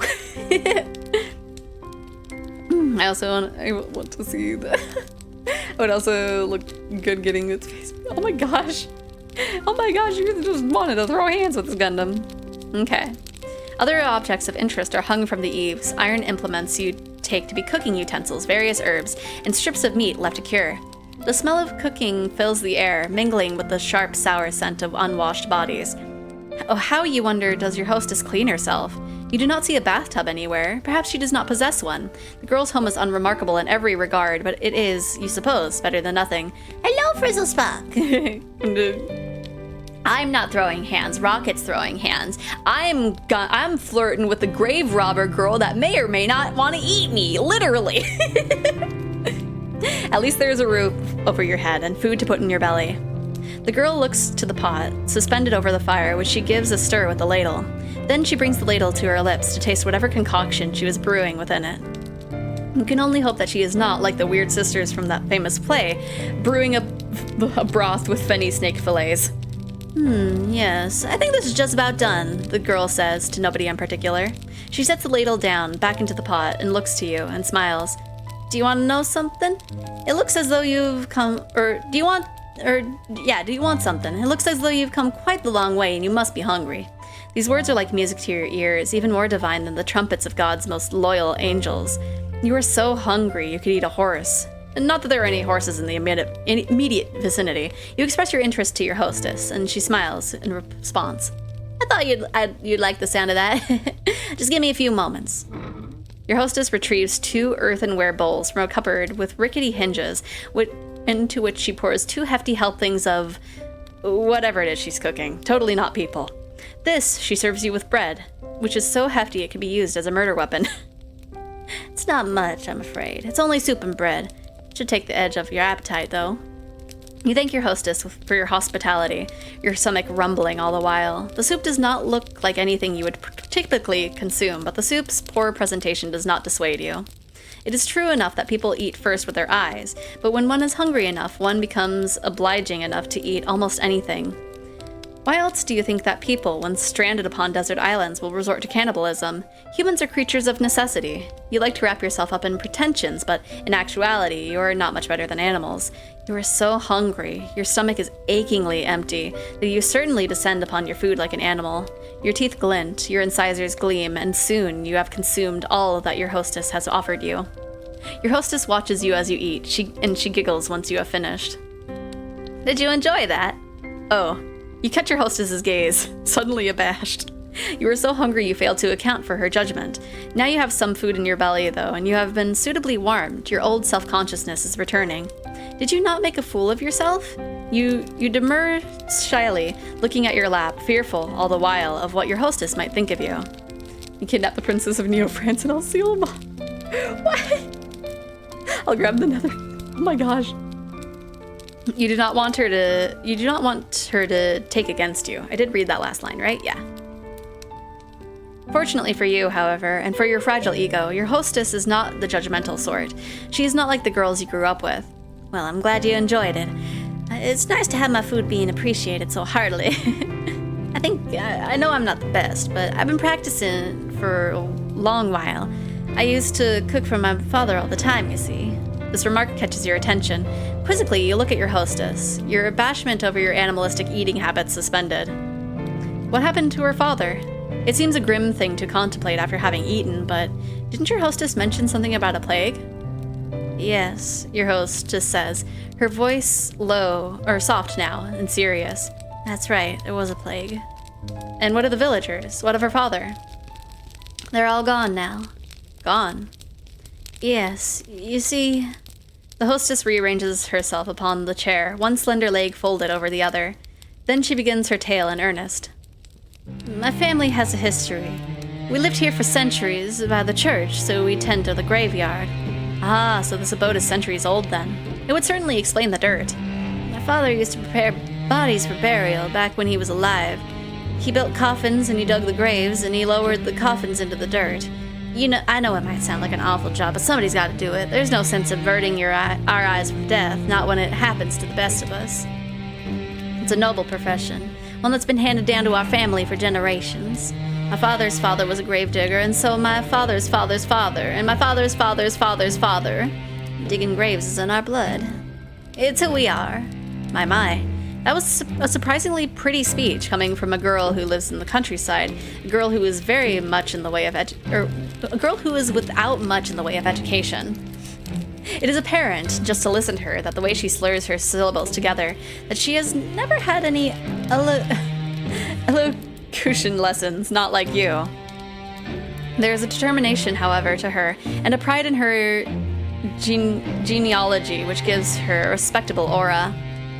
The Netherlands come. Oh gosh. That's a windmill! Demon comes killing the rose. Oh my gosh! You cannot help but be impressed. So, you ask your hostess, does that make her one in a long line of gravediggers? Yes, your hostess, the gravedigger, says. That's about right, though I was never supposed to be a gravedigger myself. It's not a woman's profession. That's what everybody says. My father didn't mind, though. He taught me everything he knew, and then some. I might be a woman, but I have plenty of upper body strength. I can dig a grave just as well as my father could without breaking a sweat. I can also disassemble a body. to the despair of my mother up in heaven, I'm sure. I'm sure if she was still alive, she'd rather I focus more on feminine pursuits like basket weaving or sewing to better attract a suitor. Not that would do much good now. There's nobody around who'd court me, not for miles and miles. What happened to her mother?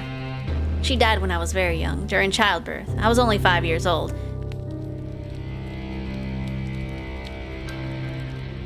So were you about to have a sibling? Oh, well, you can relate to her at least upon this point. Your parents are not dead, at least not as far as you are aware, but you have not seen them in an awfully long time. They sent you away as soon as you were old enough, and they never once bothered to check up on you. For many years, there have been no letters, nor any visitors. You offer the gravedigger your condolences. You do not know if they will help, but you feel like you cannot say nothing. That would seem heartless. The gravedigger, however, does not seem too upset by this turn of events, because she smiles, albeit somberly. That's all right, it was ages ago. I don't remember her too well, and I've never really had the luxury of sitting around feeling sorry for myself. I had too much work to do. Around the house, you ask? That too. I was the oldest child, so it was my job. After my mother died, I managed the sweeping and the cooking. Oh, and looking after all my siblings, too. Okay, you have multiple siblings. You blink, intrigued, then glance about your hostess's humble lodgings. You do not see any siblings in the immediate vicinity. Where could they be? Totally not dead, right? Hey ma'am, the ability to dig a hole is mighty attractive. Oh my gosh. The gravedigger must have noticed your roving eyes. You're not being extremely subtle, because she shakes her head. I had siblings. 2 younger brothers. They're both gone now. Oh, you should have known. You apologize to the gravedigger for your lack of tact, but she does not seem upset by the faux pas. Don't apologize. It's not your fault. My brothers weren't long for this world anyway. The youngest, he died while he was still a babe, and the oldest, he died before he reached double digits. I was upset about it at the time, of course, but I've come to terms with it. Life's a fleeting thing in this wicked old world. That's something you learn in this trade. Digging graves, I mean. I've dug graves for the elderly and the infirm, but I've also dug graves for young babes still in their swaddling clothes. That's the nature of death. It comes from all of us in the end. No matter how old we are, no matter how much money we have, no matter how good or bad we've been. It's the great equalizer. Or so I've heard. A chill creeps down my spine, creeps down your spine as you listen to your hostess's speech. She's not wrong, but the inherent morality of all humankind is not something you wish to contemplate. It's too disturbing. For the longest of times, my family was a small one. It was just my father and me, but it was fine. It was how I liked it. I was very happy, even if our lives weren't the best. I've never had any fancy clothes to wear, and we can't dine on the finest foods. In the grand scheme of things, we ain't anything that special, but I've always felt otherwise. I thought that I was blessed. We knew hardship, of course, and famine, but that's just the way life is around here. When food supplies were low, we always helped one another out.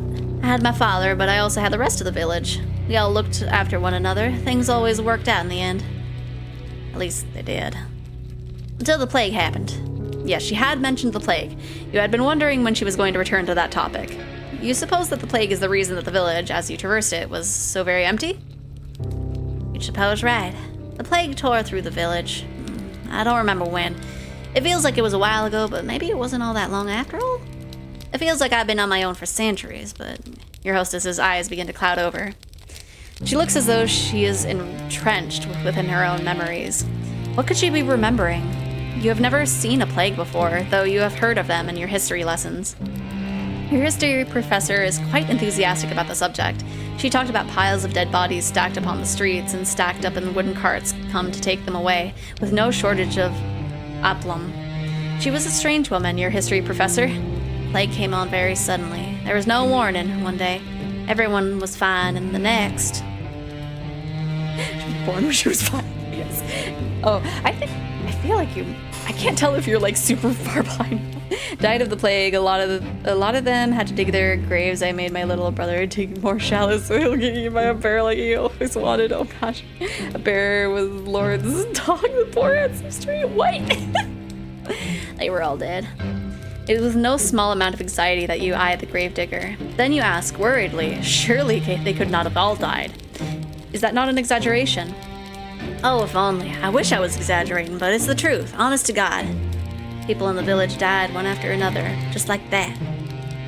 I saw what that plague does to people firsthand. My father was one of the first people who caught it. I think one of the bodies which came through, what we buried, must have had it. Now that I know for certain, I'm just guessing. Still. My father didn't have an easy time of it. His skin turned all gray and clammy, and he complained of a horrible fever. There were night sweats and stomach cramps. And then there were the boils. Boils?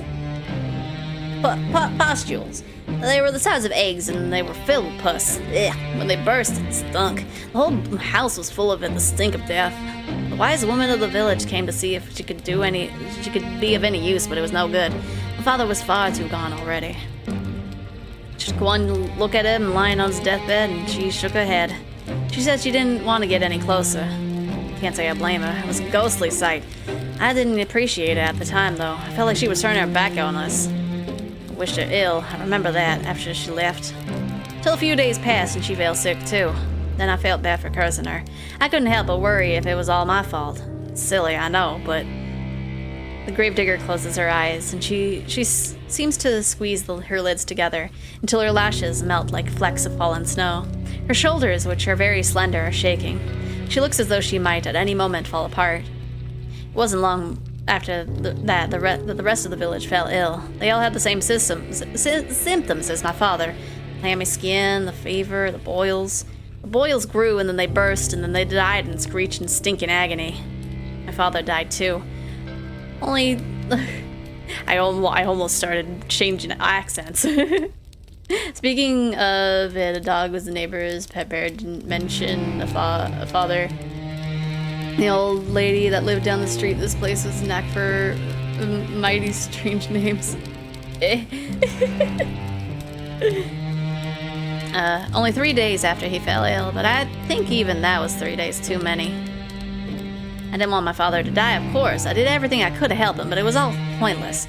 None of my herbal salves had any impact. I couldn't make a blind bit of difference.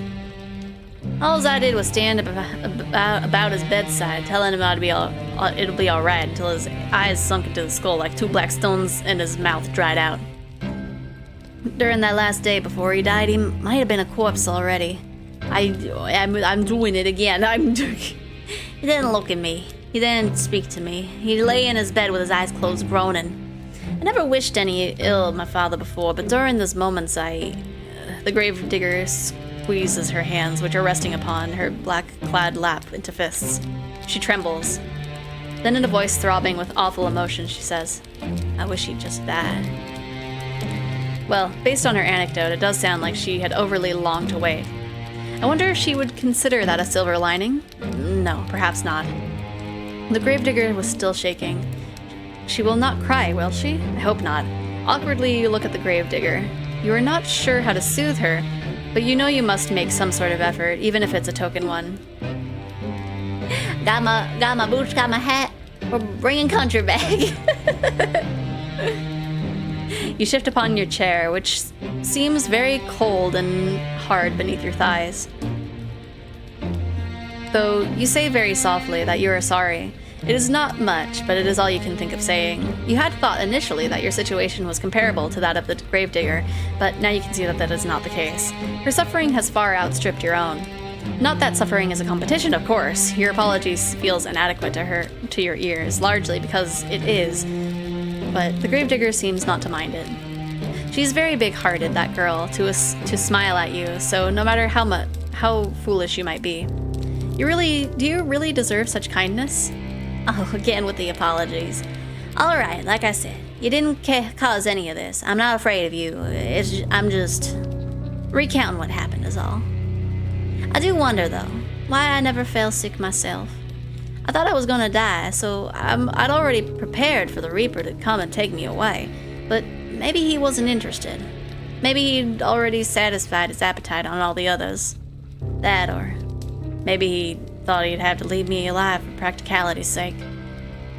With my father gone, who else would be able to tend for the dead?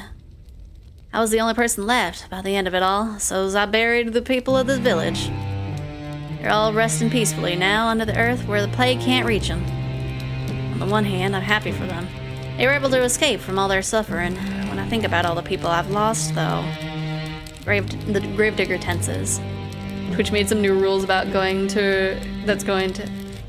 so let's see how long they go. So far they start demanding the sponsorship money, right? Well, I know they did that and then they got the big backlash, and so they backtracked on it a little bit, but it's still in the terms.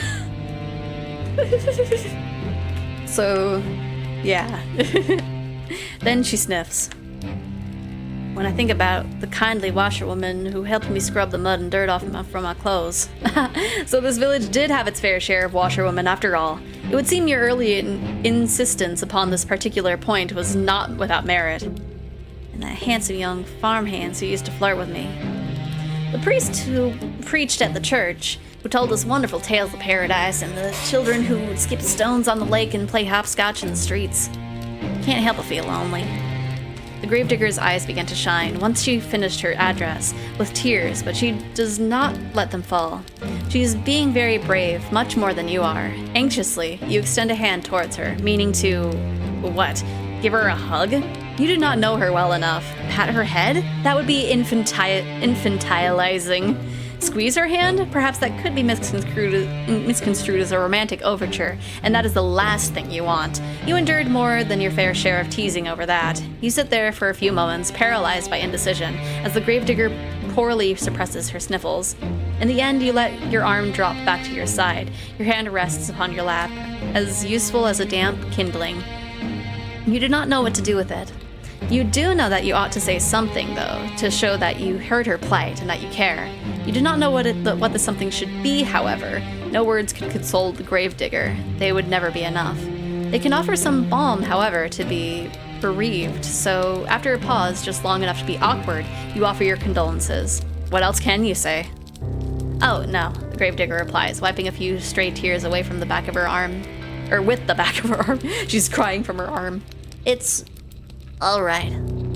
I've grown used to it, really. Being on my own, I mean. It ain't so bad, really. And I'm not alone now, at least. I met you. You'll keep me company, won't ya? Well, what can you say to that? You aren't callous enough to trample this poor girl's hopes, are you? You know full well yourself how awful that feels. You can do nothing but nod, a response which makes the girl smile more widely still. That's wonderful. I know you're just a traveler who's passing through, but I can offer you bread and board until you leave. I've food enough and a spare bedroom. I can make it up for you right now. You must be tired after your long journey. Just give me a moment. The gravedigger raises to her feet in a flurry of excitement, then retreats. And Twitches managed more idiotically than agency and then went under so hard it took the parent company with them. Oh no! Yeah, they're making some interesting choices. I don't know if I would like necessarily move to like. I think YouTube is honestly the only option, but like, I don't know. I like the sense of community that like Twitch brings. You watch as she departs, a little too eager to please, and frown. The girl's home is a small, humble one with a low ceiling and slanted walls. You imagine such a small dwelling possessing a spare room. Did I read that right? You cannot imagine. Yes. This so-called spare room is in all likelihood the room her father slept in before the plague carried him off. You do not think that you would much like to spend the night in the room of a dead man, but what choice do you have? You are tired, wretchedly so. Why, it is all you can do to keep your eyes open. While you were running through the forest, desperate to escape your pursuer, you had no thought in mind beyond finding some safe sanctuary in which you could recuperate. Now that you have found such sanctuary, it would be unreasonable to find faults with it. You ought to learn to be more thankful for what you have. There are many, many people in the world with less. You rise and follow the gravedigger. Once she has finished her preparations to her so-called spare bedroom, which is every bit as cramped as you feared it would be. At least there is a bed, which comes as something of a relief. The rest of the lodgings are so humble you were half expecting a straw pallet. As tired as you might be, you cannot lie to yourself. You have no desire to sleep among the hay like an animal. The sheets of the bed are clean, too, a fact you discern with a cursory glance, so you will not be expected to sleep upon the sweat-soaked linen of a plague-ridden man after all. It really is your lucky day. Got you this, too, the gravedigger says, somewhat shyly, as she hands you a folded gown. to sleep in. I thought it might come in handy. Your own clothes are, a little shabby. She can say that again. Your skirt is covered in mud and the hem is torn and ragged.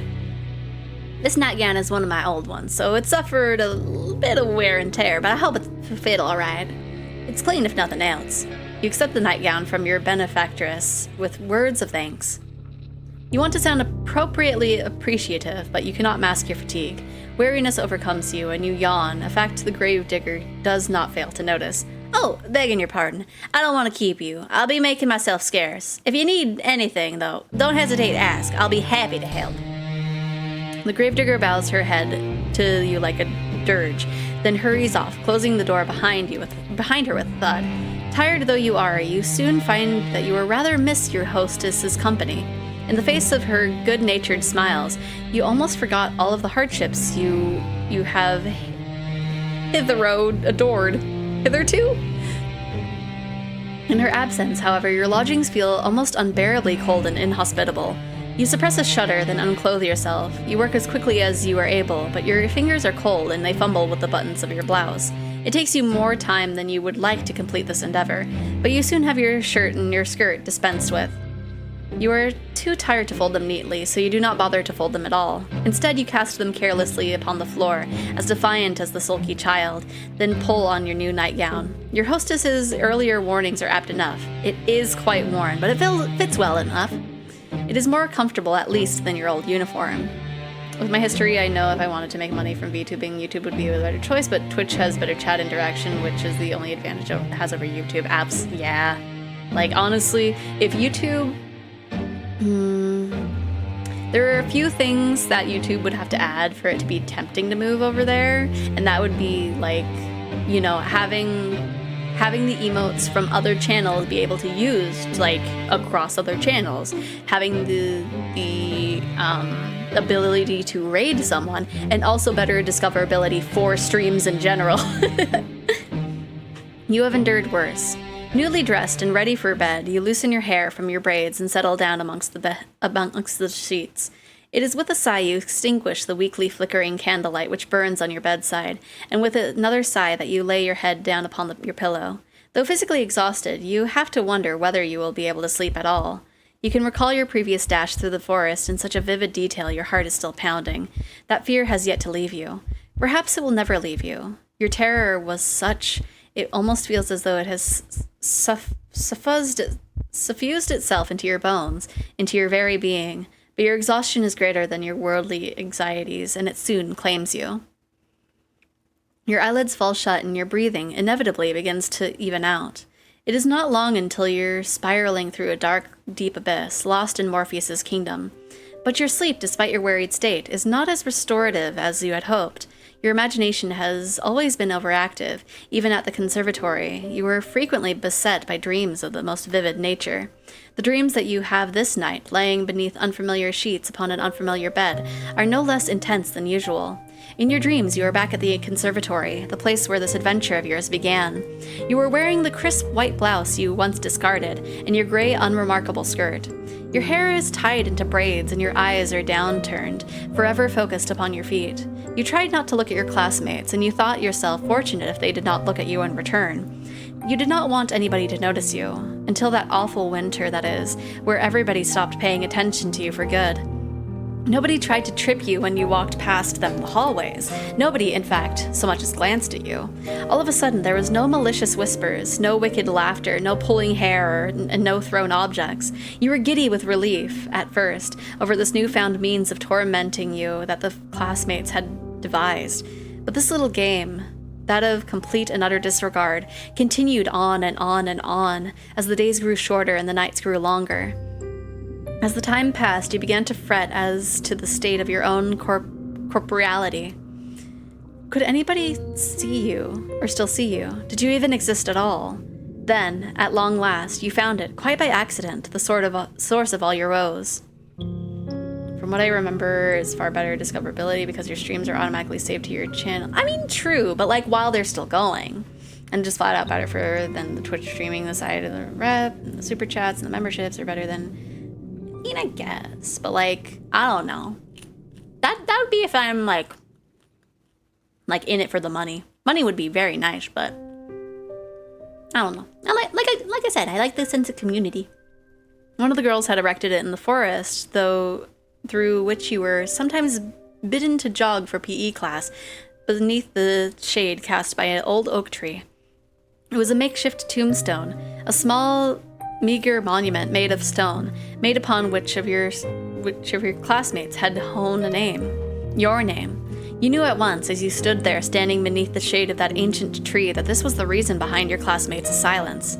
This was why they had, for many months, been ignoring you so assiduously. They had buried you, in their hearts that you had already died. That's rude. That's rude as heck. I don't want to make my streams fun for me, and then Your eerie dreams notwithstanding, you sleep more comfortably than you had anticipated.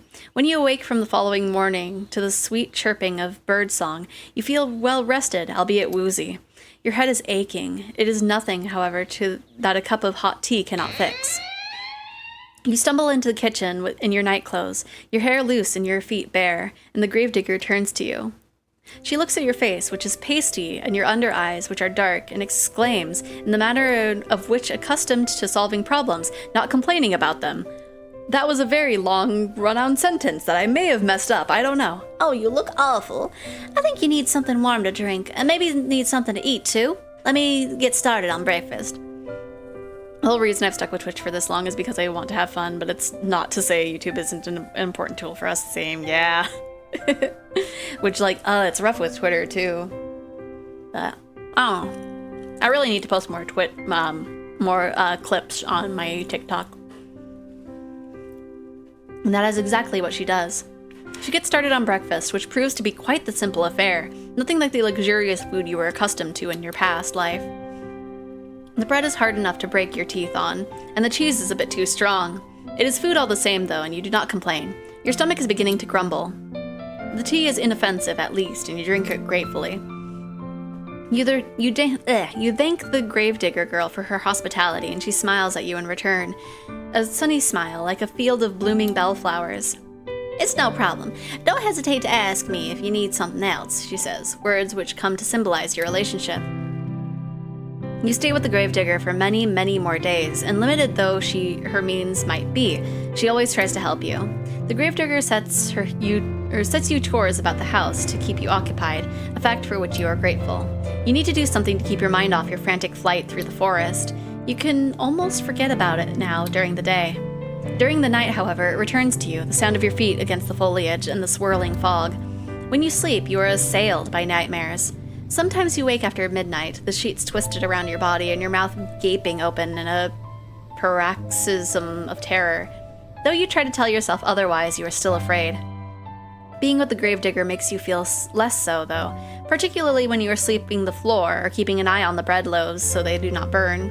You attend most of the domestic chores, while the gravedigger concerns herself with the work she knows best, that is, digging graves. Her dogged persistence when it comes to this pursuit intrigues you, so much so that you cannot help but posit your question to her on one particular morning, when the sky is festooned with clouds. What interesting words.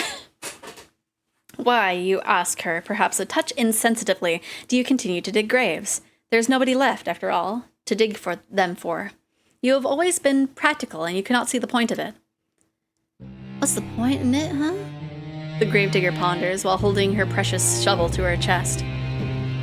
Fortunately, she does not seem upset by your question, despite its bluntness. You should count yourself lucky her temperament is so very placid. I don't suppose there's any point to it, really, the gravedigger eventually says, with a small smile. I know it doesn't have any particular practical purpose, but, well, digging graves is what my father did, and he showed me how to do it so I could continue his legacy. My father wanted to keep our family tradition going, and I suppose I want to do the same. That's all there is to it, really.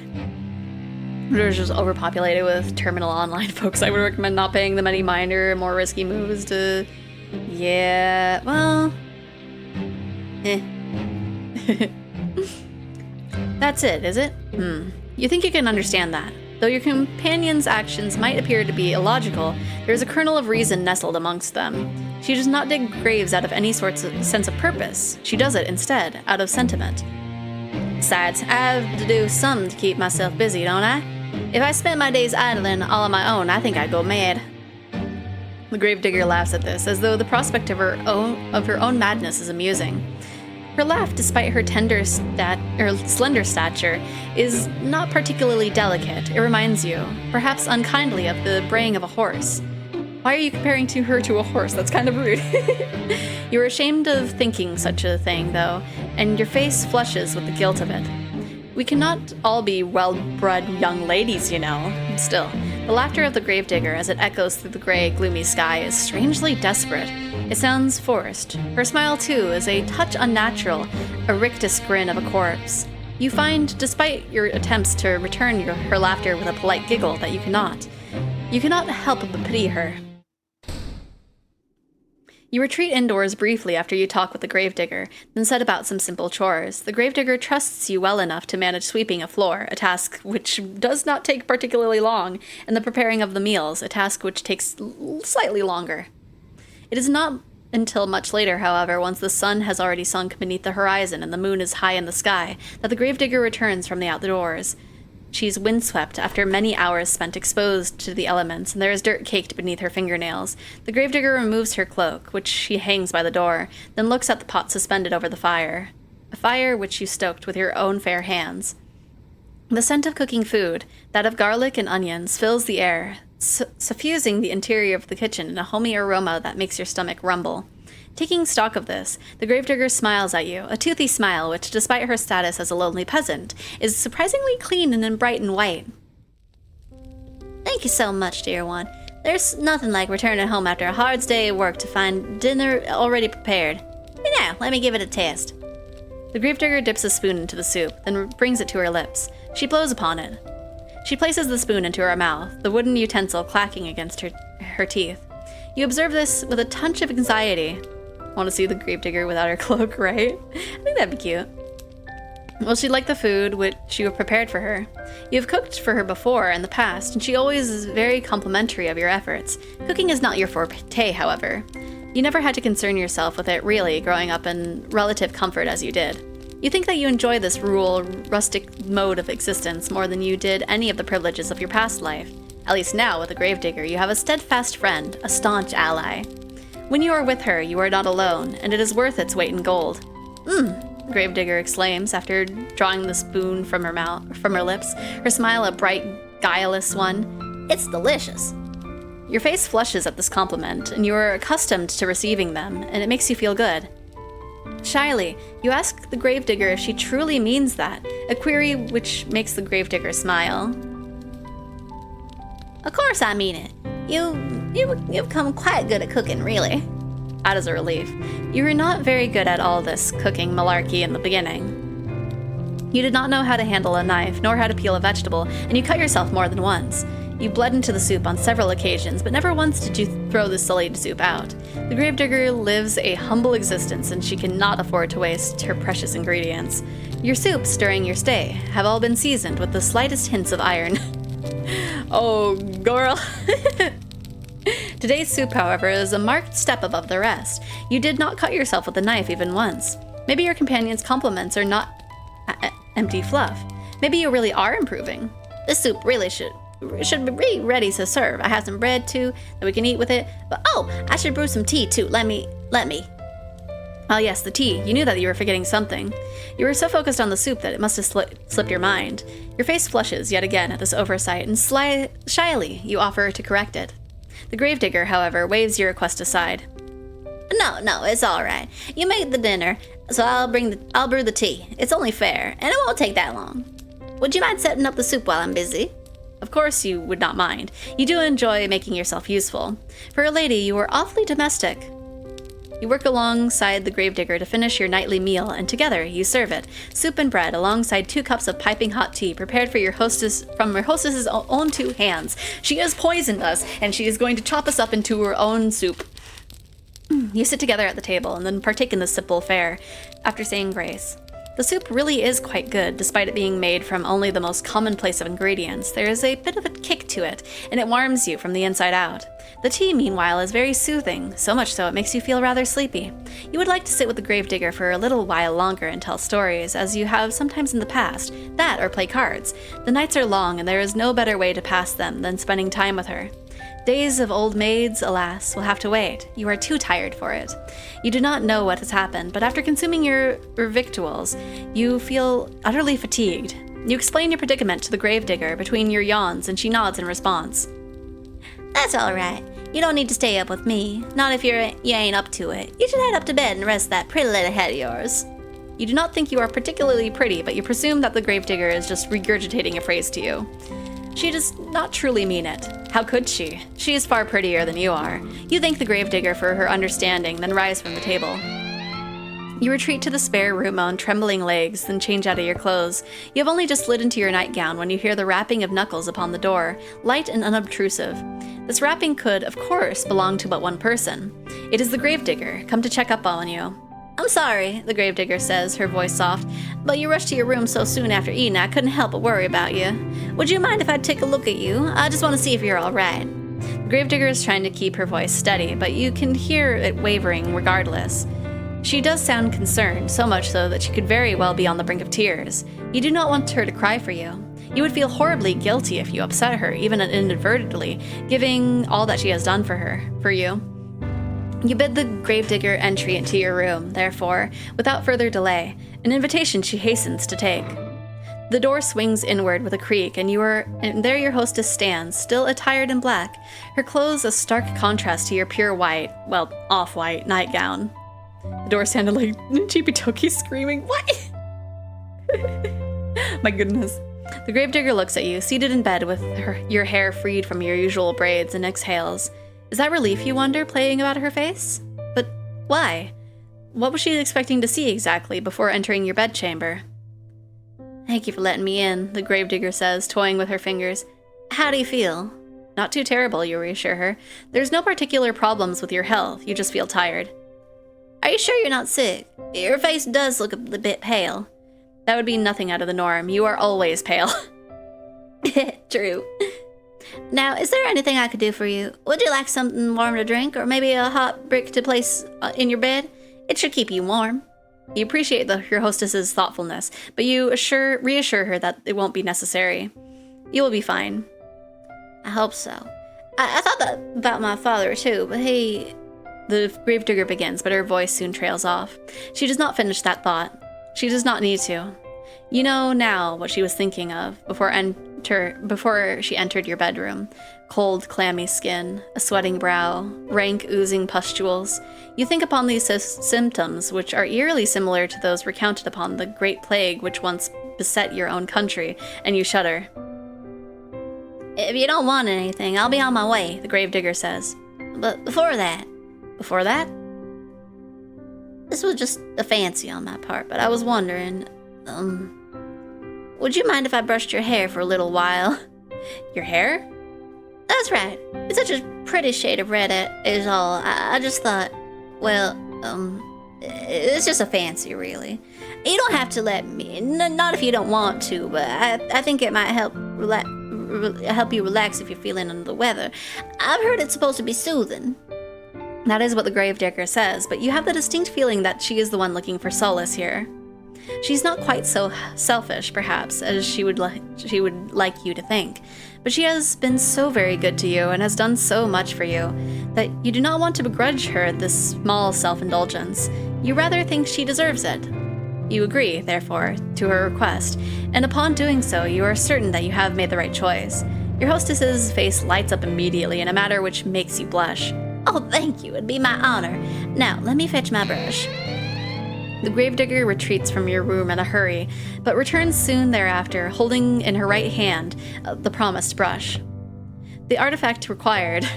The Gravedigger then settles herself upon your bed, by your side. She looks at your hair for a few moments, her expression pensive. Then she announces that she will begin. The Gravedigger leans in. The wooden frame of the bed creaks under her weight, a creak which melds with the sighing of the breeze outdoors. You can feel the bristles of the brush running through your hair. It is soothing enough, so much so that it makes you shiver. The sensation is a pleasant one and somewhat nostalgic. Did your mother do this for you, you wonder, when you were a little girl? If she did, it must have been when you were a very little girl. You have not seen your mother in quite some time, not after you enrolled in the conservatory. Oh, you have such lovely hair, dear one. It's soft, just like silk. Not all like mine. Mine is so coarse. His gentle voice draws you out of your vague, half-formed reminiscences. It sounds as though the Gravedigger is lost in nostalgia of her own, because her voice, when next she speaks, is dreamy. I think my mother used to brush my hair like this for me, back when she was still alive. That must have been a long time ago, though. It is funny, you think, as the bristles of the brush continue to slide through your tresses, that you and the Gravedigger should both be reminiscing in tandem about your respective mothers. Perhaps there is something maternal in the act of brushing one's hair, which is wont to summoning forth such images. I would not know personally. I cannot remember my own mother at all. I don't think I liked having my hair brushed very much, the Gravedigger continues, her breath warm against the exposed nape of your neck. My mother used to complain that I squirmed too much. I can remember that. She always told me I sit to sit still, though it wasn't my fault I squirmed. She used too much force. Now this is curious. It sounds as though she reminisces the gravedigger, or as though the reminiscences of the gravedigger are not particularly fond after all. Did she not get along well with her mother? I can't rightly say, the gravedigger replies in a somber sort of voice. I was young, like I said, when she died. I don't really remember her too well. But I don't think she ever had that much time for me. She was too busy with all the cooking and the cleaning, and looking after my baby brothers. But she had time enough, despite that, to brush your hair. She did what she felt she had to make her look presentable. Not that it really worked. I wasn't like the other girls in the village. You see, you like to sit indoors with their mothers, or I wasn't like the other girls in the village. You see, who liked to sit indoors with their mothers, and so I'd always like the outdoors. Why not little girls? Why don't little girls not like brushing their hair? Brushing my hair felt amazing, but I don't. Well, I think it's like, yeah, like usually, I know my hair would get knotted, and I feel like it was probably with the wrong brush too. I don't know. My father said I inherited that from him. Ruefully, the gravedigger smiled. Not that you can see it with her back facing you, or with your back facing her. Mother said I wasn't very, well, maidenly. She didn't like that I always traipsed around outside after my father, watching as he dug graves. She said it wasn't appropriate, like I was some sort of princess wearing a fine dress. The gravedigger snorts.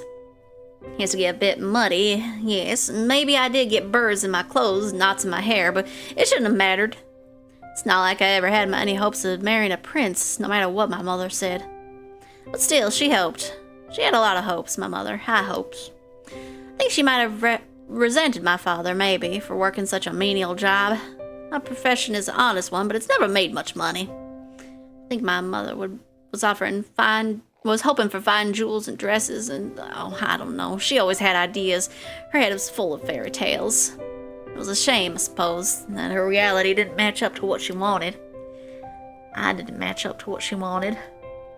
The bitterness in your friend's voice is unmistakable, so much so that you want to console her. What would you say to her, though? You never met your companion's mother. You never will, either. Her cold, inert body has been laying in the graveyard, been buried beneath a tombstone for over a decade. You have no way of ascertaining whether your companion's mother truly cared for her. You do have intelligence enough, however, to understand that poorly thought-out condolences can cause more harm than good. You would not like it if people tried to reassure you. Of course, your father loved you, really. What? If he loved you, then why would he send you away from home? Why did he never send you any letters? You know he was worried about his finances, but that seems a poor excuse to pretend that his only daughter did not exist. As for your own mother, meanwhile, she was nice, at least you think she was, but she was woefully ineffectual. Though she was nominally an adult, she always cleaved before your father's judgment. You think she was afraid of him. You do not try to tell the gravedigger, therefore, that her mother loved her, that she must have done, else she would have not given birth to her. Instead, you sit there, letting the brush run through your hair, and say quietly that you understand. Sometimes you feel like a disappointment to yourself. Well, the gravedigger says after a pause, glad I'm not the only one. Guess it happens to all of us. You guess so. Parents are only people after all. While one would hope one's parents would be kind and attentive, they too can fall victim to caprices of their own. Just because one has brought a child into this world, it does not mean one would be able to take care of it properly. Not all parents are responsible, just as not all people are responsible. It's a painful subject. Oh well, it's not as if my mother really liked me, or even if she never loved me. I know my father did, and that's all that matters. He was always there for me, no matter what. Your companion's voice catches in her throat. She winces. At least until he wasn't. He died, and I didn't do a thing to help him. Your companion's shoulders are beginning to shake. You still cannot see her, but you can feel her body convulsing. You can sense her loneliness rolling off her in waves. It is all-consuming, like the waters of a deep, dark ocean. Grief anew pierces your heart, not on your behalf, but on the sake of your benefactress. She does not deserve to suffer so much. This you have no qualms with telling her. You turn to face her and pluck the brush, which has been hovering in the air inert from her fingers. Then you let her know that her father's death was not her fault. What could she have done? She could not have cured his illness. I could be it too. I got a brush for fine hair, but it works better after wash it. But I also have a fine-tooth comb, which works when my hair is dry. Oh, fair enough, yeah. I know, but I can't help but think, what if? I keep racking my head over and over, trying to come up with something. But I can't think of anything, and even if I could, it's too late. He's already dead. He's dead and buried. I buried him, and now I'm all alone. She might have been all alone, you tell the gravedigger, but she isn't now. Not anymore. How can she be when you are there? I know that. I know. I'm grateful, but I don't know if I deserve it. Why would she not deserve your company? You do not understand. 'Cause I couldn't do nothing for nobody.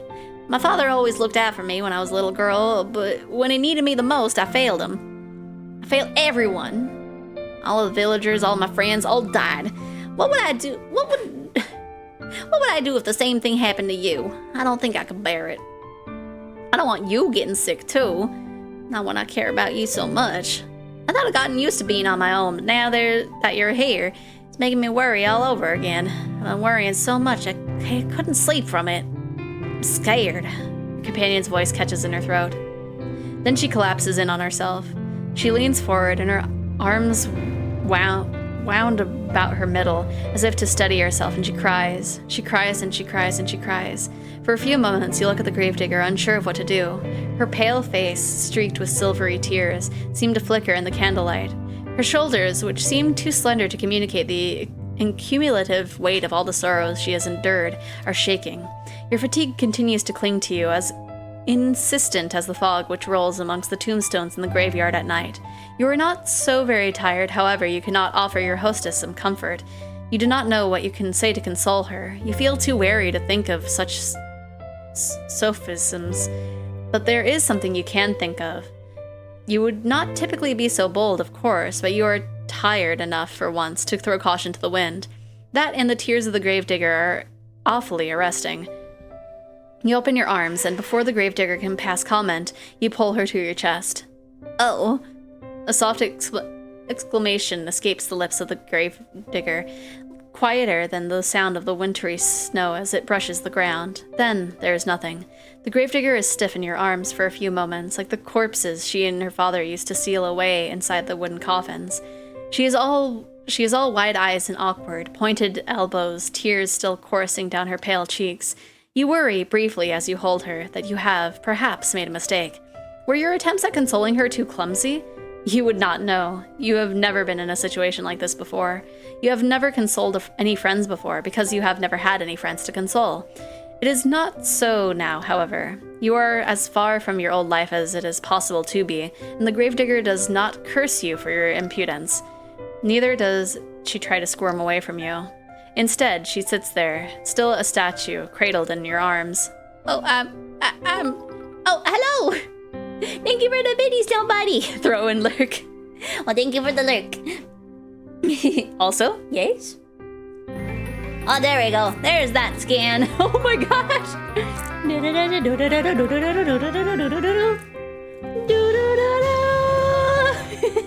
Hopefully you're having a good day, nobody. We might get eaten here.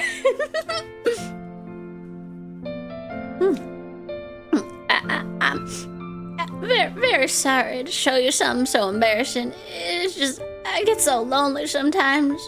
Until at long last, with a breathy sob, she lets a full weight of her body fall against yours. You run your hands against your sobbing companion's shoulder blades in her back and gently soothe her. You can tell her that she does not need to apologize. We going to get numbed? Yeah, we got numbed by a princess that we expected to be a vampire, but she just ate us.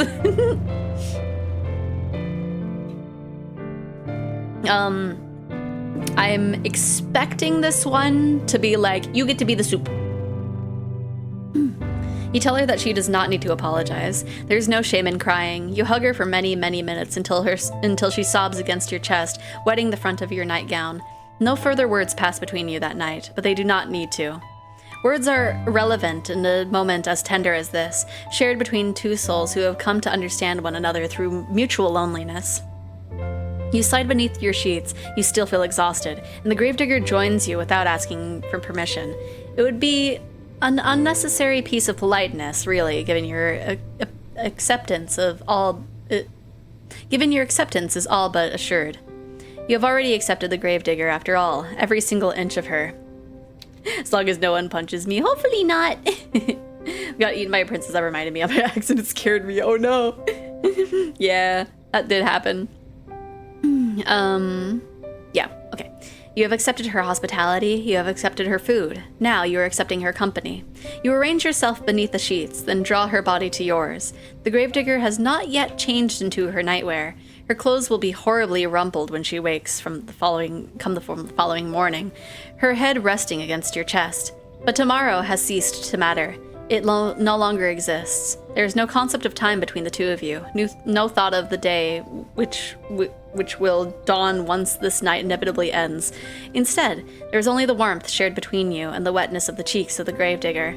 There is the sound, irregular now, but less intense than before, of your companion's muted, muffled sobs. There is this gentle, tender moment snatched in the midst of a deep, dark night, which can never be replaced. Your eyelids feel heavy, as though weighted down with stones. They droop inexorably downwards, pulling you like a drowning maiden into the dark, impenetrable abyss of slumber. You yawn, then you fall asleep, cozied up beside the gravedigger like two cats in a basket. You sleep and you sleep and you sleep, more deeply than you have allowed yourself in quite some time. Oh, we're being buried alive! But when you awake, you find that you are no longer in the bed upon which you slept in, shrouded by sheets. The gravedigger, too, is nowhere to be seen. Instead, you are quite alone, lying by yourself in the dark. You blink, but your surroundings do not become any clearer. Is it the middle of the night? Perhaps you were roused by your slumber and the desire to relieve yourself, or else to slake your thirst. Your sleep has been awfully disordered as of late, and the smallest of noises have been enough to disturb you. Lord, that is a legit fear of mine, right? Oh my goodness. Yeah, I thought we were just gonna get turned into a soup. That does not sound quite right, though. You've slept well, of that you are certain. Your body feels invigorated, as though it has slumbered for hours and hours. How many hours? You do not know. You do not know much of anything. You can feel a strange pinching sensation around your chest, however, and around your arms. It would appear as though somebody, but who else could it have been save the gravedigger, changed your attire while you were sleeping. It is a startling thought, but the darkness which entombs you is even more so. The darkness which surrounds you is unsettlingly complete. It is so thick you cannot penetrate it. Could not penetrate this. Wanted to see you get made into soup, not this, right? Your newfound woes do not stop, however, at this deep, unnatural darkness. It is cold, too, and you are lying upon something hard. Some sort of stone slab? What is going on? You reach out, but your movements are soon stymied.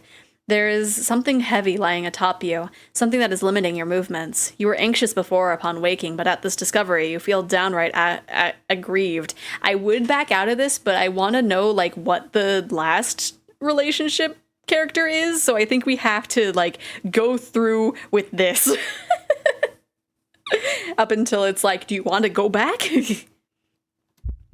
A sharp prong of panic pierces you, but you try to suppress it. Hysterics will get you nowhere. In most cases, they only tend to make bad situations even worse. You ought to know that already. You swallow your mounting dread as best you can, though it is coming on thick and fast, and try to squirm. You move your arms outwards, but they do not get very far. There is a wall above you, and the walls on either side of you, walls which do not budge no matter how hard you push. Not, I must add, that you push particularly hard, your anxious state notwithstanding. You have never had much in the way of upper body strength, nor lower body strength. You do not have much in the way of strength at all. You feel quite helpless as you lie there, out of breath from your meager exertions, unsure of what you should do. You can hardly see a foot in front of your face. You do not know where you are, nor why, but a terrible premonition is beginning to bear down upon you, one which initially you tried to discard. You did not want to accept it as a possibility, but where else could the truth lie? You were lying in a box, hemmed in by the walls which offer you only a scant few inches of you to stretch in any direction. Where else could you be but a coffin? The moment you allow yourself to ponder this awful reality is the moment you hear it, the irregular sound of drumming. It is as though somebody, though it must be a very large somebody, is tapping their fingers upon the lid of your coffin. That, or it is raining. It is not the fingers of a giantess, though, which is disturbing you, nor is it falling rain. It is dirt. That sound continues on and on as though it is drilling its way inside your skull. It is relentless. It is merciless. Like the ticking of a great celestial clock. It cannot be stopped. Your time is almost running out, but you knew that already, didn't you, when you were running through the forest? You ought to have known, silly thing, that you could not outpace your destiny forever. Sooner or later, it would catch up with you. You are stubborn, though, and you do not want to accept this. Not content to simply lie there, you cry out. You cry not for your parents, whom you hardly knew, but for your school friends. Nor for your school friends, for you never had any. Instead, you cry out for your new companion, the girl with whom you have been living, and with whom you shared one precious, cherished moment. If I want to screw with Batman, I'll steal his parents' headstones and shatter them like his dreams of... Oh my gosh! You cry out for the gravedigger. Surely this is some kind of mistake. Once she realizes that you are, in fact, entombed in one of the coffins she's currently filling, for who else would be moving the dirt above you, she would cease her operations at once. She will pull you out of the darkness back into the world of the living, and then she will hold you close. She will embrace you. She cannot mean to cause you any harm, not when she was so good to you and so kind. Why would she bury you? You cry for her so loudly that you fear your vocal cords might tear, all while banging against the roof of your compact prison. You cry desperately, helplessly, and to your relief, your cries do not fall upon deaf ears. The sound of the falling soil stops, albeit briefly. Then you hear a voice. The voice is very faint, given it's being filtered through your coffin's sturdy lid, but you recognize it. So you're awake then, are you, dear one? The gravedigger says. She sighs. Then she says in a perplexed voice, Now this is a pickle. I was hoping you'd be asleep a couple more hours, so the last time we spoke could have been on better terms. You keep screaming like that, I'm going to go feel bad. Your companion's words, though distant, are unmistakable. You are so tense, you are attuned to every single syllable, and each of them makes you gasp. I'm not strong enough to break the bat, but I'm smart enough to make the bat break. Yeah. Was this not a mistake, then? Does she truly mean to bury you alive? You posit your question to your gravedigger as best you can, trying to keep the tremors from your voice as you do.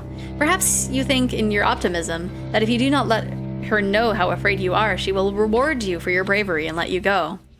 If this is what you were hoping, though, it is in vain. Hello, Pistol Whip! Thank you for the raid. What were you doing? We are being buried alive. We first flirted with a girl. We come into her castle, and we thought she was a vampire, but then she was a cannibal, and we ended up with a gravedigger, and we thought she was going to turn us into a soup, but she is literally burying us alive right now. You're playing Dungeon 100. Interesting. I don't think I know about that one. But yes, you definitely came at an interesting time. But yes, we have this, and then one more girl, and then I think there's a girl that's like, you know, one of the ones that's like, okay, you've dated all the girls, so here's the other one, but that'll probably have to go for next week. Better to be buried or made into a soup, lol, right? Well, I don't know. I feel like I would have preferred being turned into a soup than buried alive. But that's just me, though. If this is what you were hoping for, it is in vain. That's right. You really do catch on quick. So it would appear she really was committed to the task of burying you. What an unfortunate turn of events. Why, though, would she do such a thing? You thought that she was your friend. We are friends, the gravedigger says, her voice still worryingly offhand, worryingly empty. I'm very fond of you. There's nobody dearer to me than you. I've had a really good time with you these last... how long has it been again? I don't remember. Neither do you. Well, if this little detail had slipped both of your minds, it can't be all that important. You have other things to worry about. If you really are friends, you say to the gravedigger, then what does she hope to gain by burying you? You do not understand, but you do understand her reply even less. Well, here's the thing, the gravedigger says in a reasonable sort of a voice, as though burying someone alive could ever be thought of as a reasonable action. I've been digging graves for a long time, see? You cannot see. It is too dark, but you affirm that you do all the same. Dungeon 100 is an interesting roguelike where you go through a 100-floor dungeon. The gimmick is that there's a boss every 15 floors, and on floor 100, your character beats one of the bosses, they turn into a demon, and replace the boss for the rest of the playthrough. Interesting! So you need to manage your builds and not make unbeatable bosses. Oh! Oh gosh, that sounds really complicated, but that sounds really interesting. So you have to, like, yeah. So that way you don't become your own enemy, even though you do, but like, interesting. Well, I was digging all these graves, but I've never had anybody to put in them, not for ages. It's rather sad. You think you knew where the... You think you know where this train of logic, twisted as though it is, might be going, so you do not interrupt her. You know no good would come of it. All you can do now for the present is lie there and listen. I was thinking I'd never find another person to bury in this godforsaken village, not after the plague messed everything up. I was getting desperate. Till you came along, that is.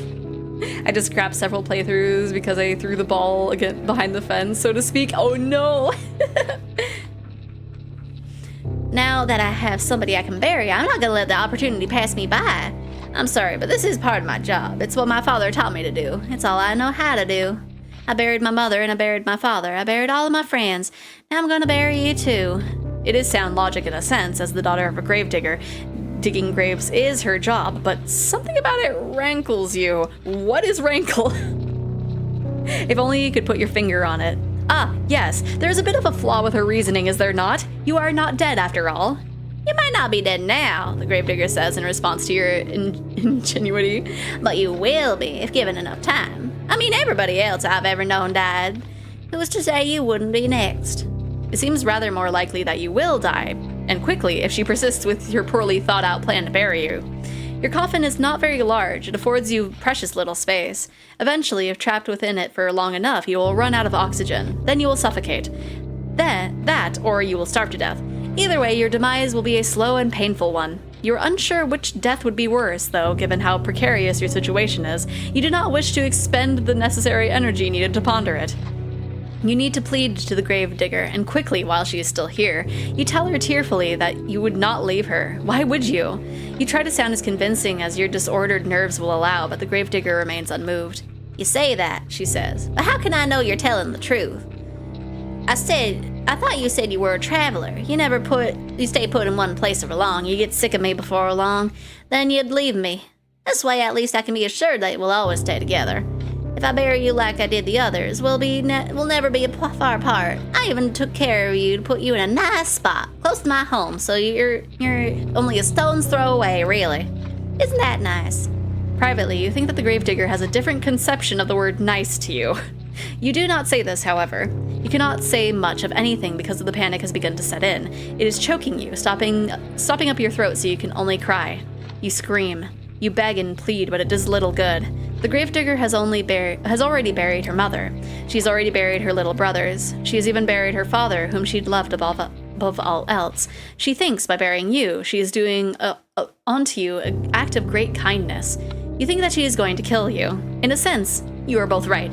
Your opinions are so diametrically opposed on this matter, however, that you will never be able to find any common ground. You might as well save your screaming. She will not listen to you. She is beyond listening. Shush, shush, dear one, says the gravedigger very gently, just as gently as she spoke last night when she confided in you all of her fears. It won't be so bad, really. Nothing'll be able to hurt you down there. It'll just be like going to sleep for a really long time. You can rest, and while you rest, I'll tend to you. I'll plant flowers on your grave. You'd like that, wouldn't you? There's this way we can always be together, and I'll never be lonely again. The gravedigger speaks. While the gravedigger speaks, she begins to pile even more soil onto the roof of your coffin. The sound of dirt on top of you, on your arms, your legs, and your head, conceals your companion's final words. You cannot hear her. You cannot hear anything beyond the sounds of the dirt, and the scraping of the shovel, and your own desperate, frantic screams. You scream and you scream and you scream without cease, until your throat feels hoarse, but your efforts are in vain. You hammer on the lid of the coffin with as much strength as you can muster, but the lid of the coffin is nailed shut. You are in no position to remove it. All you can do is lie there, screaming and crying and banging your fists on the roof of the coffin over and over as more dirt and debris falls on top of you. Eventually, enough dirt falls on you to stifle your screams for good. The gravedigger can no longer hear you, and you can no longer hear her. You are all alone, trapped in a narrow wooden box which, regardless of what you want, is now your new home. You can smell the soil on the backs of your nostrils when you inhale. It is so potent you can taste it on your tongue. You can taste the eventual, inevitable decay of your own body. You will remain trapped here, underground, forever and ever. Or, to use less melodramatic terms, until the last of your energy escapes you and you succumb to your own slow suffocation. It isn't a very pleasant way to go, but you'll forgive me if my sympathy is limited. You did bring this upon yourself, you know. You reap what you sow, and in your case, you made a series of bad decisions which led you to your ultimate demise. Now, what do you want to do? Will you accept this fate of yours and rest in peace, or you will try to fight against it? I will save, and then just actually fight against your fate. Are you not happy with the hand that fate has dealt you? Very well, I cannot blame you. It's quite a grim ending. I would not wish it upon my worst enemy, and you are rather dearer to me than that. Now, why don't we give this another go? Try not to be buried alive this time. I can only endure so much of your screaming. Your fate is, once again, in your hands. Now, I wonder, which path will you take? Well, the shore is the only place to go. We'll get a little taste of what the shore gives us, but we will not be able to be probably drowned. I don't know. So, you want to go to the shore? Good idea. What will you discover there, I wonder? This night is far from over, and there are any number of adventures still awaiting you. I hope that you have prepared yourself in advance, and I do hope for your sake that you have learned how to swim. I have a sneaking suspicion that the skill might come in handy. You follow the path which leads to the shore, supporting yourself on weary, aching limbs, which feel ready to snap at the knee beneath the burden of your weight. You're a little more than a wisp of a girl, but you have been running for so very long, your feet are so very numb. You feel like a great lumbering thing. You need to lie down, and quickly. You only hope as you continue to run that you will find a means to escape your current predicament by the shore. You do not know what awaits you, but you have visions of a harbor extending on the horizon, cradling a fleet of white-sailed fishing vessels. Surely there will be a kindly fisherman who will be willing to take you far, far away on his boat, to a place where your pursuer will not be able to find you. You can imagine, too, the face of this kindly fisherman, a face you have lifted from the fairy tales you read in abundance as a small girl. Oh my gosh, we're finally... We're not thinking of a girl? We're not thinking of a peasant girl or a princess? We're thinking of a fisherman? He will have thick, bushy eyebrows and a dark brown beard streaked through with gray. He will look intimidating at a glance, but he will be fiercely protective of you, just like a father. You do not know what fathers are supposed to look like. You are only imagining. It is your imagination, however, which grants you the strength needed to keep moving. You run to the shore. It takes some time before you finally emerge from the woods, but finally you do it. How much time, you ask? I cannot answer that. Did I not say that time has begun to lose all of its meaning? The forest is behind you now, at least, and all the awful nightmares that lurk within it. It is still cold, though, and still foggy. It is still dark, too. The sun has yet to rise. You can see the moon more clearly now that it hangs above your head, round as any pearl or orb or crystal ball. How much of this dialogue is going to be the same from the other routes? Not much, I guess. The moonlight shines upon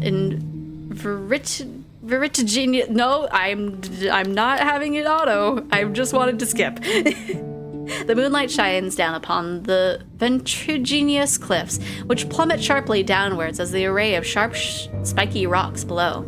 You felt upon escaping the woods a degree of hope, but a sight of those weather-blasted cliffs give you pause. Eventually I'll learn how to read. You inhale. Then you frown. Now what are you to do? You do not think this plan of yours through very well. Not that you had much in the way of a plan in the first place. There is little in the way of civilization here. The cliffs are far from the village. How far? You do not know. And you cannot see any houses. Where exactly will you rest your weary head, and what of your weary legs? Vertiginous. Causing vertigo. Ah, okay. Especially by being extremely high or steep. Ah, I see. Fitfully, you look around. There is nobody at your east, nor is there anybody at your west. There is no point in looking south. That is the way you came. And when you look to the north, the world falls away from you. The cliffs are too steep to scale and it is too dark. Naturally, there is not a soul here to help you. You are on your own. You feel so overwhelmed you could very well cry. You do not cry, however. You know that tears have never helped anyone. You got yourself into this mess. Now you need to get yourself out of it. It is with this thought in your mind that you inhale a lungful of salty oceanic air. Sure, the shore is assumed to be safe. I'm sure that you will be sore once you reach the shore and you'll be sure that you will make a splash. I'm sure we'll be safe in the shore. Then you begin your exploration in earnest. You keep away from the edge of the cliffs, afraid that you might slip and take a sudden unfortunate tumble into the abyss below. You are not as attached to your mortal body as some humans are, but you do not want to die. You still care for yourself, if only a little, and that is the sense of self-preservation which compels you onwards. You glance this way and that, depressing the tall grass beneath your shoes, as you search for a place of shelter. Surely there must be somewhere. You cannot see any likely-looking settlements, but what is that over yonder? Could that be a roof? You hurry onwards, hope budding anew in your heart, until at long last you reach this destination. Thank you for the hydrate and the stretch. Let me stretch. Oh no, Majima! No! Why didn't you show up, Majima? No! I'm actually surprised. Did nobody redeem Majima at all today? Okay. Okay, he's refreshed. I will wait as the timer goes down, so that way the points are not wasted. That the thing still happens.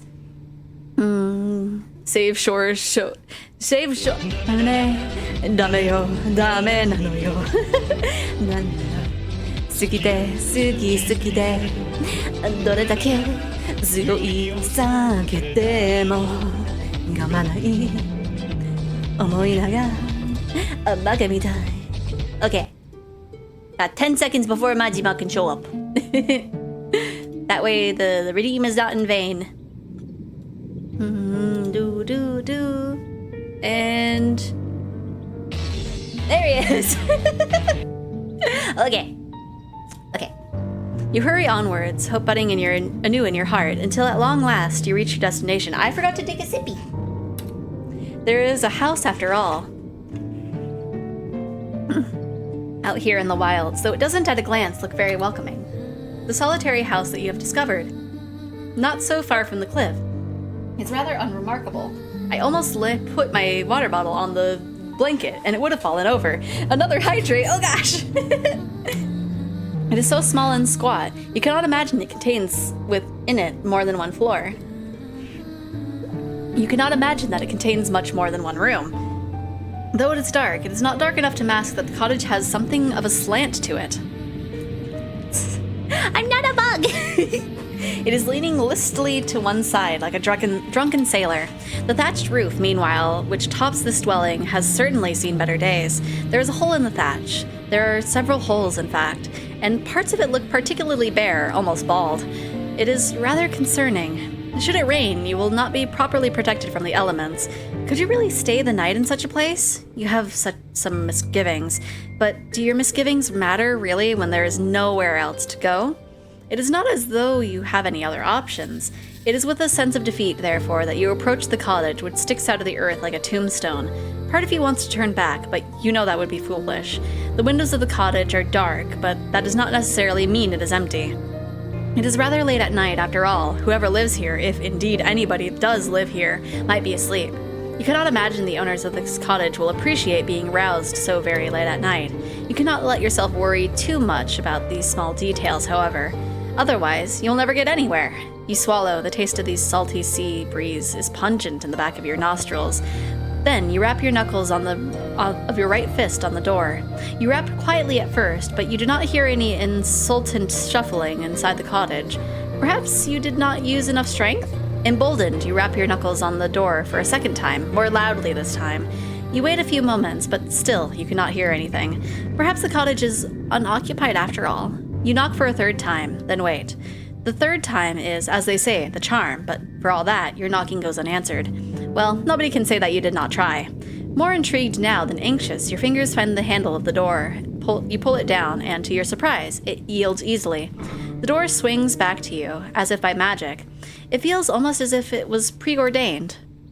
You step foot inside the cottage, which is very dark, and glance around. It is hard to see, given the lateness of the hour, but the cottage's interior is as inspiring as its exterior, which is to say, not very. It is every bit as small and cramped as you fancied when you observed from the outside.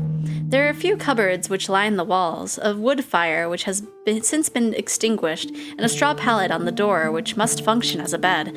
Your search is unsuccessful, however, when it comes to trying to locate other humans. You cannot find another soul. Surely this is to your benefit, though. If nobody else lives here, you might as well make yourself at home. Or at home as one can be, I suppose, in a small cramped cottage such as this, with holes in the roof. You close the door behind you, you approach the small pallet. All of a sudden, you feel incredibly weary. The tiredness that assails your limbs is absolute. So intense it overcomes the last of your concerns. Not only an inspiring etymologist, but literally a bug. I'm not calling you. I know. I'm not calling you. Obviously, I'm not a kobold. I got wings. I got wings right here. You silly. You have wings. You settle down upon the straw pallet, yawning as you do. Why is my clicking not... There we go. It is not comfortable, but not being able to lie down eases some of your aches and pains. Lying down, even on the uncomfortable makeshift bed such as this one, is better than standing. It is far, far better than running. Your eyelids fall shut, and your lashes melting together. And soothed by the sound of the wind and the distant rolling of the waves, you fall asleep. Then you begin to dream. Wow, we're having our little trauma dream without even meeting the girl. It is not uncommon, of course, to dream. The best and the worst of us do it, from queens in their castles to peasants sleeping on straw. Why, who is to say that all you have observed tonight has not, in a sense, been a dream of its own? Also, have you heard of Endless Monday Dreams and Deadlines? I don't think so, but that sounds interesting. I'll have it in a tab off to the side here, and so I can look into it later. I would not want my eyelids to melt together. Lol. I think it's like the eyelashes, so it's like a very descriptive thing of like your eyes are closed, and so your eyelashes are just like whoosh, I don't know. I don't know. Why? Who is to say? Okay, I did read that. Also, star yee.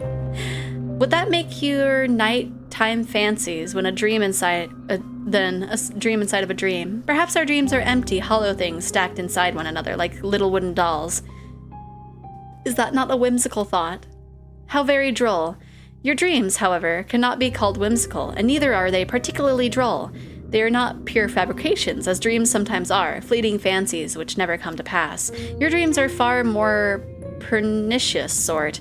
In your dreams, you are at the conservatory with your red hair tied back in two prism-proper braids.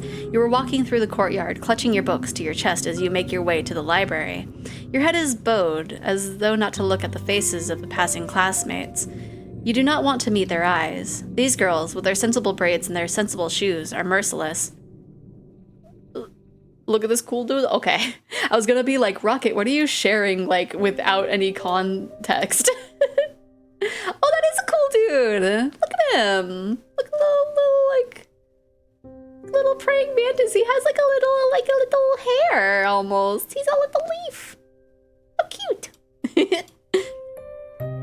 These girls with their sensible braids and their sensible shoes are merciless. You hunch your shoulders together in this dream of yours so as to not draw attention, but alas, it is not enough. You stumble, clumsy thing that you are, and you fall, and just like that, all eyes are upon you. They are staring at you.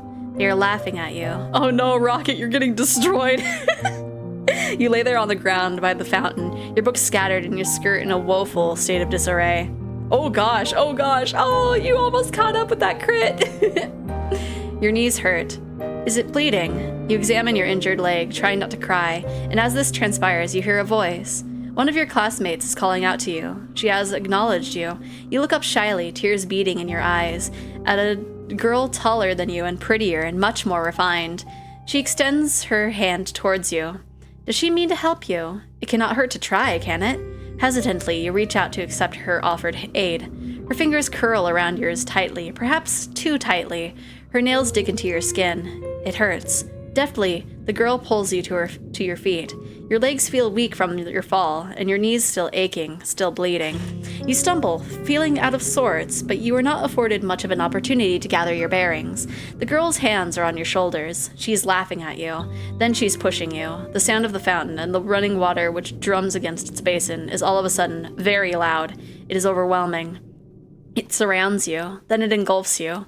It is as cold as ice. You cannot breathe. The rushing of the water continues, echoing in your eardrums over and over, and then... No, you do not want to remember this. What good will it do? It is in the past, where the past ought to remain. You are never going to go back, not even in your dreams. It is this determination which forces you back into the world of the waking with a start. You gasp like a fish as you sit upright, your eyes unnaturally wide. You feel wearied from the lack of sleep, and with half-lidded eyes, you glance about. It is still dark out inside your cottage, the sky visible from beyond the windows splashed, still, with stars. How long were you asleep? You are not sure. Your dream was so very detailed, it really did feel as if you'd been transported into a different time, into a different place. When you inhale, you taste rank, fetid water in your mouth. Tentatively, you pat yourself down, your fingers trailing against the front of your uniform. So vivid was your dream, you half expected to find your clothes are damp. That is not the case, however. You are, in fact, perfectly dry. Well, now what are you to do? Will you go back to sleep? That sounds like the best option available to you. You are very tired, but your senses feel too overwrought all of a sudden for sleep. You do not think you could bear it. On unsteady legs, you rise to your feet, then stand by the window. You look out to the starry sky, and to the pitted moon which hangs amongst them, and you frown. You can hear the wind outside, howling like an injured animal, and more softly, the ebb and flow of the waves as they meet the cliffs. But that is not all. What is that sound? Why, it is almost like singing. The voice is far away enough that you cannot pick out any individual words, nor even the individual symbols, but there is a haunting quality to it all. The singer, whoever they are, possessed quite the pretty voice, high and clear like a bell. The sound is a melancholy one which stirs your heart. Curiosity takes root inside you, as it did during the fateful day you found that book in the library. Logically, you know you should not go outside to seek the source of that singing, but emotionally? That is another matter altogether. You really should have learned your lesson by now. You should know better than to go sticking your nose into businesses that does not concern you. But naughty little girls such as you never do learn. You cross the old fisherman's cottage as though in a dream, then reach for the handle of the door. The handle depresses easily enough beneath your grasping fingers, and the door opens with a click. The rest of the world yawns before you, framed in the doorway, all of it bathed in moonlight. Or bathed, rather. You think it was cold inside the old cottage, but it is colder still now that the door is open. An unpleasant wind rushes forth to meet you, knifing mercilessly through the fabric of your uniform. You look across the cold, inhospitable landscape, your fingers clenched into fists at your sides. Then you step out into the unknown. You canvass the cliff face, led by nothing more than the luxurious singing. So haunting and ethereal in this voice as it hangs on the breeze, it would be enough to send 1,000 ships off to war. You keep walking into the night until you reach the very end of the cliffs, where they drop downwards into empty air. You ought not to go any further, but the voice has yet to cease. You can still hear it echoing inside your mind. It compels you to act.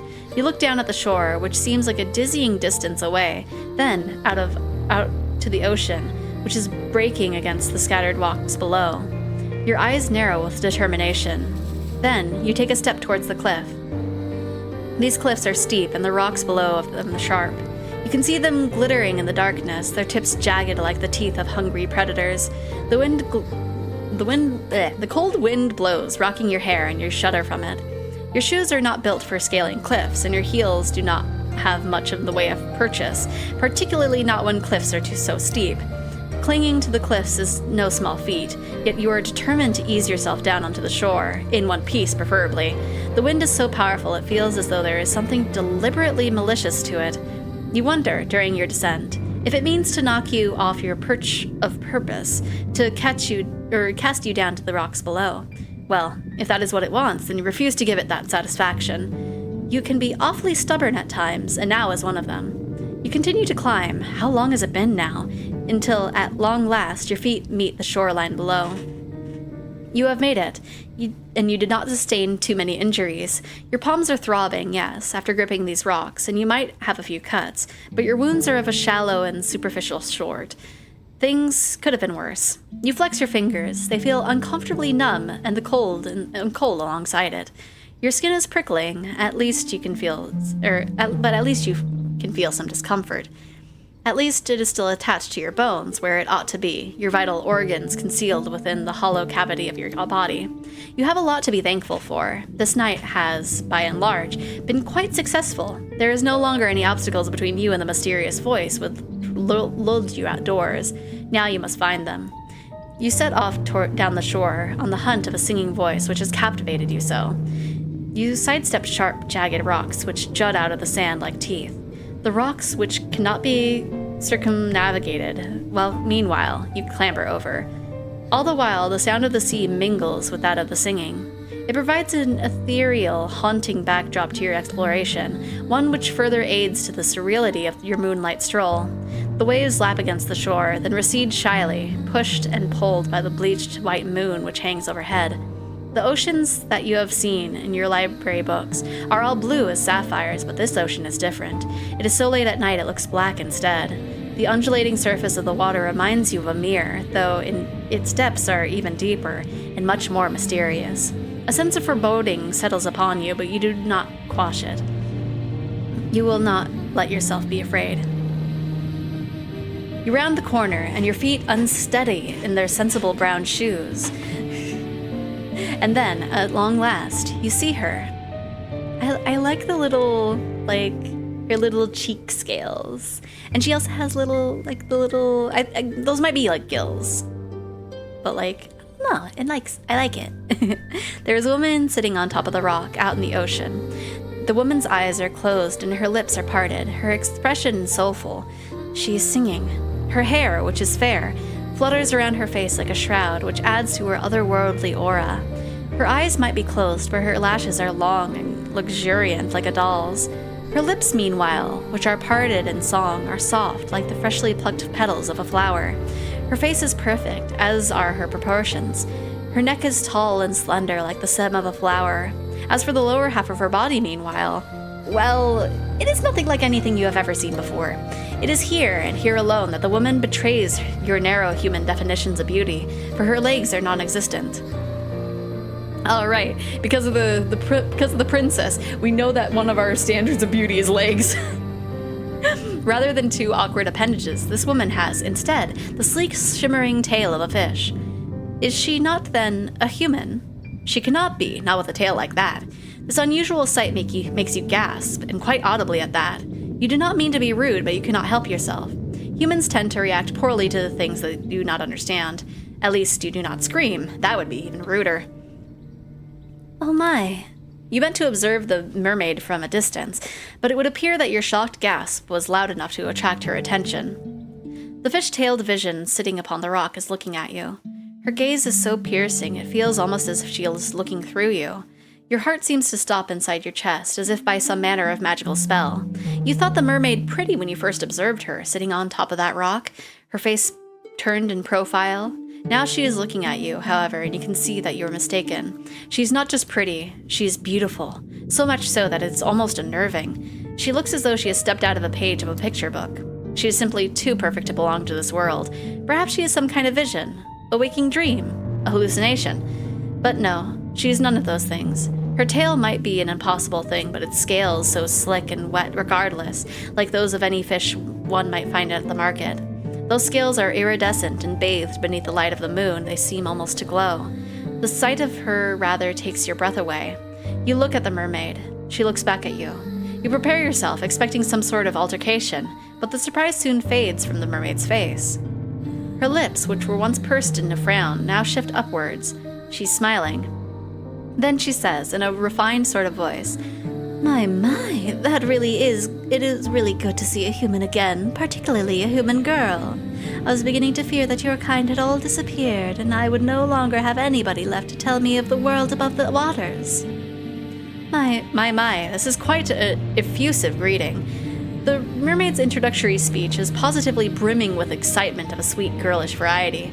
She's rather more amicable than the nice polish of her syllables would make one suggest. You might be well-bred lady yourself, with an accent to match, but you cannot help but feel overwhelmed. Anxiously, you observe the mermaid, and you ask her what she means.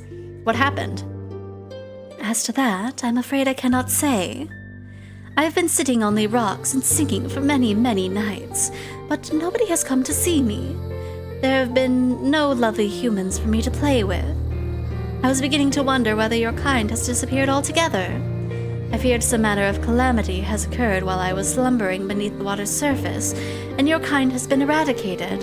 You shudder, then assure the mermaid of the contrary. You did not know about the humans that she used to speak with, but you, at least, have not been eradicated. You are still here. Well, yes, I can see that, The mermaid answers with a light laugh. It merely is a relief. My fellow merpeople who live beneath the water told me not to worry so, but I cannot help myself. I have always been fond of you humans. It is rather sobering, sitting here night after night all on my own. It gets so lonely here. Now that is an interesting turn of phrase. It catches inside your mind like a burr. Have you heard it before? Oh, well.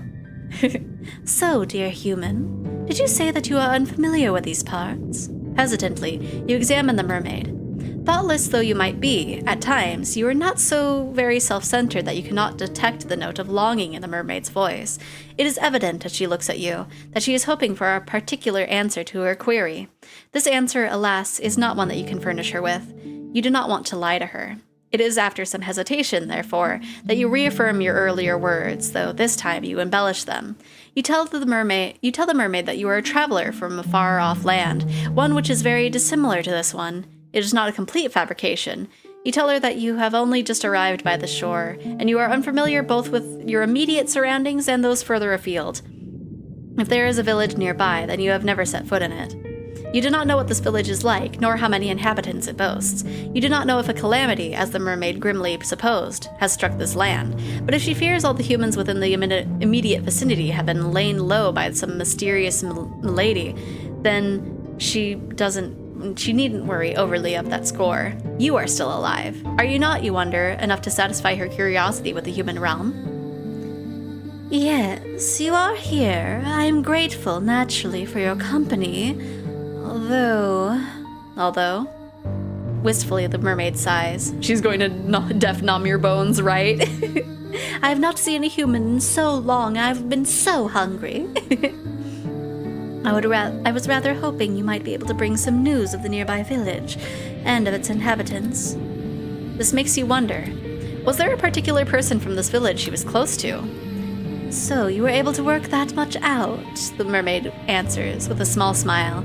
You are an intelligent one, aren't you? Your past professors would beg to differ on that score. You were always awful when it came to academics, mathematics in particular. You could never get your head around all the numbers. Your stern, stony-faced math professor used to despair in you. But she is not here. None of them are here. It was just you now and the mermaid, and she does not need to know about your dismal academic record. You will allow yourself a small smile, touched by her compliment, and tell her that it is nothing more than a lucky guess. For a guess, it was remarkably accurate. You are quite right. I did have a close friend from a nearby village. She was very dear to me. Internally, you congratulate yourself on this piece of detective work. How very clever you are. There are many humans in this world, of that I know. The human who spoke with me, however, was special. She was my human. You do not fail to catch the possessive note of the mermaid's voice. And I cherished her dearly. She would come to me on my rock, late at night when she was finished with her chores, and we would talk.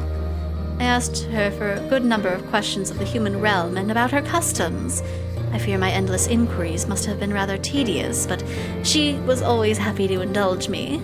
She never once scorned me for my ignorance, and neither did she make me feel like a fool.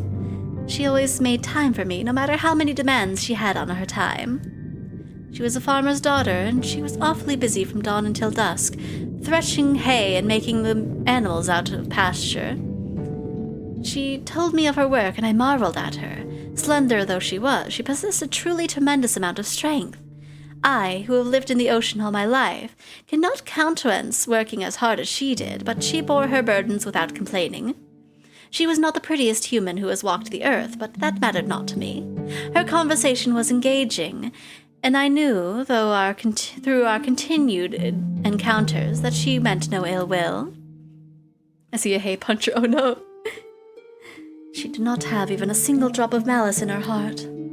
The wistful manner in which the mermaid speaks of her friend makes you feel, for a few brief moments, a flicker of some ugly, primordial emotion. Could it be jealousy? It is painful, isn't it, to hear others wax poetic about those that they hold dear, particularly when you yourself have never been regarded in such an intimate a manner. You have, for many, many years, been woefully alone. But you are not alone now. You are with the mermaid, and she is with you, and though she might prefer to be in the company of an industrious farmhand, the farmhand is not here. Where did she go? Oh, if only I knew.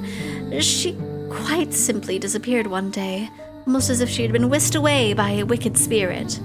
That seems like quite an anticlimactic ending for such a close relationship. Did the farmhand not tell her companion beforehand that she might one day disappear? No, she did not. Nothing of the sort happened. It was all very sudden. As you ask, feeling affronted upon the mermaid's behalf, did she not give you any warning? Not a single one. And when, you ask, did she disappear? I do not know, in truth. Time is a strange concept to beings such as myself, particularly as it seems to ebb and flow differently, both above and below the surface. You humans have such a strange compulsion to pin down and place labels upon everything. You have names for your seasons, and for your months, and even for your days of the week. It is all very precise. We merfolk, however, do not bother with such affairs, perhaps because we live so much longer than you humans do. We have no need to obsessively document our days, not when we have so many of them at our disposal. This curious remark catches your attention. How long exactly do mermaids live for? The mermaid does not look much older than you, but you cannot help but wonder. My, nosy aren't we? The mermaid asks, and she laughs. A soft twinkling sound like that of a bell, which makes you blush. Were you being nosy? Perhaps you were. You have always had a thirst for knowledge, not of the dry, dusty academic variety, but of stories peopled with strange persons. Literature was the only subject that you were ever any good at. Again, it is hard for me to quantify, but to put it in terms a human like you could understand, I suppose we mermaids can live for centuries. Centuries? That is quite the surprise, but perhaps it shouldn't be. You have been subjected to any number of surprises tonight. What is one more to add to the pile? I have not been waiting quite that long, however, for my friend to return to me. I think it might have been but a few seasons. It might not sound like much, but never before have I been so aware of the passage of time. I have experienced a number of wants during my life, but I have never wanted anything quite as badly as to want to see her. I wish she would sit with me and she would talk to me just one more time. But perhaps I am asking for an impossibility. I've been waiting for so long now to pursue that she will not be returning to me. I fear that something must have happened to her, or to her family, or perhaps to her whole village. You can hear the worry throbbing in the mermaid's voice, so potent that, for a few moments, you swear you can feel the depth of her sorrow within your own breast. Her sadness over this human girl is a deep, dark thing, almost fathomless. You cannot let yourself indulge it for too long, otherwise you fear you might drown in it. Ruefully, you tell the mermaid once more that you cannot help her, that you are only a traveler after all. What do you know of a single insignificant farmhand in a nearby village? Yes, I thought you might say that. It's quite unfortunate, but oh well. I ought not to reflect upon all that I am missing. That would be churlish of me, and it would not be fair to you either. You do not approach me, I am sure, in the hopes of hearing about all of my woes. I should be grateful instead for all it is that I do have. I still have my long, long life, which stretches before me like a golden cord, and of course, I have you now. Does she? Do I not? I ought to go soon before my absence is noticed, but will you not come and visit me again tomorrow night? I think I would like that. I have always enjoyed speaking to humans. It makes me feel less alone. You cannot help but feel, as the mermaid observes you with those enchanting eyes of hers, that she does not truly wish to speak to you for your sake. She wants to use you instead as a substitute for the farmhand that she's been missing so very ardently.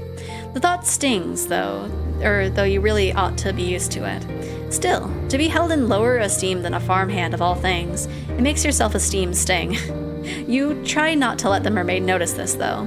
The woes of your past are not her fault, much as the woes of her past are not yours. It is silly, in any case, to be jealous of the girl who very well might be dead. That is what you tell yourself. That is the only way to prop up your bruised sense of self-worth. You would, you tell the mermaid after a pause, like to see her again. You would like that very much.